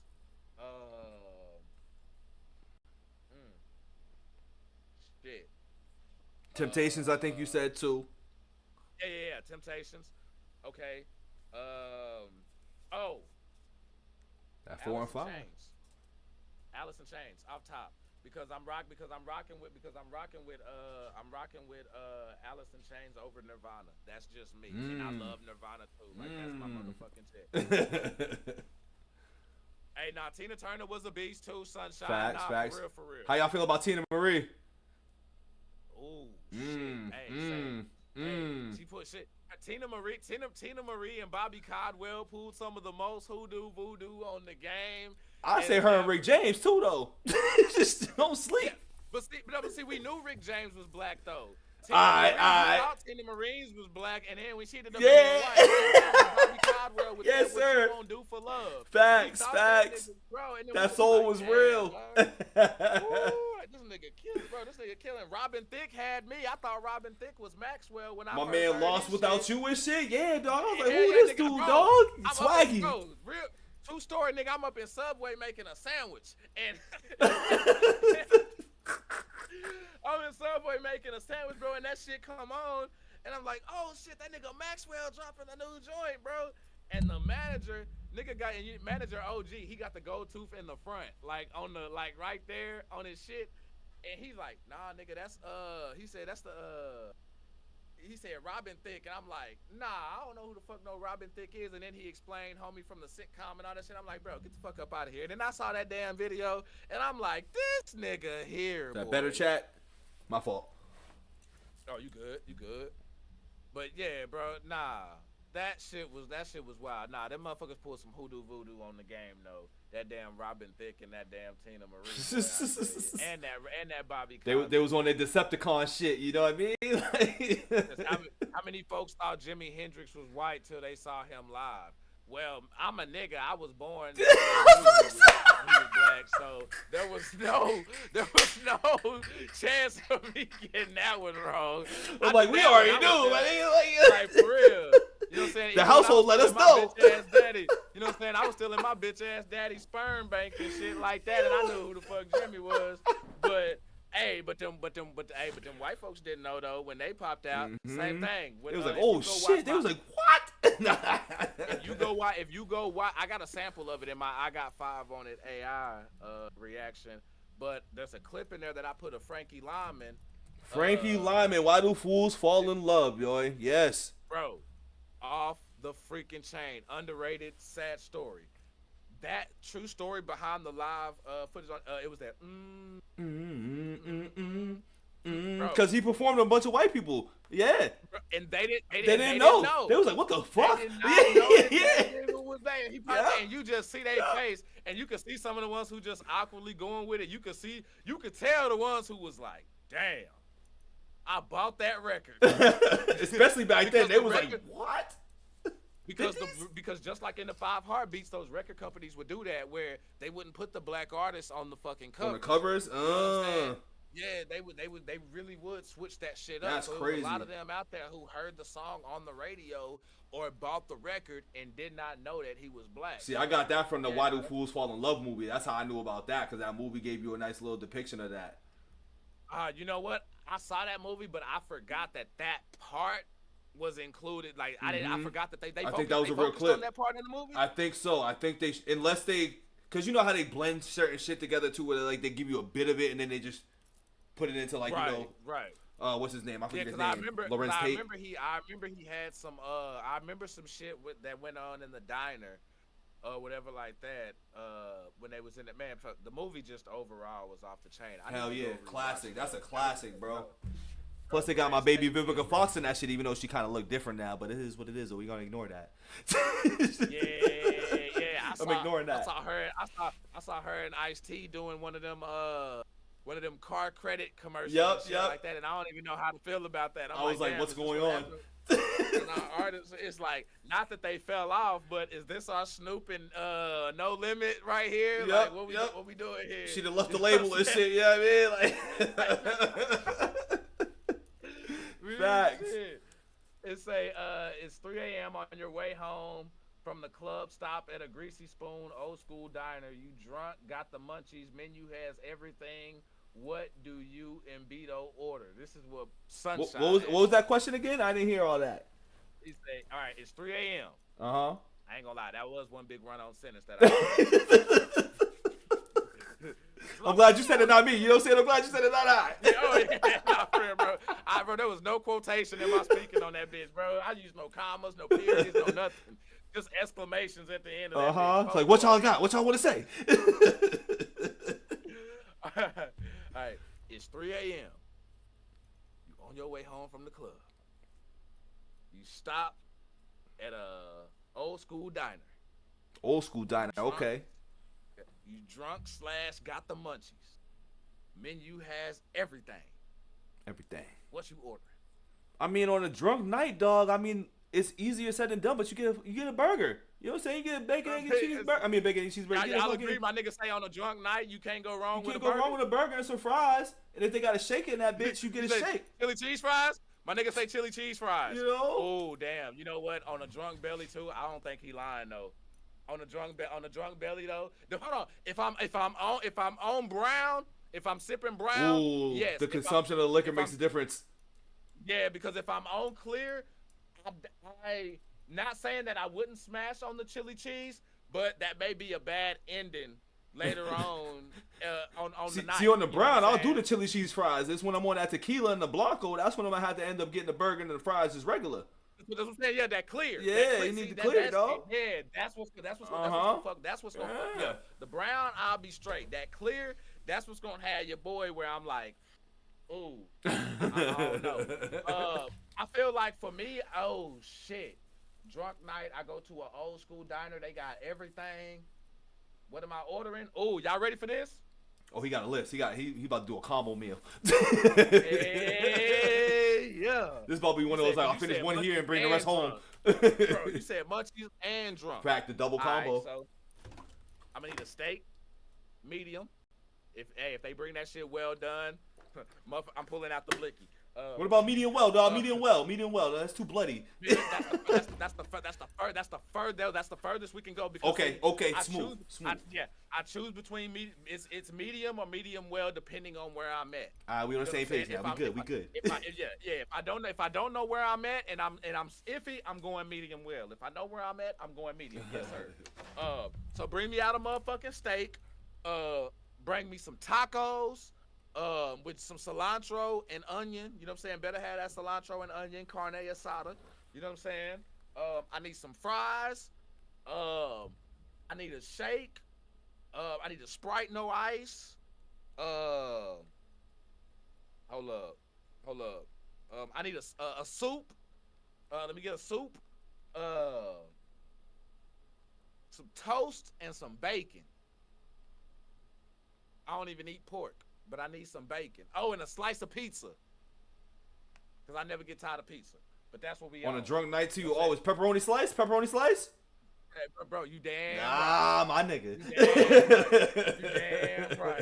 You damn right. Yes, that's the whole menu, y'all. That's what I'm on. That's what I'm on. And I ain't going to throw up in your vehicle. For real. Oh, we too grown for that, dog. We don't throw up in the vehicles. We just sleep in them if we can't drive. Sure, because we ain't getting no tickets. We ain't getting that D-Wee, B. We ain't getting that D-Wee. Hey, for real. But, hey, man, bro, I appreciate you pouring up with me, man, and coming on and sipping, bro. We definitely got to, like, do this again. Like, oh, absolutely, bro. Absolutely, man. Fashion. You know what I'm saying? If I can find some type of, like, I don't know, nigga, if we could do like some game show podcast. I don't know, nigga. I may just start throwing ideas at you and Domo and shit like that to see what the fuck we can do. You know what I'm saying? To try to, you know what I'm saying? Like, again, you know what I'm saying? Just network. You know what I'm saying? Yes, sir. And, and help build our brands, because at the end of the day, we all branding here too. You know what I'm saying? Yes, sir. We all trying to build a brand. And like I said, as far as you saying collabs, I would love to collab with you. Like when I do these BC, BITO'S Couch Potato Conversations, I want to have people on it like yourself, Vibe, Goat. You know what I'm saying? Like it's conversations. You know what I'm saying? It's conversations on the couch, and we all couch potatoes. We all drinking Kool-Aid. We all in the same umbrella right now. So that's the space that I'm opening up for you and anybody else that, you know, is a content creator, whatever, that wants to have that open dialogue like we doing right here. That's what it's all about. That's what I'm aiming to do. Bro. For real.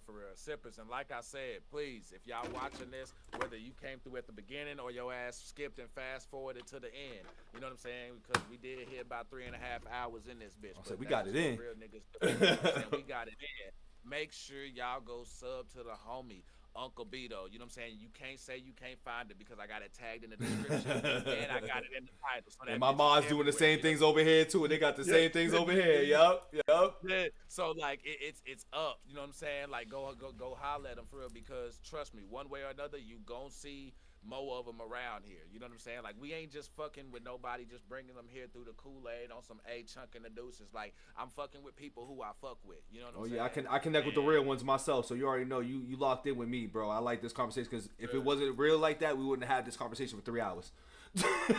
Straight up. And linking up and connecting the way on the outside before then, bro. Like for real, sir. I appreciate the communication, you know what I'm saying, and hit me up, because if it's something that, like, because since I do it, there's nothing more that I appreciate more than when other people treat my shit like they shit. Right. You know what I'm saying? Like that's exactly how I am. So, bro, like I felt that shit instantly, bro. You know what I'm saying? Homie was taking this shit just as serious as I was, bro, and I appreciate that. Like this, I'm talking about like over a month, y'all. Like me and homie been like on it as far as just like the back and forth. You know what I'm saying? But like it's not even like dudes was connecting every day. We just connect when we can because we both creating content. We both doing what we got to do on our end. So it's not even like, you know, dudes got to do it every day. It's like, all right, we checking in, we tapping in, we doing this, we supporting. Like as you know, I'm always in your lives. I'm always showing the support and shit like that. You doing the same thing, vice versa. It's little shit like that, because it's not like you don't got time to do that full support like that, like everybody expects. You can only do what you can. Right. You feel me? Exactly, bro. And I'm glad that, like, that, you know what I'm saying, niggas like you and Ray and Goat and everybody understand that, you know what I'm saying? Because I never feel like nobody's ever tripping, because we all understand, you know what I'm saying, that grind that everybody's put in, and we can't be grinding if we just sitting in there and everybody's trying to parlay and politic and all that. Yes, 100%. You know what I mean? Even getting back to each other, it's like, yo, you probably got other things lined up just like I got other things lined up trying to make it work. So getting back is going to happen when it happens. It may be a day or so. You know what I'm saying? I mean, shit, nigga, it might be a week. You know what I'm saying?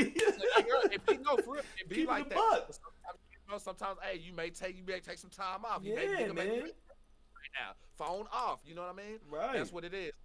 Bro, like again, it's all love, man. I don't care if it's podcast, like whatever you need, bro. And same thing, like, bro, you know what I'm saying? I'll come to you, like, if I need, you know what I'm saying, if I got, like, need any help with anything or any questions on anything. And then same thing, bro, if you need anything or you want me to be on something or you want me to come through, just holler, bro. You Absolutely. And I'll be there to sip with you, fam, for sure. Absolutely. Hey, trust me, right now, as we here right now, once I do my podcast and open it up, I want you to be one of the first few episodes, bro. You know what I'm saying? I want to get you, Go in vibes, and a little conversation about shit. I mean, shit, it'd be dope if all fucking 4 of us can be on this bitch. You know what I'm saying? That'd be fire. Oh, nah, it really would, bro. That would be fire. Let's lock that in, bro. So yeah, bro, you tap in, let me know. Matter of fact, and with everything that I got going on, if we do some other collabs before then, cool. But as far as what I was talking about, I'll work that around that right there, because I want to sip on what you talking about right there with that. You know what I'm saying? So for sure, and we got to react to something together one time too. I haven't seen nobody do that yet, where people are reacting together. I don't know if that's happened. I'm pretty sure it has, because obviously everybody's collabing and doing that. But I want to see that happen within, you know, the little group that we got going on and shit like that too. So yeah, bro, I think with, like, it has happened, but I think we could normalize it. Like, I think if we get on a little cycle thing, even then, like, I know I saw Domo up in here. You know what I'm saying? I saw the Bitter Betty's in here. Word. I know lyrics. You know what I'm saying? Is thinking about some things like I really do think like, bro, if we get that shit popping and normalize it and just start that rotation. You know what I'm saying? The motherfuckers can start making their rounds. You know what I'm saying? Doing like a video here or there. You know what I'm saying? And just post it out. And then once niggas see that we doing it and that we in motion, hey, I'm all about being a trendsetter too. You know Facts, what I'm saying? man. And Changing the game up a little bit. right, you know what I'm saying? Bringing new shit to the table, bro. Yes, sir. So I'm with it, bro. So hey, man, I appreciate you coming to me and wanting to work with me and network with me as well. I'll be at you about like ideas and things like that I got. And Steppers, hey, I appreciate y'all being up in here, keeping them motherfucking cups up with me. For real, for real. It's all love. Make sure y'all go like and subscribe to my homie. Shout out to everybody who came in and pulled up in that Kool-Aid tip jar. And if y'all ain't went and got no merch yet, go sip on that. You know what I'm saying? If y'all ain't went through the archives or anything like that, go sip on that. And my apologies for again the not doing my usual Saturday uploads and stuff like that. Again, nigga been getting his health back right and everything, but I'm bounced back. I'm good. We in full motion, and we're gonna keep them motherfucking cups up for y'all. But hey, we out this bitch. We catch y'all later. Bito, appreciate you coming through, my Appreciate you, my brother. We'll be in contact soon, man. You know what I'm saying? We out of here. Peace. sir. Yes, sir.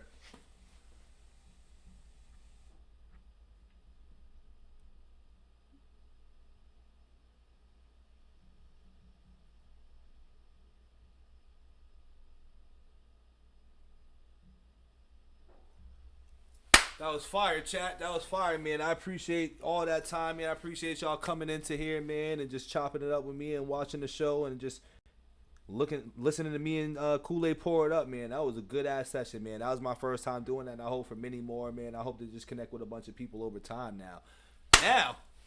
Now, I think it might be a little bit of reaction time. Now, we're going to do a couple of things, man. It won't be too much because that was long, and it's that situation where I'm like, I do got to wake up and go to work in the morning and stuff like that. But listen, I'm glad, you know what I'm saying, the two girls in one pod, unhinged, I fucks with y'all. I've been kind of in and out the chat. Y'all seen I've been typing in and out. So you already know, like, I'm seeing what y'all is doing, and I appreciate y'all coming, and I appreciate whoever is new, liking the video, subscribing to the channel.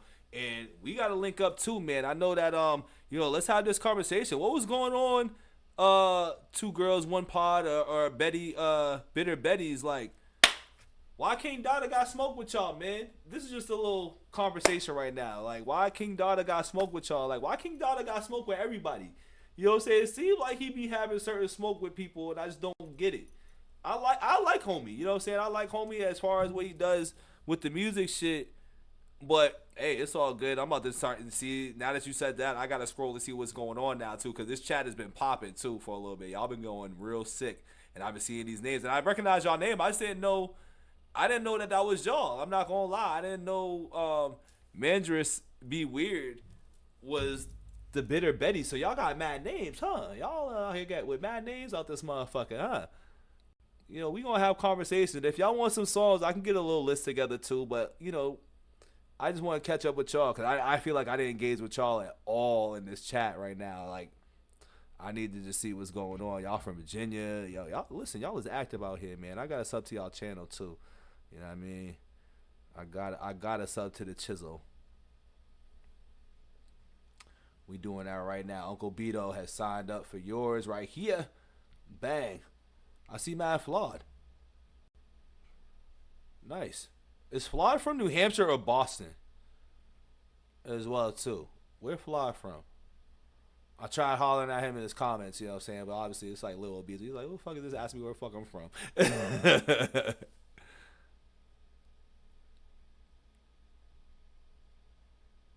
Ah, that makes sense. That makes sense. Yeah, I can't get a gauge on my man. I can't get a gauge on if, like, he just don't like motherfuckers, not me, but, like, he just don't like motherfuckers in general, or he just, like, he just be wanting to spark something, or, like, he just, you know, I don't know. I just can't put a gauge on it. That's one of the people that I'm like, I like your music and I like you, but I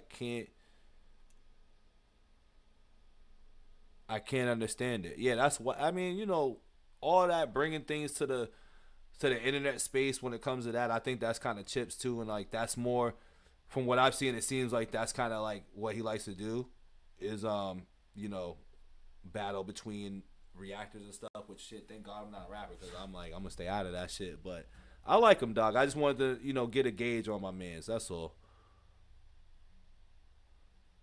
Manders. Well, you know what it is? It's because you ain't got the fucking E in that motherfucker. It's like you have the E out of it, so you're like, all right, like, I guess it's Mandarin, like, I gotta make up some shit. Like, because even when I read it, I was just like, I don't know what that really say, but I'm just gonna be like, be weird or man, you know what I'm saying? I was gonna say some shit. And you requested a bunch of songs? Okay, I see. All right, is Ashley sending the links right now? Is that what we doing?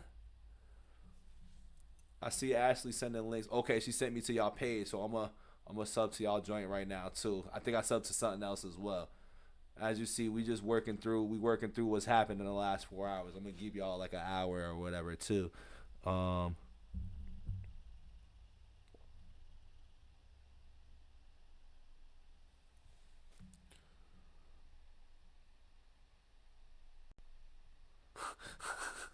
He was trying to get some skins, huh? He's trying to get some of them skins.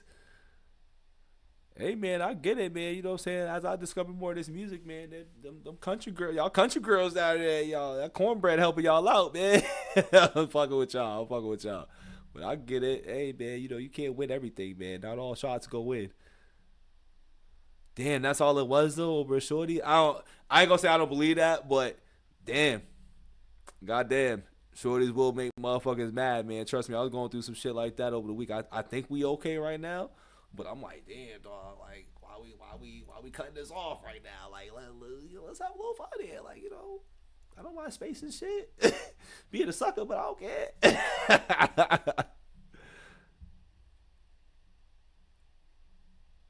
Okay. I got you. Yeah, I mean, Ash, if you want to send some links or if there's a way to send those in here, if there's some songs out there, I'm just kind of chatting with y'all, shooting the shit. How'd y'all like that interview? Was Bito cool on the mic answering questions and shit? That was my first time doing one of those. The brother was a little nervous. The brother was just a little nervous. I never done one of those before.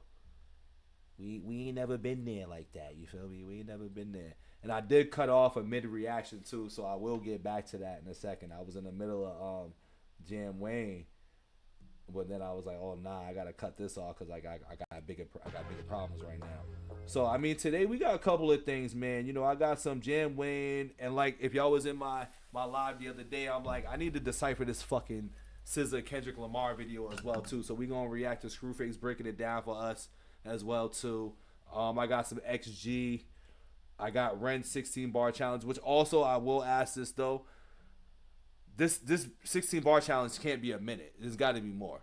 He's got to have something that's longer. But this is off his page, so I'm a little confused. So I don't want to click on it if he has a longer version. So I got that lined up as well too. I love it. Listen, as long as the energy and the vibes let y'all know, like, you know, y'all can come over and stuff, I fucks with that, you know what I mean? Because sometimes the reactions might not reach people because I know that people like certain shit. So I'm glad that I can get into these lives and do all this shit like this and give more people of an opportunity to peep what this channel is about and just what I stand on. You know, I'm just a little old Bito at the end of the day, you know what I mean? Like, I ain't really reaching out for anything else or, you know, clout chasing and shit like that. I'm here for the vibes, the music, a good conversation, and like I originated, the engagement, you know what I mean? So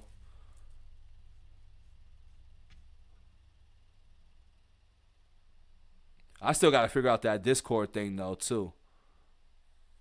I gotta figure that out, cause I was over there like, I don't know how to navigate none of this shit over here, so I can't wait to just dig into that a little bit more and figure it out. I don't even know if the video saved over there too. But thanks for the dono. Call Scrubby, rob the bank. Cal Scrubby, rob the bank. All right. Damn, these motherfucking Simple Man and Hard Target just keep coming. Pause. They got something. Oh, wait. No, that's tomorrow. I thought about to say they dropping something right now. I was going to say. Cal Scrubs. Oh, so we about to be put on to somebody else. Who's this guy right here? Who's that? I ain't never heard of him. My man Goat's out here active right now too. Alright. Cal Scrubby robbed the bank. Alright, we're gonna get that lined up right now because that's a dono. You know how we do the donos here. Modelo, the mark of a fighter. With the donos, you know, your boy hops on them ASAP and stuff. I do my monologues and shit, but as soon as we hop into the song, it's all reaction time. I appreciate that, man. Wait, hold on, Mandris. You know, even though your name ain't got the goddamn E.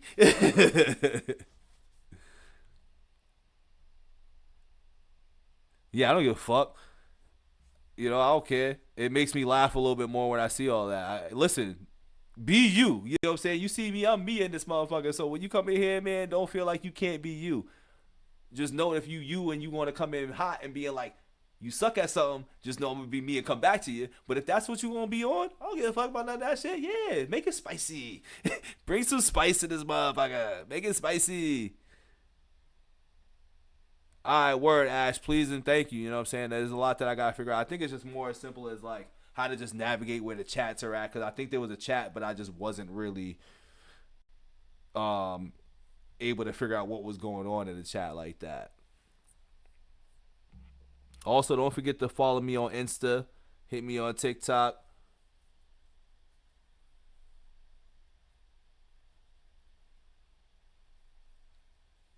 Hey, listen.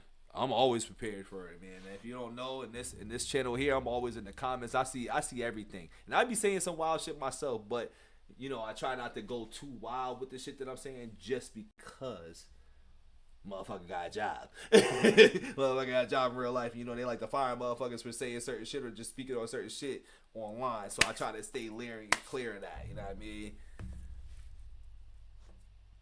LC, welcome back. Welcome back.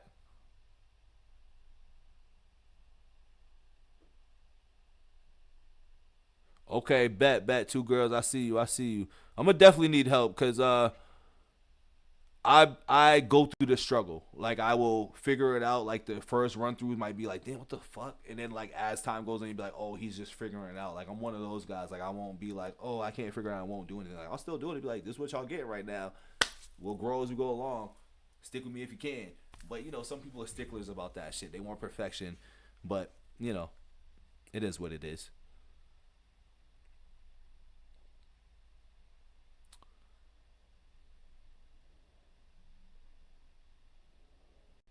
Ren sounds like an evil villain.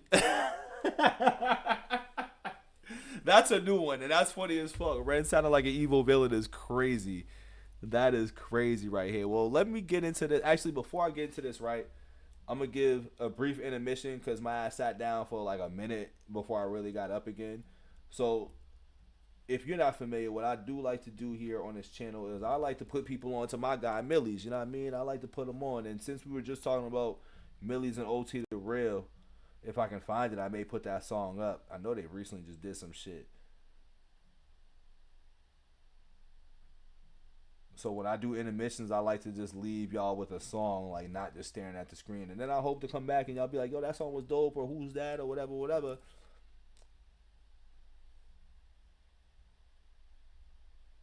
Alright, so I'm going to just put y'all on to this song because I don't know where it is with OT.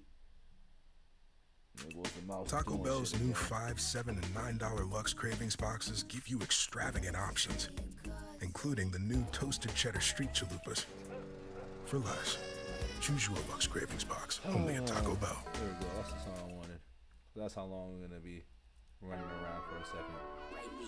Y'all enjoy this. If y'all ever heard of Millie's, give me a couple of couches in the combo with the chat. I'll be right back. Solo in his coupe with the ceiling off. Try to trail me home, I knock his ceiling off. Dirty money thumbing, hunters keep on peeling off. Falling out of love, I had to go and cut my feelings off. Dulling my emotions, I was so consumed. I use this paper as a bandage for my open wounds. Blanca Lotto got me tripping like a dose of shrooms. I know the nationwide dealers and the local goons. Allegedly, my pedigree is what you never be. Intelligent like German Shepherd breed, fight to the death of me. American bully, I'm married a hoodie. I'm out in Cali with Burner and he keep flaring up cookies. 500 for the lunch, my first car was that. Throwing vodka back and thinking where we started at. They talk wild, we run down and then they walk it back. My bar level got me feeling like a garden rat. Little bro, bend your corner, get up on you, blow the heat twice. Lift your spirit in the air like a cheap flight. Life is cheap, right? You lose it over 3 dice. C&B life, dirty money, cop the clean nights. It's Blanco.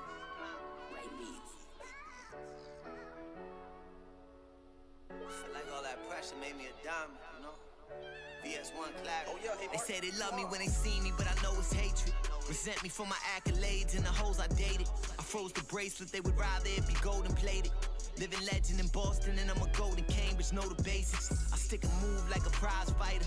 I'm just myself, you play a role like Mekhi Phifer.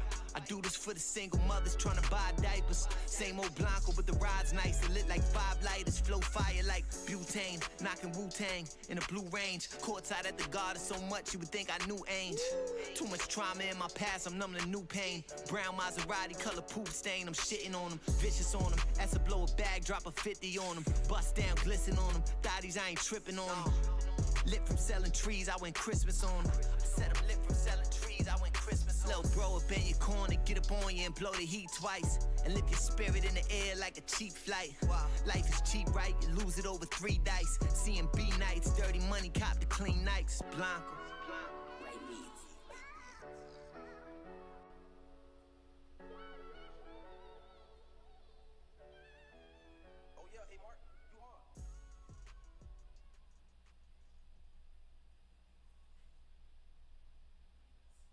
Did you know you could be owed a major cash payout if you were in a car accident in the last year, even if you were just a passenger or it seemed minor? It's true. And the best part, it only takes 30 seconds to find out exactly how much you could receive.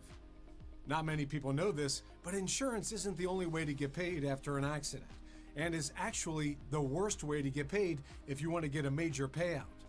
There are actually better and faster ways to get paid, like the new Crash Connect compensation program, which helps accident victims get paid the maximum amount they're owed without the hassle of having to deal with greedy insurance companies. For those of you who don't know what Crash Connect is, it's one of the largest settlement payout companies in the world. They created a program that has helped over 100,000 people get paid huge payouts for their car accidents. Just answer 5 simple multiple choice questions about your accident on this app below, and you'll instantly know if you could be getting a bigger payout. Take one of our recent clients, Amy. She was actually in a car accident a few months back. God damn, I did y'all dirty when it had here, on her way back from the gym, and some driver who was... Uncle was here to save everybody today. All right, so we're gonna hop right into this Cal Scrubby. Cal Scrubby is the right name. All right, so you already know, and if you don't know, we about to get into the BITO rendition here. So, what up, Couch Gang, Hip Hop, Crimeys, and Crimettes? Welcome back to the Couch. It's your man BITO with another live reaction. And if you know, you know. If you don't, hit the button below. We got some new members in the house, and it's actually the Bitter Betty podcast with a request. And shout out to them hopping in the chat, man, and showing your boy some love. Always mad respect. And they gave me a song. And shout out to the dono. So this is the dono request. It's called Rob the Bank. Cal Scrubby presents Rob the Bank, starring Cal Scrubby, directed and edited by Clee Caradoc? You know, sometimes motherfuckers be fucking shit up sometimes, but it's never no disrespect. So we gonna hop into this, man. Don't forget to like the video, subscribe to the channel if you're new. Let's see what we on right here. Let's see what the Bitter Betty's ears is like right here. Let's see what they on. I like this. I like getting put on the new shit. Let's see what we got.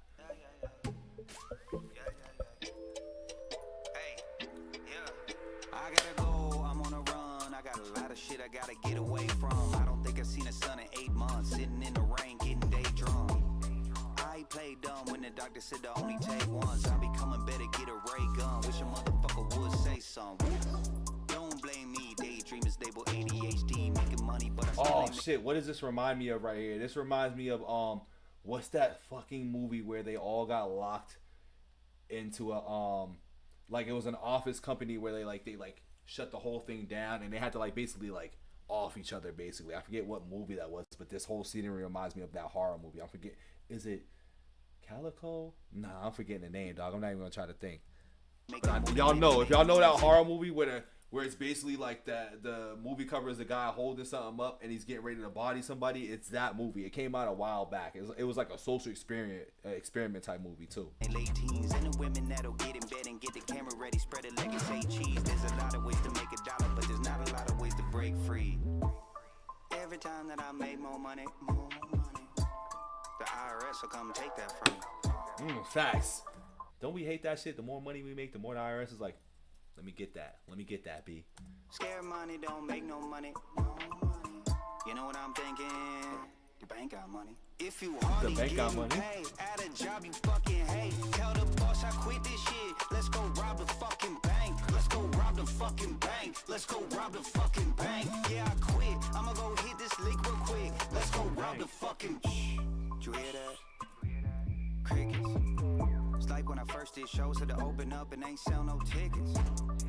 And I only got 5, 10, 15 minutes. So I got a lot to say when I drop the 808, pay attention. Oh shit. What if I told myself at a younger age I'd be stuck in the cube 300 days? This beat's dope too. This beat's definitely dope. I like this. What? Less than 100K? Yeah, no shit. You can't tell me what to do and what to say. Can't be overused and underpaid. Guess I gotta choose another way. Every time that I'm... Yes, there we go. The Belco experiment. Yes, that's exactly what it is. Absolutely. Make more money, more money. The IRS will come take that from me. Scared money don't make no money, more money. You know what I'm thinking? I'll take that money. If you hardly getting paid at a job you fucking hate, tell the boss I quit this shit. Let's go rob the fucking bank. Let's go rob the fucking bank. Let's go rob. My bad. I thought y'all was the same group. My fault, managers. My bad. The fucking bank. Yeah, I quit. I'ma go hit this leak real quick. Let's go rob the fucking bank. Scared money don't make money. I'm terrified of a bitch coming through verified. Is she very fine? And we link up and we sharing wine. And I wake up, wonder where am I? Then in 9 months, could swear it's mine. But I'm white, she's white, and that baby's not. So maybe not. Shit, anything goes these days. I think everybody knows. Everybody tricking, everybody hoes. Everybody sell their body with their soul. Everybody That's a fact. We got OnlyFans. We got, shorties twerking and shaking ass all on Instagram, which Vito don't mind none of that, but he's just speaking facts and shit. You know what I'm saying? Get your money how you gonna get it. You know what I'm saying? Just get your money. Living, work until they die, just the way it go. Cause the rent is high and the pay is low. No wonder why we all broke. If you hardly getting paid at a job you fucking hate, tell the boss I quit this shit. Let's go rob the fucking bank. Let's go rob the fucking bank. Let's go rob the fucking bank. Yeah, I quit. I'ma go hit this leak real quick. Let's go rob the fucking bank.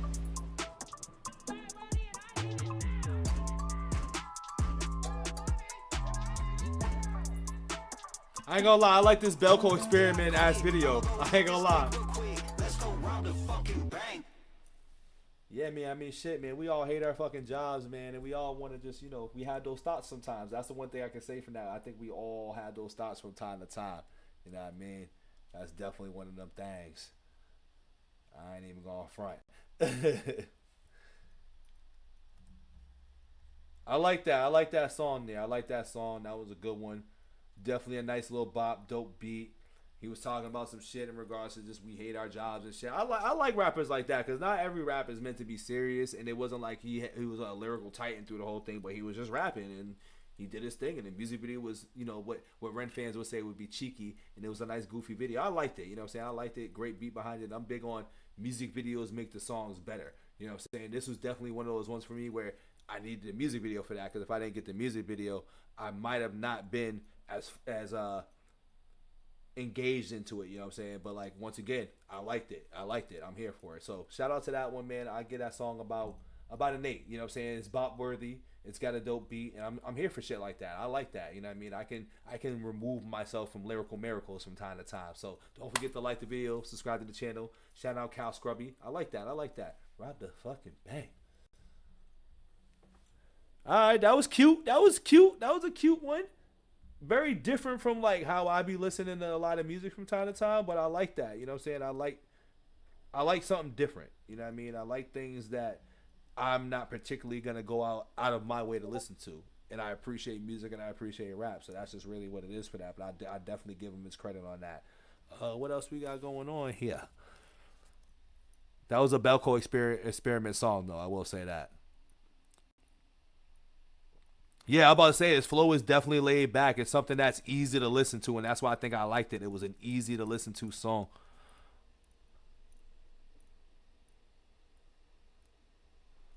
Okay, I'm gonna check that in a little bit and everything. I'll check all that in the end. I mean, right now, as people know, I stand on the brokey shit. You know what I'm saying? I'd be like, it's brokey things. I make fun with the ads. You know what I mean? Because YouTube TV already gets my money, but if there's a way to get around that without paying, I'm gonna check that out as well too. So I appreciate you, Two Girls. Two Girls, One Pod is so crazy. That gives me that's bringing me back to something. I think that's like. Yeah, I know what it is. Y'all are funny. Y'all are funny for that. 2 girls, 1 pod. Cause I'm like 2 girls, 1 pod. Like that rings a bell, man. That rings a fucking bell. Oh shit. Man, just appreciate another dono. We gonna hop into Tyler Cassidy Boyfriend music video for the laughs. I like that. And it's funny, I got a Chris Webby song on deck too. So we gonna do a back-to-back Chris Webby. Yeah, you know what I was talking about, 2 girls. You know where I was going. Yeah. I know that was the point. That's why I was like, oh, haha. Hence the inappropriate and like y'all are wild. I like it. Y'all come off already very. That's nasty. That is nasty. That video or whatever that traumatized me because I was in the peak when that happened. Traumatized, fucking traumatized. I never. Like I can still smell what I watched on that video. I can put it like that. Like that video, I can smell it. I can smell it as we're talking about it. I'm like sick to my stomach. It's very disturbing. But I like what y'all did there. I do like what y'all did. It was cute. Sickos. Tyler Cassidy. Boyfriend. And this is a music video. This is YouTube friendly too, right? They ain't about to swag your boy for this shit. Damn, I got 16 million views on this shit too. Goddamn. Which one though? Is it let me know. Which one is it? Is it this old one from 6 years ago, or is it looks like the remake? Right here. Original or music video?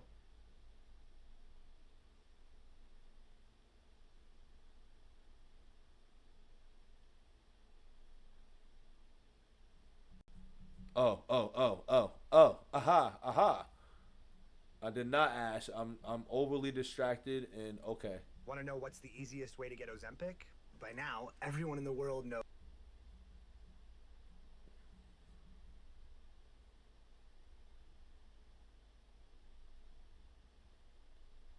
Chris Webby. I can't wait to get in this Chris Webby pocket because I got like another song that somebody recommended that I was supposed to do actually the last live, so we're gonna add that to the list as well too. But we're gonna get to this as well first, obviously.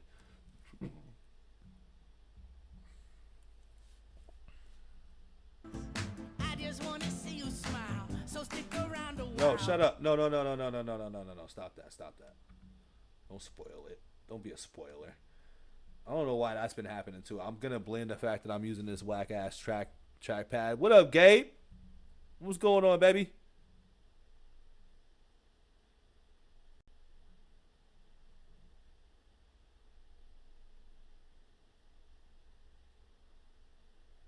Well, that's how we at the point where we don't even do rap on the channel as well. We do it, but like when it comes to these requests, like I like music, so we gonna do that either way.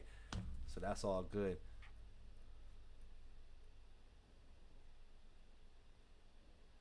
All right, let's see what we got. We're going to have a little fun one today. So, what up, Couch Gang, Hip Hop, Crime Music, Crime Heads. Welcome back to the couch. It's your man, BITO, back on the couch with another reaction. So, if you know, you know. If you don't, hit the button below. We back to something new. We got a guy named Tyler Cassidy, his boyfriend. This is a reactions request here from Mandris. Be Weird. Shout out Mandris Be Weird. She's in the chat, active. Getting it popping and giving me mad songs right now. Put me onto some new shit. So let's see what this is, man. Don't forget to like the video, subscribe. You look so amazing in that sundress. You look so amazing in that sundress. Sundress season. Wonder what you look like when you're undressed. I can see the future in your eyes. You know I would never tell you lies. I just want to see you smile. So stick around a while, baby. Man blowing up your phone, telling you that you need to come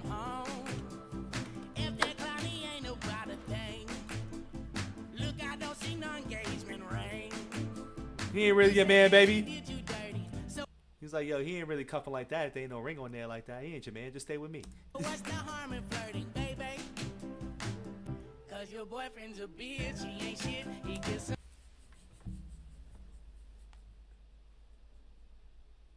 I did not see that coming. Cause your boyfriend's a bitch. Yo, what? You said that he did. And my man give me Brad Pitt vibes too, like from what's that fucking movie where he had long hair? I don't know what it is, but he looks like Brad Pitt a little bit when he had the long hair. I'm just saying. So what's the harm in flirting, baby? Cause your boyfriend's a bitch. He ain't shit. He can suck on my dick. I ain't with all that shit. Why he do you like this when you're home all alone? Why he out fucking? I can't remember what this sample is, but this is an old school song or sample too. This is funny. This is hilarious. Around with them, oh. Cause your boyfriend's a bitch. He ain't shit. He can suck on my dick. I ain't with all that shit. Why he do you like this when you home all alone? Why he out fucking around with them, oh. I can tell you down bad, girl. I can tell you down bad. And I ain't got much to give you except what I got in my hand. Ain't no one best ever hurt you. Ain't no one best make you cry. If anybody fuck with you, then anybody can die. He might not know what he got, but he gon' know when it's gone. They come out to steal your bitch. He just trying to cuff you like the 5-0. I just wanna see you live your life though. I just wanna see you sing and dance. Yo, he's a clown. You held down by your man. Tons of men could do you right. Leave that little bitch tonight, baby. Cause your boyfriend's a bitch. He ain't shit. He can suck on my dick. I ain't with all that shit. Why he do you like this when you're home all alone? Why he out fucking around with them hoes? Oh, your boyfriend's a bitch. He ain't shit. He can suck on my dick. I ain't with all that shit. Why he do you like this when you're home all alone? Why he out fucking around with them hoes? Wow. Why he dry telling old homie though? Come on, dog. This is poor game right here, dog. You can get it a lot better than this. You ain't gotta tell old homie, dog. You ain't gotta tell him my man. I couldn't help but notice you ain't got no man here. You need someone to stand by. I need someone to stand here when I got no hope. You bring me more joy. So as a girl like you feel about a poor boy raised out the gutter? Was it your story? Every time you wanna cry, do you hold it on the side? Wanna scrub like me? You want a chore, boy? What the fuck you wanna try? Yelling murder till I die. Tell you bitch, he about to be a sore boy. You know motherfucking. This man's definitely just I'ma take your bitch type of shit. He's on that heavy. I can't lie, cause your boyfriend's a bitch. He ain't shit, he can suck on my dick. I ain't with all that shit. Why he do you like this? Why you home all alone? Why he out fucking round with them hoes? Cause your boyfriend's a bitch. He ain't shit, he can. It's funny. I was definitely wondering how tall he was too. I'm like, this motherfucker looks short with this little high camera angle right now. It's not helping him out right now. He might be 5'2". Why he do you like this? Why you home all alone? While he out fucking round with them hoes? Imagine drifting off to 5. That song was silly as shit. That song was so silly. I'm gonna give it a 7 just for the song purposes, but a 10 for the silly factor. I'm gonna give it a 10 for the silly factor. I didn't mind that for the silly factor. That song was silly as hell, dog. Cheeky is how the Ren fans would say. We've been in cheeky vibes the last couple of days. Every night. Make that dream a reality with a Not bad. It's not something that I would definitely listen to all the time, but definitely a funny ass song. Definitely super funny. Don't forget to like the video, subscribe, man. We gonna be back with some more. I'm out of here. Peace. Y'all are sick. Y'all are fucking sick.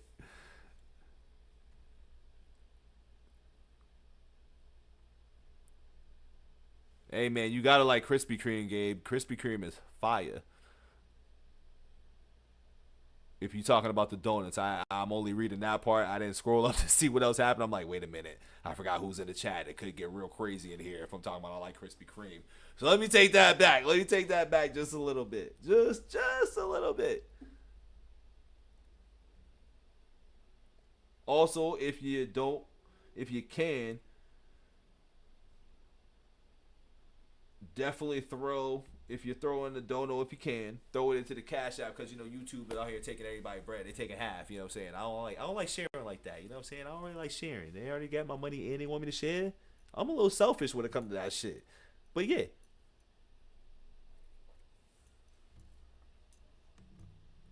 All right, let's get into the next request here, man. This is Chris Webby. Queso, a.k.a. Chizo. I've never heard of Chris Webby, but I think y'all have referred Chris Webby to me a couple of times. So I might have to get hip. So this is going to be the first song in the introduction to Chris Webby. And then I got another one to follow up. And then I have a couple more, like, because this one's going to be a super early one.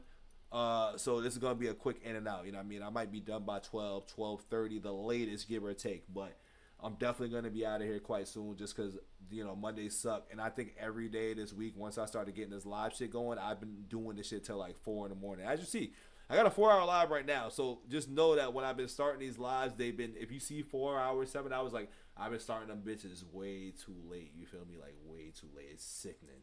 And I need to, like, get my rest back again because it's like, you know, when you feel a little delirious when, like, you ain't really getting enough rest. That's where I'm at. And that's why I'm surprised that, like, I still was able to sit down and do that interview the way I did. Or do it wasn't really an interview. Like, you can say we was vibing and shit. We was chopping it up. You know what I mean? Like, I was surprised I was able to chop it up for that long because my brain's been on zero all day. I didn't even nap yet. Like, I woke up. I went to bed at 4 last night. Woke up at fucking 8, 9. Went to the gym. And I've been up since. With 2 of the little, you know what I'm saying, 2 of the flower things. I went to the flower shop a couple of times, you know what I'm saying? So, like, shit a little different, man. Shit a little different. But we going to hop into this Chris Webby, dog, you know what I'm saying, queso. Let's see what it is.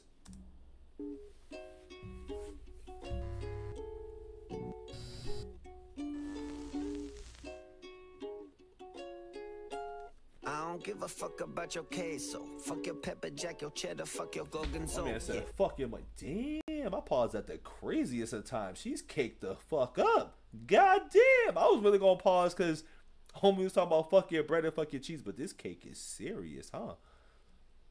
Oh. God damn. I like Chris Webby because he got cake in the videos.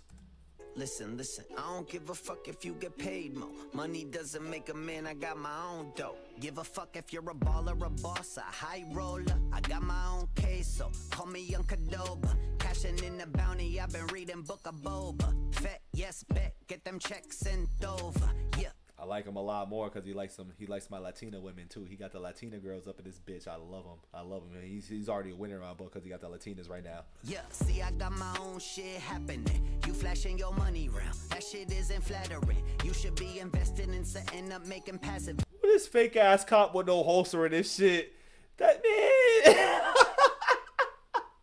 Who this Paul Blart ass nigga, man? Instead you throw it at the strippers trying to get some massive, man. I think that shit is whack if I'm being honest about it. The brokest motherfuckers always seem to be the loudest while those same strippers come up. Is that Sargento? Is that Sargento cheese? Is that Sargento? To me cause they smell the money, see, but I'm like, hold up, bitch, I'm busy texting my accountant. Oh, you got 100,000, oh, you got a fucking Lambo, and you got an icy watch, you must be the man, bro. Shit, I got bread too, I don't give a damn though. Money doesn't make the man, yo. So listen. I don't give a fuck about your queso. Fuck your pepper jack, your cheddar, fuck your gorgonzola. Yeah, listen. I don't give a fuck if you get paid more. Money doesn't make a man, I got my own dough. Yeah, listen.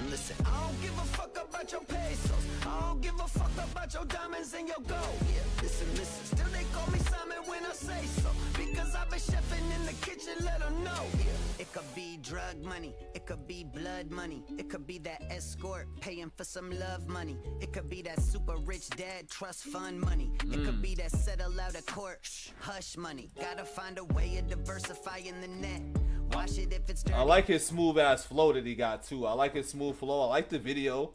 I like him. I like Chris Webby, dog. I like him. Plus, he got the Latinas in the video, dog. I'm always about my Latina women, dog. I can't help it. Use it to invest. You could hide your checks. Go and try your best. But ain't nobody running from the eye. I don't know why he looking like Eminem right there, too. And he's reminding me of that song he did with Fuck, I forgot the group's name, but yeah. RS, listen, money runs it all still. Federal Reserve has been giving us a raw deal, handing us these green pieces of paper we call bills. Stack us with expenses we also happen to call bills. And they change what it's worth on us, it's so hard to keep up with the finance shit show. Listen, you just gotta go and put it all in crypto. Well, they tax that now too, life's a big show. Go and make it rain, yeah, throw that money all wild. Run around thinking you're a motherfucking Rothschild, while the real Rothschilds Appreciate you, Dono Jack Lake. Having them a laugh at the stupid little peasants. We do not control money, no, we do not own money. If you work hard, make a living, and you grow money, they just raise your taxes and they tell you that you owe money. Yep. To remind you it ain't. Damn, we in tax season, and everybody I listened to so far has just been talking about this tax shit right now. God damn. Yo, money. So listen. I don't give a fuck about your queso. Fuck your pepper jack, your cheddar, fuck your gorgonzola. Yeah, listen. I don't give a fuck if you get paid more. Money doesn't make a man, I got my own dough. Yeah, listen. I don't give a fuck about your pesos. I don't give a fuck about your diamonds and your gold. Yeah, listen. Still they call me Simon when I say so. Because I've been chefing in the kitchen, let them know. Yeah, listen.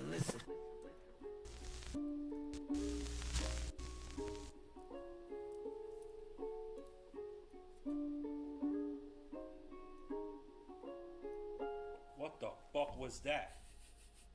Forget about it, Frankie. I like that video. Good song. Chris Webby, I like him, man. He's a smooth dude. Chris Webby's a smooth dude. I'll give that video and song purpose. Nate.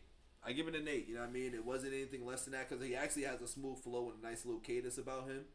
And he's got just like a comedic side to him that I like as well, too. I like the whole, I feel like I'm watching an Eminem Hi My Name Is video, or like, shit, what's another video? Well, shit, we'll just stick to How My Name Is. I feel like I just watched another rendition of like How My Name Is, as he was just like a game host and everything. So I really do fuck with that. And that's homage to Eminem, even if he didn't mean to do it that way. I like that and I peeped that. So that's what it is. What up, Kool-Aid? Welcome back. Long time no see, brother. Appreciate you, my guy.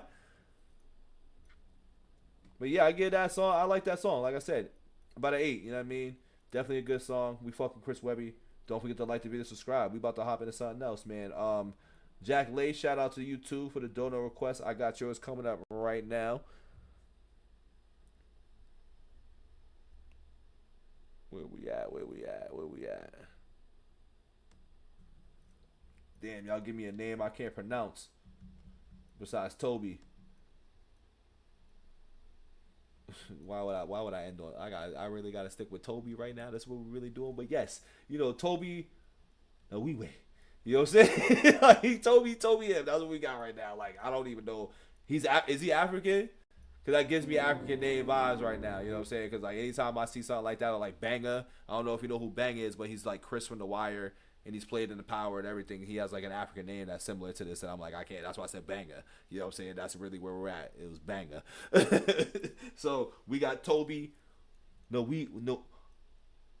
You know what I'm saying? We got Toby Wigway. And I know that's not how it's being said, but I want to at least say something besides making a noise. So we're going to do that. We're going to hop into that. But yeah, man, this is a new guy that I've never heard of as well, too. Let me let the ad play so we can get right to the video. But I've never heard of this guy. What is he on? Who's he? Get Twisted Sundays? Shit, I'm already a little twisted now. And the Wigway. Boom. Okay. Nigeria. I figured that much. I knew from the name. Like, I'll tell you right now, I knew from the name. I'm like, he definitely from Africa. Definitely. Nigerian? Bet. And I think that's where fucking Banga's Nigerian as well, too. If you're not familiar with who I'm talking about, when I say Banga, he's from like Lottery Ticket, The Wire, who played Chris, the shooter from The Wire. He played in Power as the attorney. Wow, as the attorney with Tariq. So yeah, appreciate that that update. And did I say that right? And Wigway.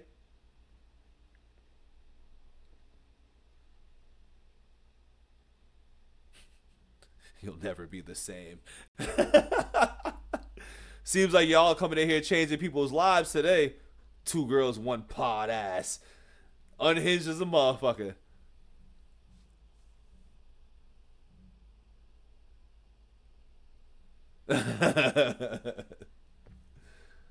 All right, we gonna get into this, man. Let me make sure I'm saying in weak way. Got it.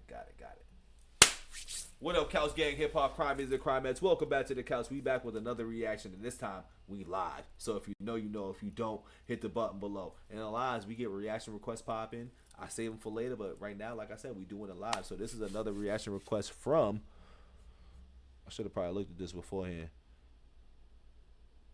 Well, clearly your boy wasn't prepared, and I'm choking the ball right now. But I'm assuming it might be from Sunsland. I'm gonna make an assumption. Might make an ass of myself.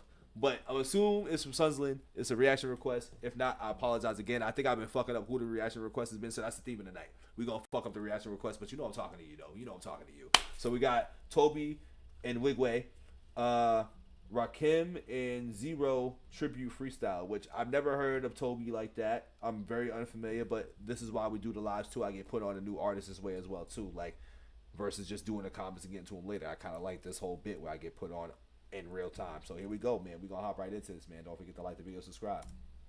One time for the legendary Zero. Southwest LA, Texas. This my assumption was right. I love it. Off the bat, I attack. Word to Bruce Wayne. I spit crack and I stay strapped. Don't need a shoestring, but don't confuse things. The good shepherd gave me a new frame. My mind so you can see that I'm different. That's where the 2 Chainz. Ooh. Kim. One time for the legendary Zero. Southwest LA, Texas. This was, baby.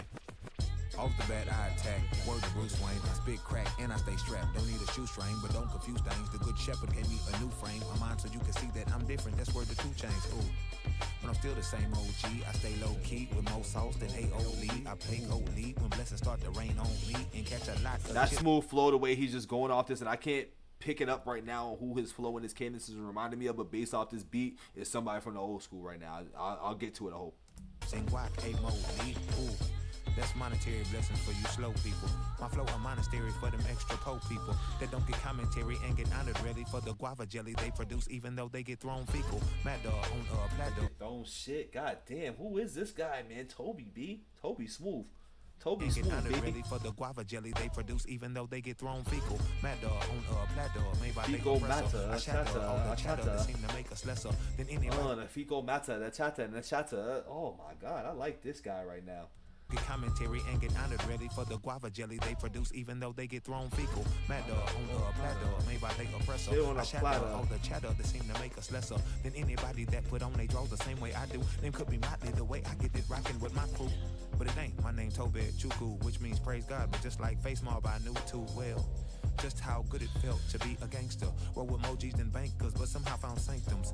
All up and through the streets of A-Leaf, grew up 8 beasts, but in my pants kept 8 crease. Now I slate beats. Remember when I would slate freaks back when Sherwin worked at Popeyes and was sneaking 8-piece box of chicken straight through the drive-through. Back when this sample's crazy too. This is an old school sample that I'm not picking up, and I'm like singing the chorus in my head, but it's not the words, it's the rhythm of the chorus. The way that I like it.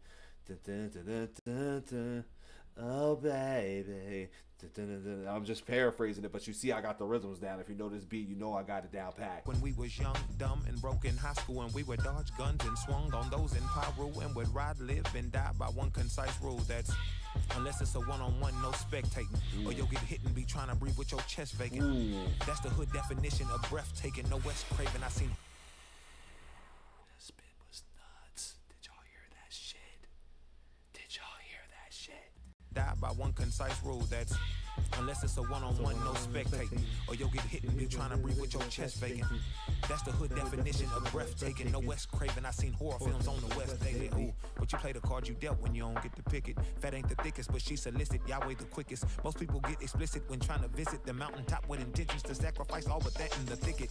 Oh, I'm speaking solely of atonement, and most will get it if they weren't living just for the moment. The air we breathe is rented. Repent if you think you own it.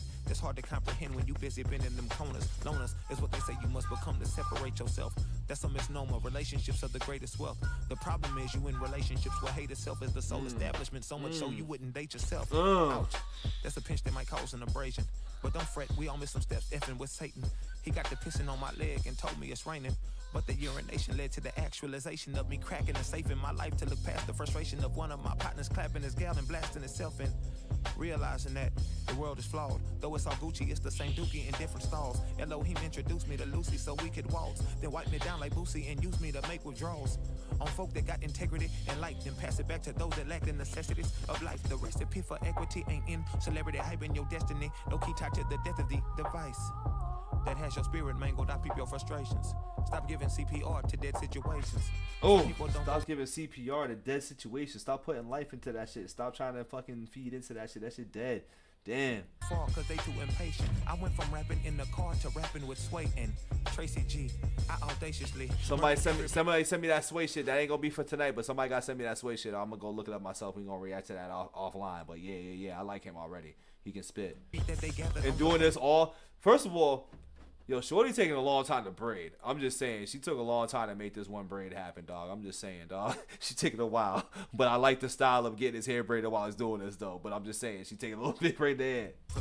She ain't got a... You mean to tell me she ain't got a braid in yet? She ain't got... Listen. All right, man. Spirit embraces me way before I get to see all the G's like Freemasonry.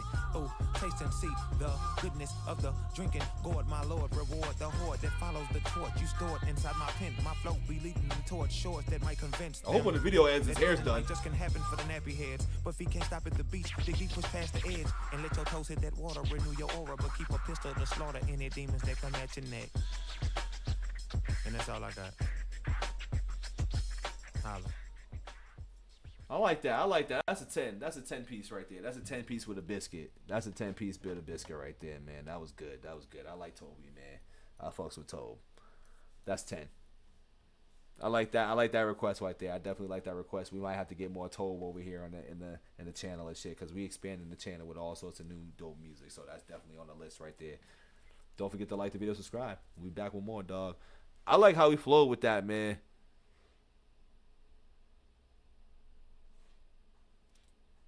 Oh, word, she be spitting too. That's crazy. That's dope.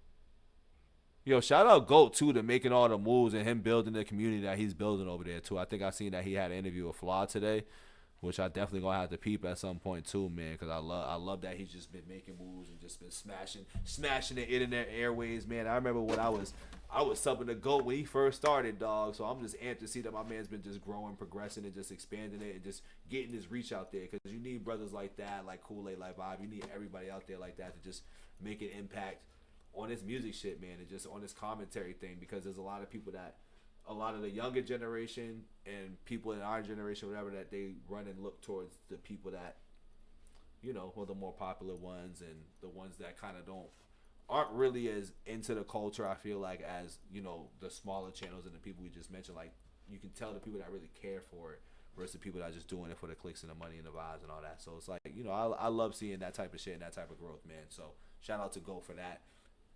We gonna get right back to something else in a second. I don't know why I'm holding the water like I'm like a drunk drink. Like, oh my god, like. But a brother gotta stay hydrated though. Brother gotta stay hydrated.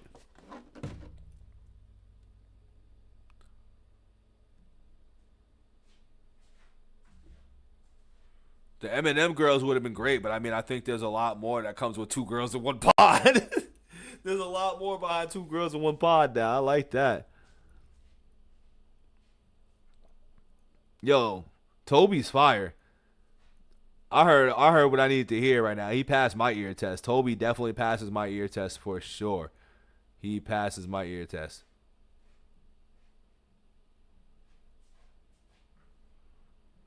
It's funny, I listened to a few Flawed tracks during my lives too. Those shits is kind of dope. Like, I like Flawed's his style. He gives me a chance to rap revise, at least the few tracks that I heard. But I also feel like I've seen the rapidy rap tracks where he's actually spitting and shit. So he has the versatility from what I've been seeing and shit like that. So I definitely like that. We got a few more minutes left because, like I said, we kind of wrapping up. It's not too much I got going on, man. I just wanted to get a few reactions in there, chat with y'all, because like I said, I didn't neglect y'all, but I just wanted to give my man Kool-Aid my full undivided attention, you know what I mean, and everything else, and I didn't want to interrupt shit, you know what I mean, like that. I think that's something where as the interviewer, it's not to try to cut off. Like, that's why I felt bad when I'd be like, damn, yo, let's say shit. I'm like, nah, I don't want to cut off in the middle of what he's talking about and stuff. So I hate doing that. But, you know, we doing this because I know I neglected y'all for a little bit too. So I wanted to come back and give a couple of reactions. But the title does say it. Drink Kool-Aid on the couch. So y'all know what y'all came here for. Oh, the Tiny Desk. I like the Tiny Desk too. There was a few performances that I see. I think the Locks did something over the summer that was pretty dope. And I always will commend artists from the old, or what I say yesteryear, where they're able to actually perform records and tracks, where a lot of the newer artists, they can't do that for some reason. So it's always just one of those, I appreciate shit like that, because you can't put a newer artist up to the Tiny Desk Club and have them perform some of their shit. And that's just where I stand with that. My fault. I'm just looking for my play later shit, because we got a few more tracks here. Like I said, we're gonna wrap up with Jam Wayne, because he dropped the track today too. And next time I come back, I want to do this full concert Soundstorm thing with M. I want to do a little watch session with that if it's allowed. Obviously, I don't know how this shit works with that. I'm just tripping right now. Alright. So I definitely got to get to bed early tonight. Alright, so we're going to get into this, and I'm going to close out with Chris Webby back on my BS, because that was something that was referred to one of the last couple of lives. But we're going to get right back to this Jam Wayne, Chad Ames, and the 501 Breeze. I had to cut it short because I went. It's funny how we back at this song again, because when I first did this song, I was in the middle of it, and I thought that I had time. And then I panicked because my man Archie was like, yo, we about to go on. I was like, oh, shit. So then my sick ass, I unmute everything, even though I should have just looked and be like, all right, I got to unmute this and unmute that.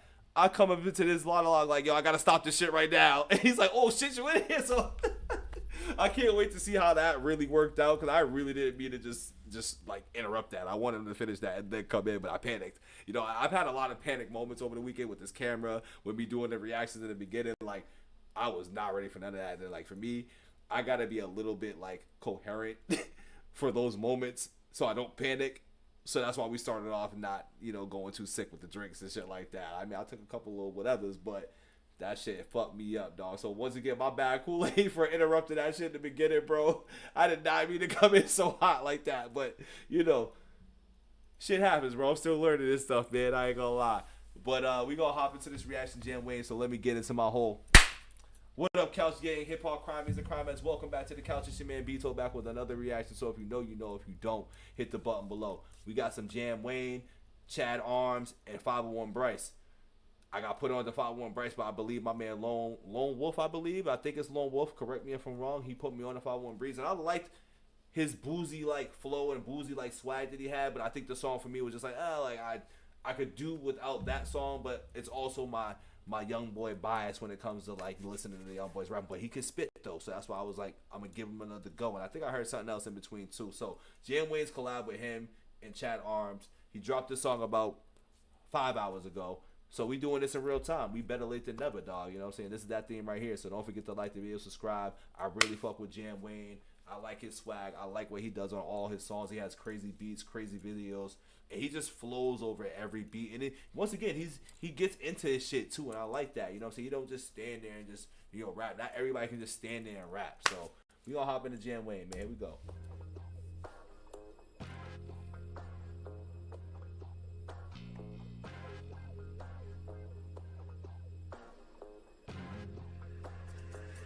Boy, I'm all about the business, dividends and percentage. Just give me my commas and digits. I just need I'm about the businesses, dividends, and percentages. That's why I like him, because he talks that shit. Boy, I'm all about the business, dividends and percentage. Just give me my commas and digits. I just need a million. I just need to run up a ticket. Been broke for too long, pitching pennies. I'm bound to go get it. Swear I'm addicted to winning. Hundreds and fifties and 20s. I'm all about the business. Yeah. Boy, I'm all about the business. I think country rap needs to make a comeback, dog. Every time I listen to these boys from the South or just anywhere from below the border of the North and New York hip-hop shit, they need to get their flowers, dog, because they really got some heat behind what they're doing. They really got heat. I think it's just different. And it goes back to, like, how people used to disrespect the South and the music back in the day. And that's why my man Andre 3K was like, the South got something to say.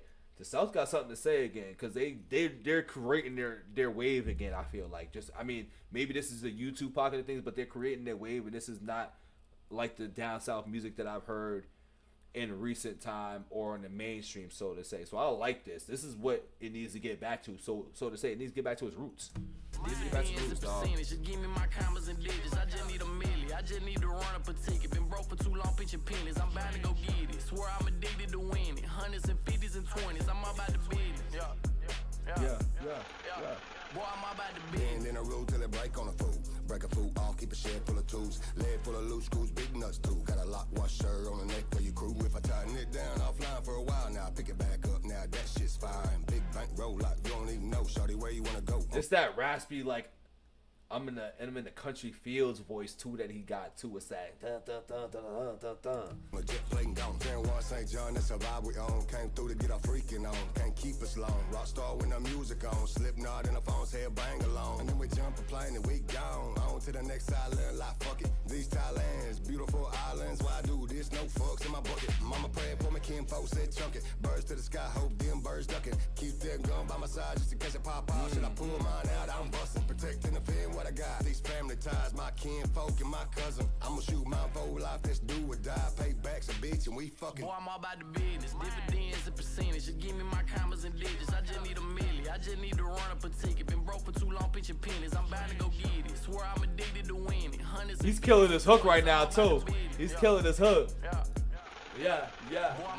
Dividends and percentage. You give me my commas and digits. I just need a milli. I just need to run up a ticket. Been broke for too long, pitching pennies. I'm bound to go get it. Swear I'm addicted to winning. Hundreds and fifties and 20s. I'm all about the business. Boy, I'm all about the business. Chat for the culture. Y'all are sleepy thinking chat ain't got motion. Ain't this the same dude from the first video? Yeah, that definitely is him. I like him too. About the business. Chat for the culture. Y'all are sleepy thinking chat ain't got motion. Cross chatting it's over. Get smoked for cheap like a pack of Sonomas. Go ham with that must be like a down south cigarette or something like that, right? Go to chase, I'm the man with it. Stash looking like a rose parade. This got a whole lot of bands in it. Yeah, the grind ain't gonna stop, homie. Shoot straight to the top and then open up shop on it. Yeah, it ain't about to guap, homie. We good, my team got the paper on lock, homie. Every drop on them mean more paper. A lot of spinning, tornado. Squad keep winning, so they gon' hate us. Grind for the money like a pro skater. Yeah, I be Tony Hawkin', Chris Tucker, that money talking. Plenty cash in my pants pockets, that's the reason I look funny walking. Arkansas to Tennessee to Alabama, bitch, it's the same grind. Studio whipping up a classic while I count some money at the same Boy, time. I'm all about the business. Dividends and percentage. You give me my commas and digits. I just need a milli. I just need to run up a ticket. Been broke for too long, pitching pennies. I'm bound to go get it. Swear I'm addicted to winning. Hundreds and fifties and 20s. I'm all about the business. Yeah.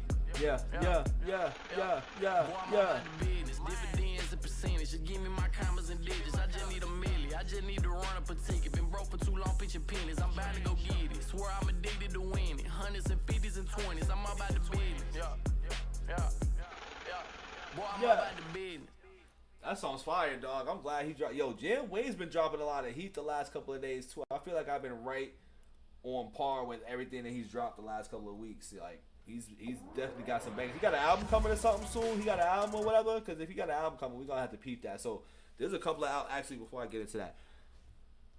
That song, I gotta give it a 9. I gotta give it a 9 because 501 Bryce killed that killed the hook.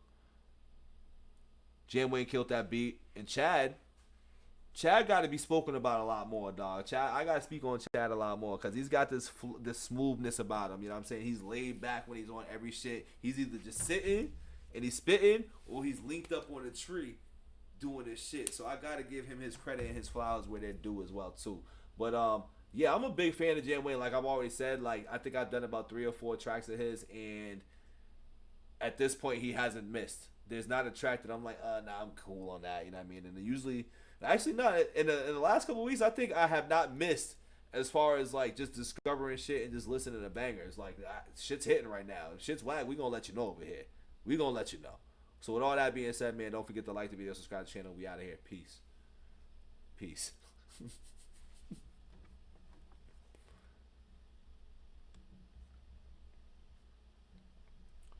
Yeah, I'm kind of happy that I discovered this man Jam Wayne, because Jam Wayne really got some bangers, dog. Jam Wayne really got a couple of slappers, B. He really got those on the low.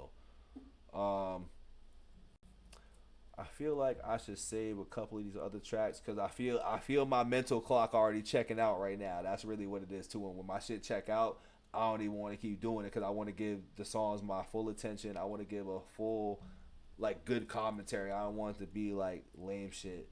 So we're gonna get to the conclusion. Okay, bet. We're gonna close off on Chris Webby, like I said. You know what I'm saying? We're gonna close off on Chris Webb, like I said. Almost made me want to say Chris Webber, dog, from like the Sacramento Kings, but I will refrain from going that route. Damn, Juby did a Tiny Desk too. Yo, 2 girls and manager. I love how active y'all are in the chat, by the way, too. Ashley, my mic is super low. For real?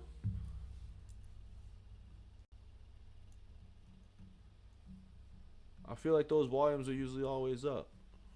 Hold up.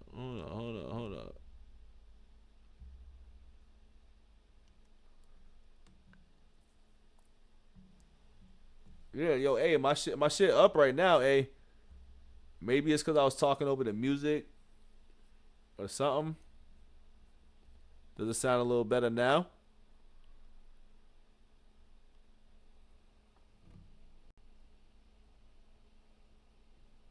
That sounds so crazy. If Tom McDonald and Jelly Roll had a son, that's nuts. I don't know if I want to envision that.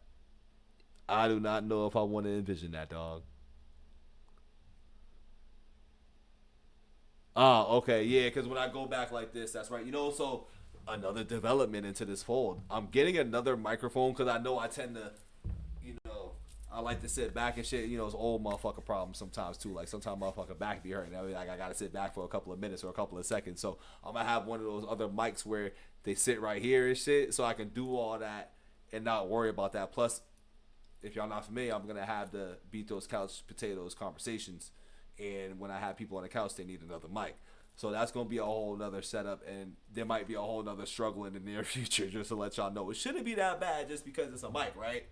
But if you've been keeping up with the program here, Rob struggles with a lot of this shit. You know what I'm saying? It's weird because I thought I was a pretty tech-savvy guy. No, I'm a pretty tech-savvy guy. It's just like, I got to be like, yo, I got to figure this shit out. I figure out enough shit at work. I don't want to come home and figure this shit out, but I guess this is part of the work too. And I like putting in this work. So it is what it is. You feel me? It is what it is.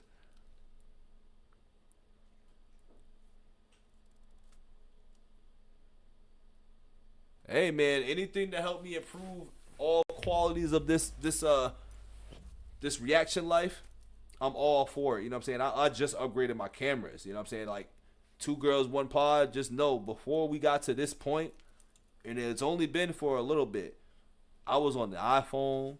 You know what I mean? I just downloaded Streamlabs to figure out Streamlabs. When I was on Streamlabs, the shit wasn't right, so I was playing through like a shit. I'll show you right now. I was playing through this shit right here. You know what I'm saying? Through the phone. So then it was like it would pick up that shit. It was a mess. It was a fucking mess for a little bit, but I started off this channel as a mess. And as I always say, I'm like, just stick with me because we don't keep the mess for that long. The last part of the mess though was the fucking videos, you feel me? Like when I was doing videos, because once again I was off the phone, and then the iPhone updated this shit. Then my videos, when I screen record, they just wouldn't play anymore. So it was so much shit. And then my editing, the editing used to be crazy too, because I was going off of QuickTime, screen recording off the phone too, or recording with the phone. So it was like a double edit to what this is. I'm like, yo, life is so much easier. That's why I think I've hopped on the live so much. That's why I've also just pushed out a lot more content as well, because I'm just like, oh, I don't have to edit as much like that. Like, I literally, all I have to do is just cut. Because as you see how I started, like, there's not a real script. And if I fuck up, I'm going to keep it because I'm like, hey, it's a part of the show. It's not like I'm going to fuck up and I'm going to cut 2 seconds of a fuck up. It happens. So, y'all are seeing everything right now. This is fire. I like learning this. I'm glad that we connected. We definitely going to chop it up on the background end. And we definitely got to, link and have these conversations. As you know, I told Kool-Aid, bro, I'm like, hey, when I start the BITO'S Couch Conversations, man, which I gotta get used to saying that name again because I'm just so used to saying BITO'S Couch, but I'm like, oh, there's more when it starts. This is BITO'S Couch Potatoes Conversation because, you know, you're a couch potato. I'm just trying to be cute with the name and shit. So I gotta remember when I start that, I want to get other content creators, other YouTube channels on here, man. Just chop it up like me and Kool-Aid did, or me and Archie. I'm not calling Kool-Aid right now. That's his channel name, but his name Archie, dog. You know what I'm saying? So we gonna do the same shit, and that's what I like to do. You know what I'm saying? That was a really good time. I really enjoyed that for real. You know what I mean? And he's definitely a good brother for that. You know what I mean? So, where was we at, man? I just went off a whole like 5-minute rant, reading the chatting and shit like that. We are in the Chris Webby right now. Let me get into my shit because I'm gonna add this onto the channel as well too. Damn, how was this song?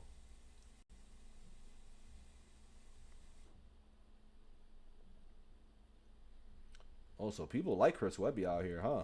3 million views and some change on that. That's what's up. You know what's funny? I just seen OT the Real on here, and shout out to OT the Real for hopping in the Discord over there, man. I see that he's popped up a few times, man. So that's what's up, man. That goes back to like the artists definitely be watching and peeping shit. So that's dope. What up, Couch Gang, Hip Hop Crimies and Crimettes? Welcome back to the Couch. It's your man BITO back with another reaction. So if you know, you know. If you don't, hit the button below. We live from the couch again, baby. And as we live, we take the requests. We got comment reactions. We got all that shit. And this is a oldie but goodie. And when I say oldie but goodie, like somebody told me this from the first two, and I think I did about 4 or 5 of these bitches already. So my apologies to this request not popping up on the other lives, but we got one now. And as you know, I timestamp my lives too. So if you ever want to go find it, you gonna find it because I will timestamp this bitch. And this is the last song of the evening. This has been a long one. Not a long one as far as reactions, but if you want to look at the first 3.5, 4 hours of this, me and Kool-Aid had a great conversation. We chopped it up for a good 3 hours, you know what I'm saying? And that was just a good time, man. And we're going to try to do that a lot more and just talk music, do reactions, pick each other's brains, all of that shit, man. So just look forward to things that may be happening in the future, man. So we were right into Chris Webby. I just did another track earlier. I like Chris Webby's style, man. I ain't going to lie. I like his smoothness. I like his quirkiness. You know, I just like what he brings to his art. You know what I mean? I always respect artist's craft, and that's just really why we here. So we gonna hop into this back on my BS. We already know what that mean. Do I see more Latina women in here or what? What's going on? Because like the down south boys got this shit on smash. Is my man from down south? I don't know, but let me know. You feel me?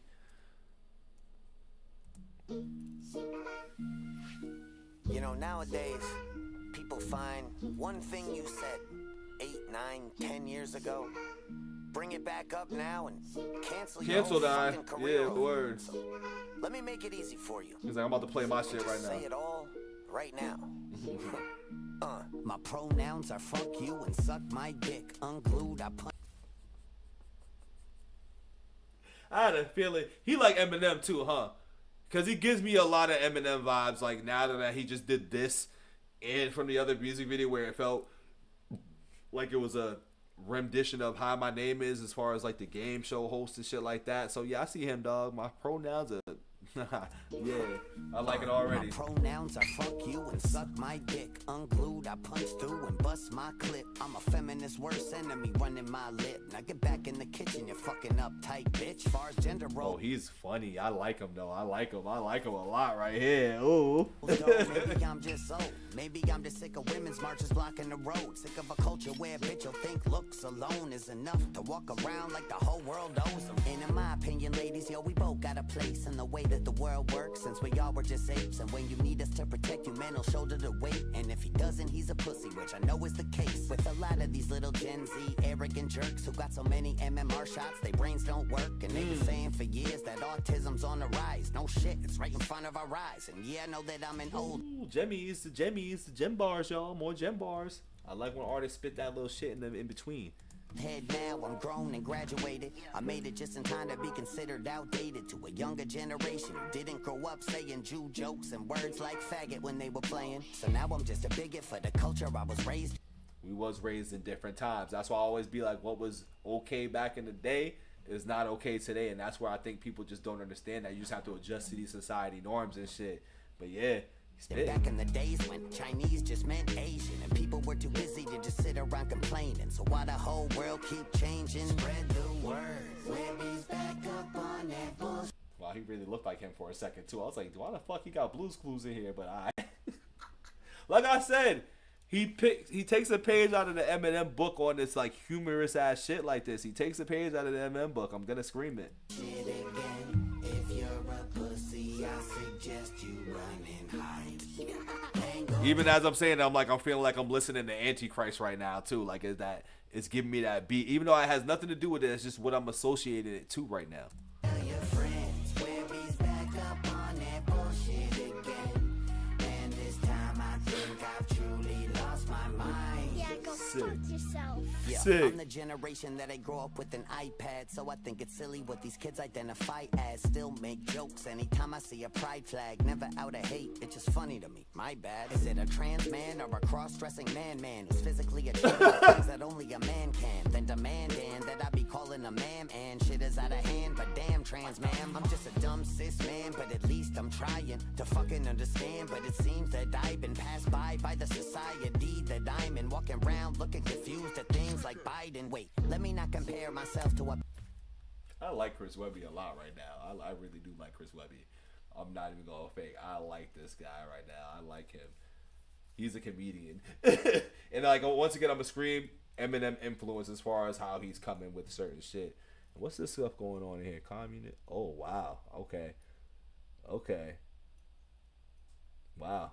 This is some symbolism shit right here too. Oh, Epi in here too. The cocaine. Oh yeah, you got basically all this corruption shit right in here. You got a lot of corruption in here. Alright. Pedophile, though I do buy coke from his son once in a while. He be putting in his orders to an Al-Qaeda supporter. What up, Carissa? Right over the fucking border about a mile. Hunter did the whole pile. I just did a couple bumps. Then he bought a couple kids and he threw them in the trunk. Wait, fuck, I am so not down with this kind of stuff. And that's how I killed myself when the Clinton showed up. Yeah, I'ma talk shit in a world gone stupid. Taking ivermectin while the world got boosted. Trying to hold ground while the world's uprooted. Speaking up till the world mutes it. Spread the word. Webby's back up on that bullshit again. If you're a pussy, I suggest you run and hide. And go tell your friends. Webby's back up on that bullshit again.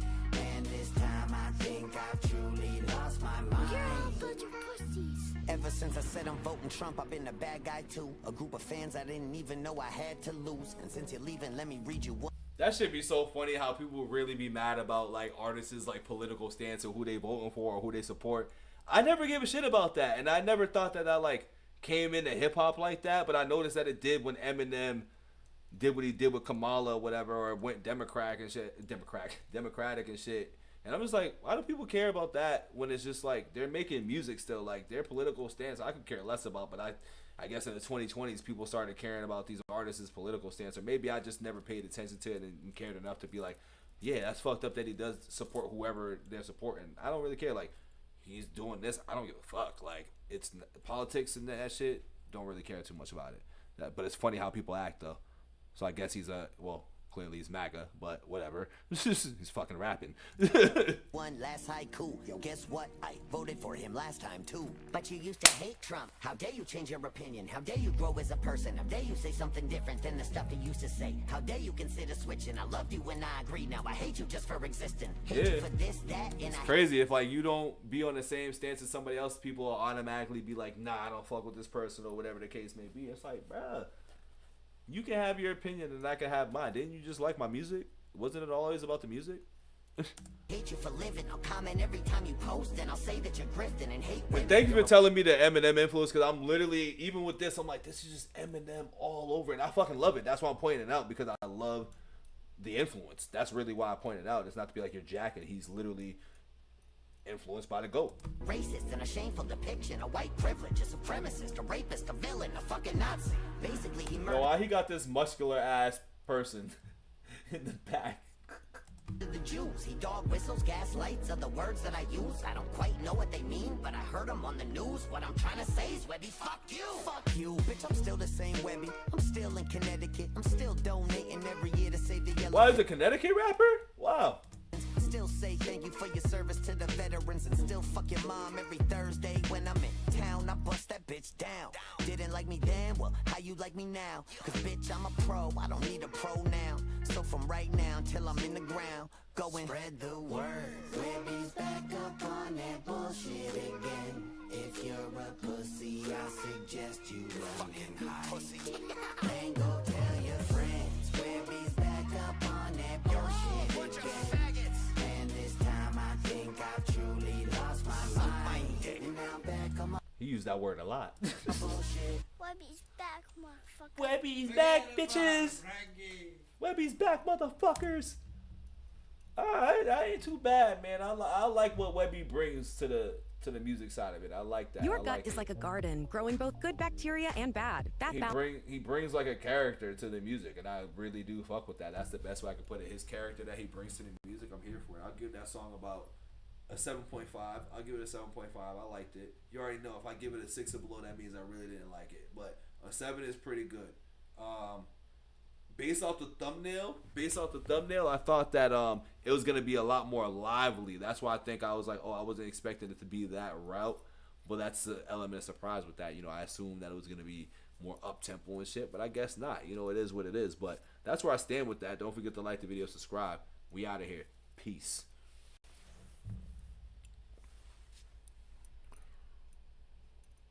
I like that, y'all. I like that. Well, that was the last request of the night, because as you know, I gotta not do this stuff until like 2-3 in the morning, when I know I still have a real life and I gotta work in the morning and shit, and still gotta get hours of sleep and still function at the job. So I'm gonna be better at sticking to like my time. I'm 13 minutes over, about 17 minutes under, but I know if I go over, it'll be 2 o'clock before I know it. So this is the last song of the night. I do appreciate y'all for real. Ashley, thank you for those links. I will keep a note of those for sure. I need to shower. I need to fucking wash my face. I need to let my brain shut down for a second. That's really what it is. I think I think my brain needs to recalibrate a little bit. But I definitely enjoyed the time with y'all. I definitely enjoyed meeting the new folks. You know what I'm saying? Shout out to the new members to the Couch Gang. You know what I'm saying? Mandris and 2 Girls 1 Pod, which at some point, you know, if we're about 5 hours in and I've been really drinking and having a good time, that other name's gonna come out in advance. I just want to let y'all know that I'm definitely gonna say that off the rip by accident, though. It's gonna be because I keep looking at it being like, let me stop, and then I'm just gonna slip out and say it. So just know in advance, you guys might be 2 Girls 1 Other Thing, but not 1 Pod. But I fucks with y'all. I definitely hit y'all back on the gram. I did not yet, Clarissa. I did not. But I will save that for when I pop up on the live again. Now, I won't be available tomorrow because I'm going to be at Mary J. You know what I'm saying? She's going to be doing the dance and shit, Mary J. If y'all familiar with Mary J, she be doing that funny-ass dance because she can't dance and shit. So, I'm going to be at that concert tomorrow doing my thing. And I probably won't be live or doing anything. But there's going to be plenty of content to go around. You know what I'm saying? I've done a few lives, so I'm going to try to chop those up and turn them into reactions and everything, which I've already done a few already. So, there's content coming. And I'm going to be taking a little bit of time off just so I can get the page right, because I've just been pushing. But I like to organize. I like things to be easy to find, and that's really it. And it's funny, I'm not an organized person in a lot of other things in my life, but when it comes to these videos, I just want to make sure it's easier for the audience, because I think I know we're in a world where people don't want to go looking too hard to find what they want to find. So there's a lot of videos that I'm like, all right, I got to make this playlist better. I got to do that. So once I do that, and on top of that, I got to address the comments. So you guys probably won't be seeing me in real time for a hot second. Not too long, but for a hot second. But I got to get back to the comments. I got to organize the page a little bit. There's a lot I kind of got to do. But in the meantime, there's plenty of content out there that's going to be pushed, man. And hopefully it just continues to have the channel grow. And I will be updating you guys on the community posts as well, too. And I will be starting my podcast segment of this shit where it's obviously music and just conversations, but it's a couch potato party. You know what I'm saying? We're going to do that. I have my first guest already lined up. I just need the mic. Question 2, do y'all think I should go live when I do it, or should I just record it and then just push it out there? I feel like I should go live. Would y'all fuck with me if I go live on my first podcast, little conversation? Because I think that's the route I want to go. I want to go live, have the conversation, and then who knows? Once I go live, I might cut it off and then get into some reactions and shit. So let me know as well, too, if I should go live. I don't know how far behind I am, because you know how this shit work. But, word. and I'll definitely hit you up for the Discord, because I'm definitely gonna have to figure it out. Like, for example, like did that video save on the Discord after we finished? Like, I don't even know how that worked. You know what I'm saying? Like, I have no idea how that part even works. It's just one of those, like, all right, I did it, I'm out, and that's it. Cause I even peeped last minute, like, I didn't know that my man's voice was low on my shit until a little bit later. So once again, we will be talking, as my man would say, cause I'm still in that term, on a block on a daka. We gonna do that shit. You know what I'm saying? We gonna talk on a block daka.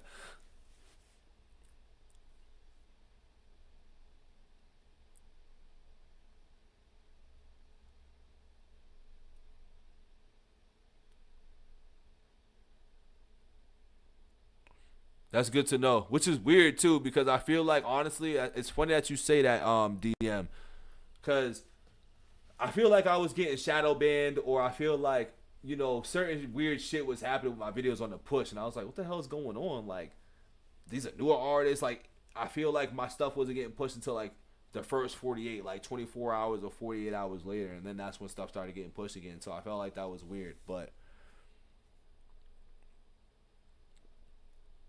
And it's funny, I've seen a lot of people say StreamYard too. But we can figure that out, because I always like the better of the better too. So if it's easier to navigate than Discord, because I feel like when I opened up Discord, I was like, what the fuck is going on? But I felt the same way when I opened up fucking Streamlabs too. So all this shit is all new to me. I'm getting back to using the computer so fucking much. This is the most I've ever got into just figuring out shit with a computer in a long time. And I love it though too, you know what I'm saying? Because it helps me just discover and learn new shit as well. But yeah, that's why I like the lives too. It's really about interacting with the chat. And it's also, when I'm doing the videos, I give them more natural, like I know I'm talking to somebody, versus like if I just do the video, I have to like still talk at the camera as if I'm talking to somebody, but I know there's nobody there. So you have to have like a different mindset when you're doing one without the live versus live. So I definitely agree with you there.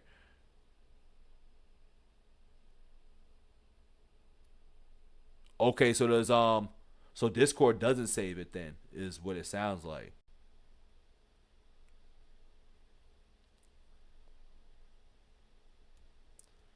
Okay. I'm learning that live, like I feel like I'm gonna have myself doing more lives lately than, doing the videos now. Like I'm at that point where I'm like, I don't even really want to do the videos if I know I can just hop on live, do the same thing, and then just, plug and play, edit and all that shit. Cause I already start doing the same thing. It's like, oh, welcome BITO'S shit. So it's like, all right, I can just edit at that point, but still have the conversation, do this. And if I know I'm getting into a reaction, I'm going to repost, I'll just do it like that. At least that's how I'm seeing it. I don't know if that's how it's done or people supposed to do it that way, but that's how I'm going to do it.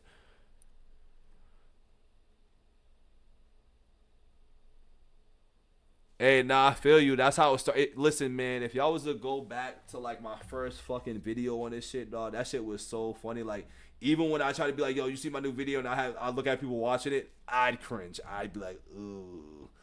I'd be like, this is kind of disgusting. You feel me? Like, I never like it. I never ever liked my fucking first few videos, dog. I actually showed the chat my first few videos. If you ever want to go back way back into the catalog, my first few videos was basically the Death of Slim Shady album reaction. It was spooky out there, man. I can't believe I did some dumb shit like that. Not even some dumb shit. I can't believe they were that bad. Like, it's pretty funny.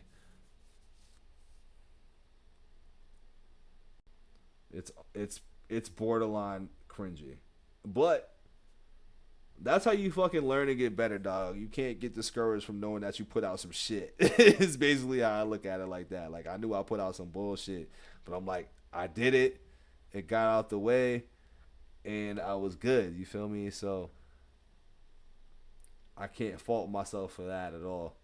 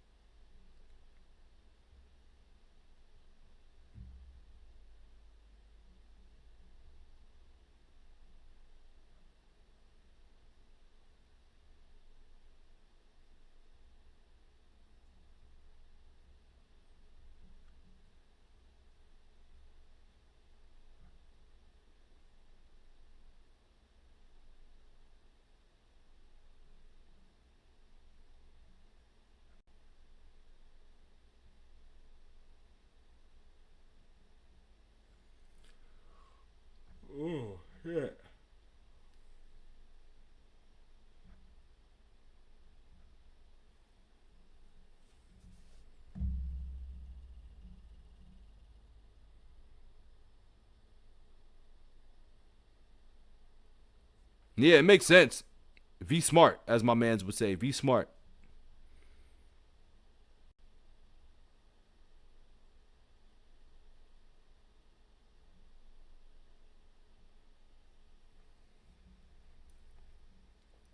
At least I'm gonna tell you like somebody told me.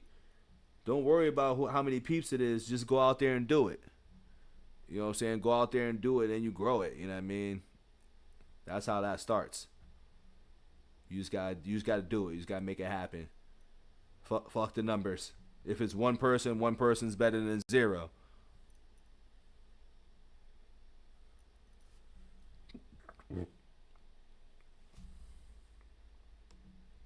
It's funny. I was trying to find something for you guys on here before I went out, but I think my drunk brain isn't gonna allow me to find that.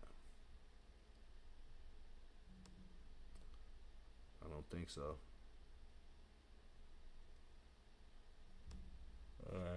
Did that.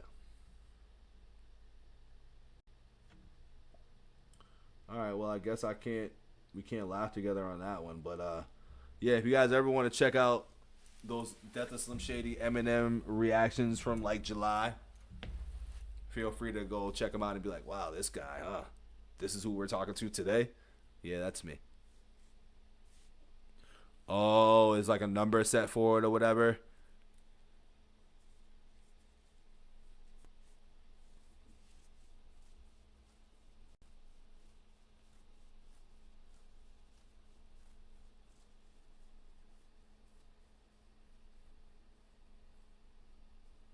Hey, listen, it's all about the grind, you know. Like some people gonna hit and it's gonna take off the jump, and then some of us are gonna grind like shit.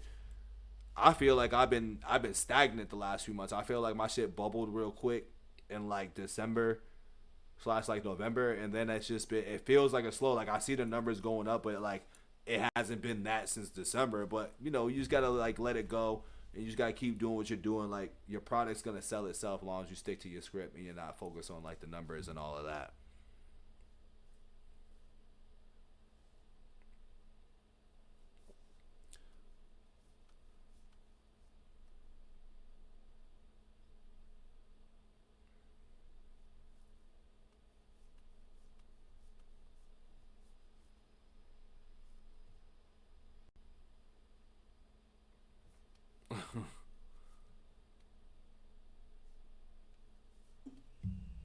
But hey, that's dope that everybody's in here trying to do their thing and find a niche in certain shit. I like seeing that from y'all and reading that in here too. It looks like everybody's trying to get on their grind and everybody's having like a different journey throughout that grind, but everybody's helping each other out while going through that. The best help that I can give is literally just the fuck it mentality, you know what I'm saying? Fuck, like, you know, for you at least, like those numbers and all that, outside of the fact that you did say like you need, I guess, a specific number for that to happen, but yeah, don't worry about a lot of things. Just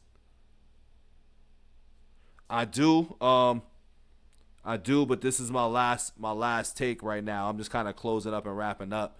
So if you want to give me the song, because I'm still in here, if you want to give me the song, I can add it to when I pull up live again, because I do those songs once I hop back on. I do see them and everything, so you can definitely send it to me, Jay.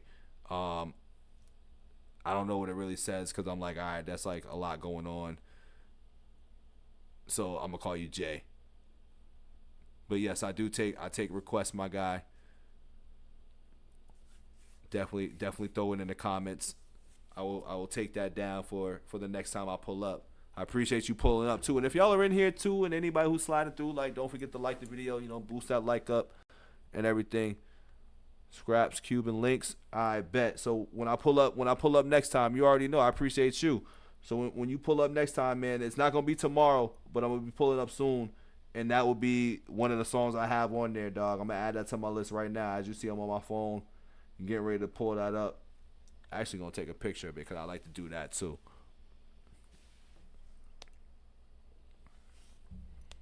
Nah, what am I doing? I can see you watching your boy learn this shit in real life, in real time.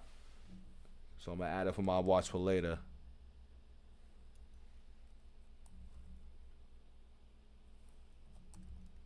So you can watch a brother do it. You feel me?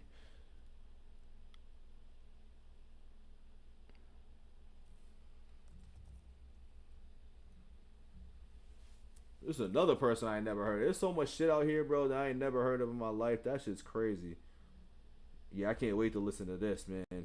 He's giving me that Akeem Ali vibes right now, and I'm just going off the thumbnail alone. So we definitely putting that in the save for watch for later. We will definitely be back. Thank you, Ash. I appreciate you having that noted. So I got a little final 2 minutes, man. So as I said, man, chatting with you guys have been real. Seeing that a lot of people are inspired and like to, you know, keep their content pushing and shit. I respect the hell out of that, because everybody gets motivated by somebody. Like, you know, as you seen how me and Archie was chatting. We was motivated by each other, and we was motivated by certain shit we didn't even know it, you know what I'm saying? So you just know that you're always going to be an influence on somebody, so just keep grinding this shit out there, make you grinding and pushing for what you want to do. Nothing's stopping you but you at the end of the day. Just keep grinding on that. But yeah, man, I think I'm going to conclude there, because that's when I feel like I can ramble and just say certain shit that feels profound, but it's just me just saying shit. so we're not gonna go there, and I'm not that drunk to go there. You know what I mean? And it's fine. But I definitely enjoyed y'all time, man. I definitely fuck with y'all energy. Love the new people that came in, man. Y'all have a great night wherever y'all are at. Hopefully y'all week starts off good, man, because, you know, some of us, we hate the fucking Mondays, but we gonna push through that Monday, you know what I mean? And I'll see y'all again real soon, man. Don't forget to like the video, comment, subscribe. Drop in my comments anywhere, whatever you want me to react to, because I do a list of things, and I will do the regular reactions, but I like this live shit. So we 5 hours in. I'm concluding there, man. Here we go. Have a good night. Appreciate y'all.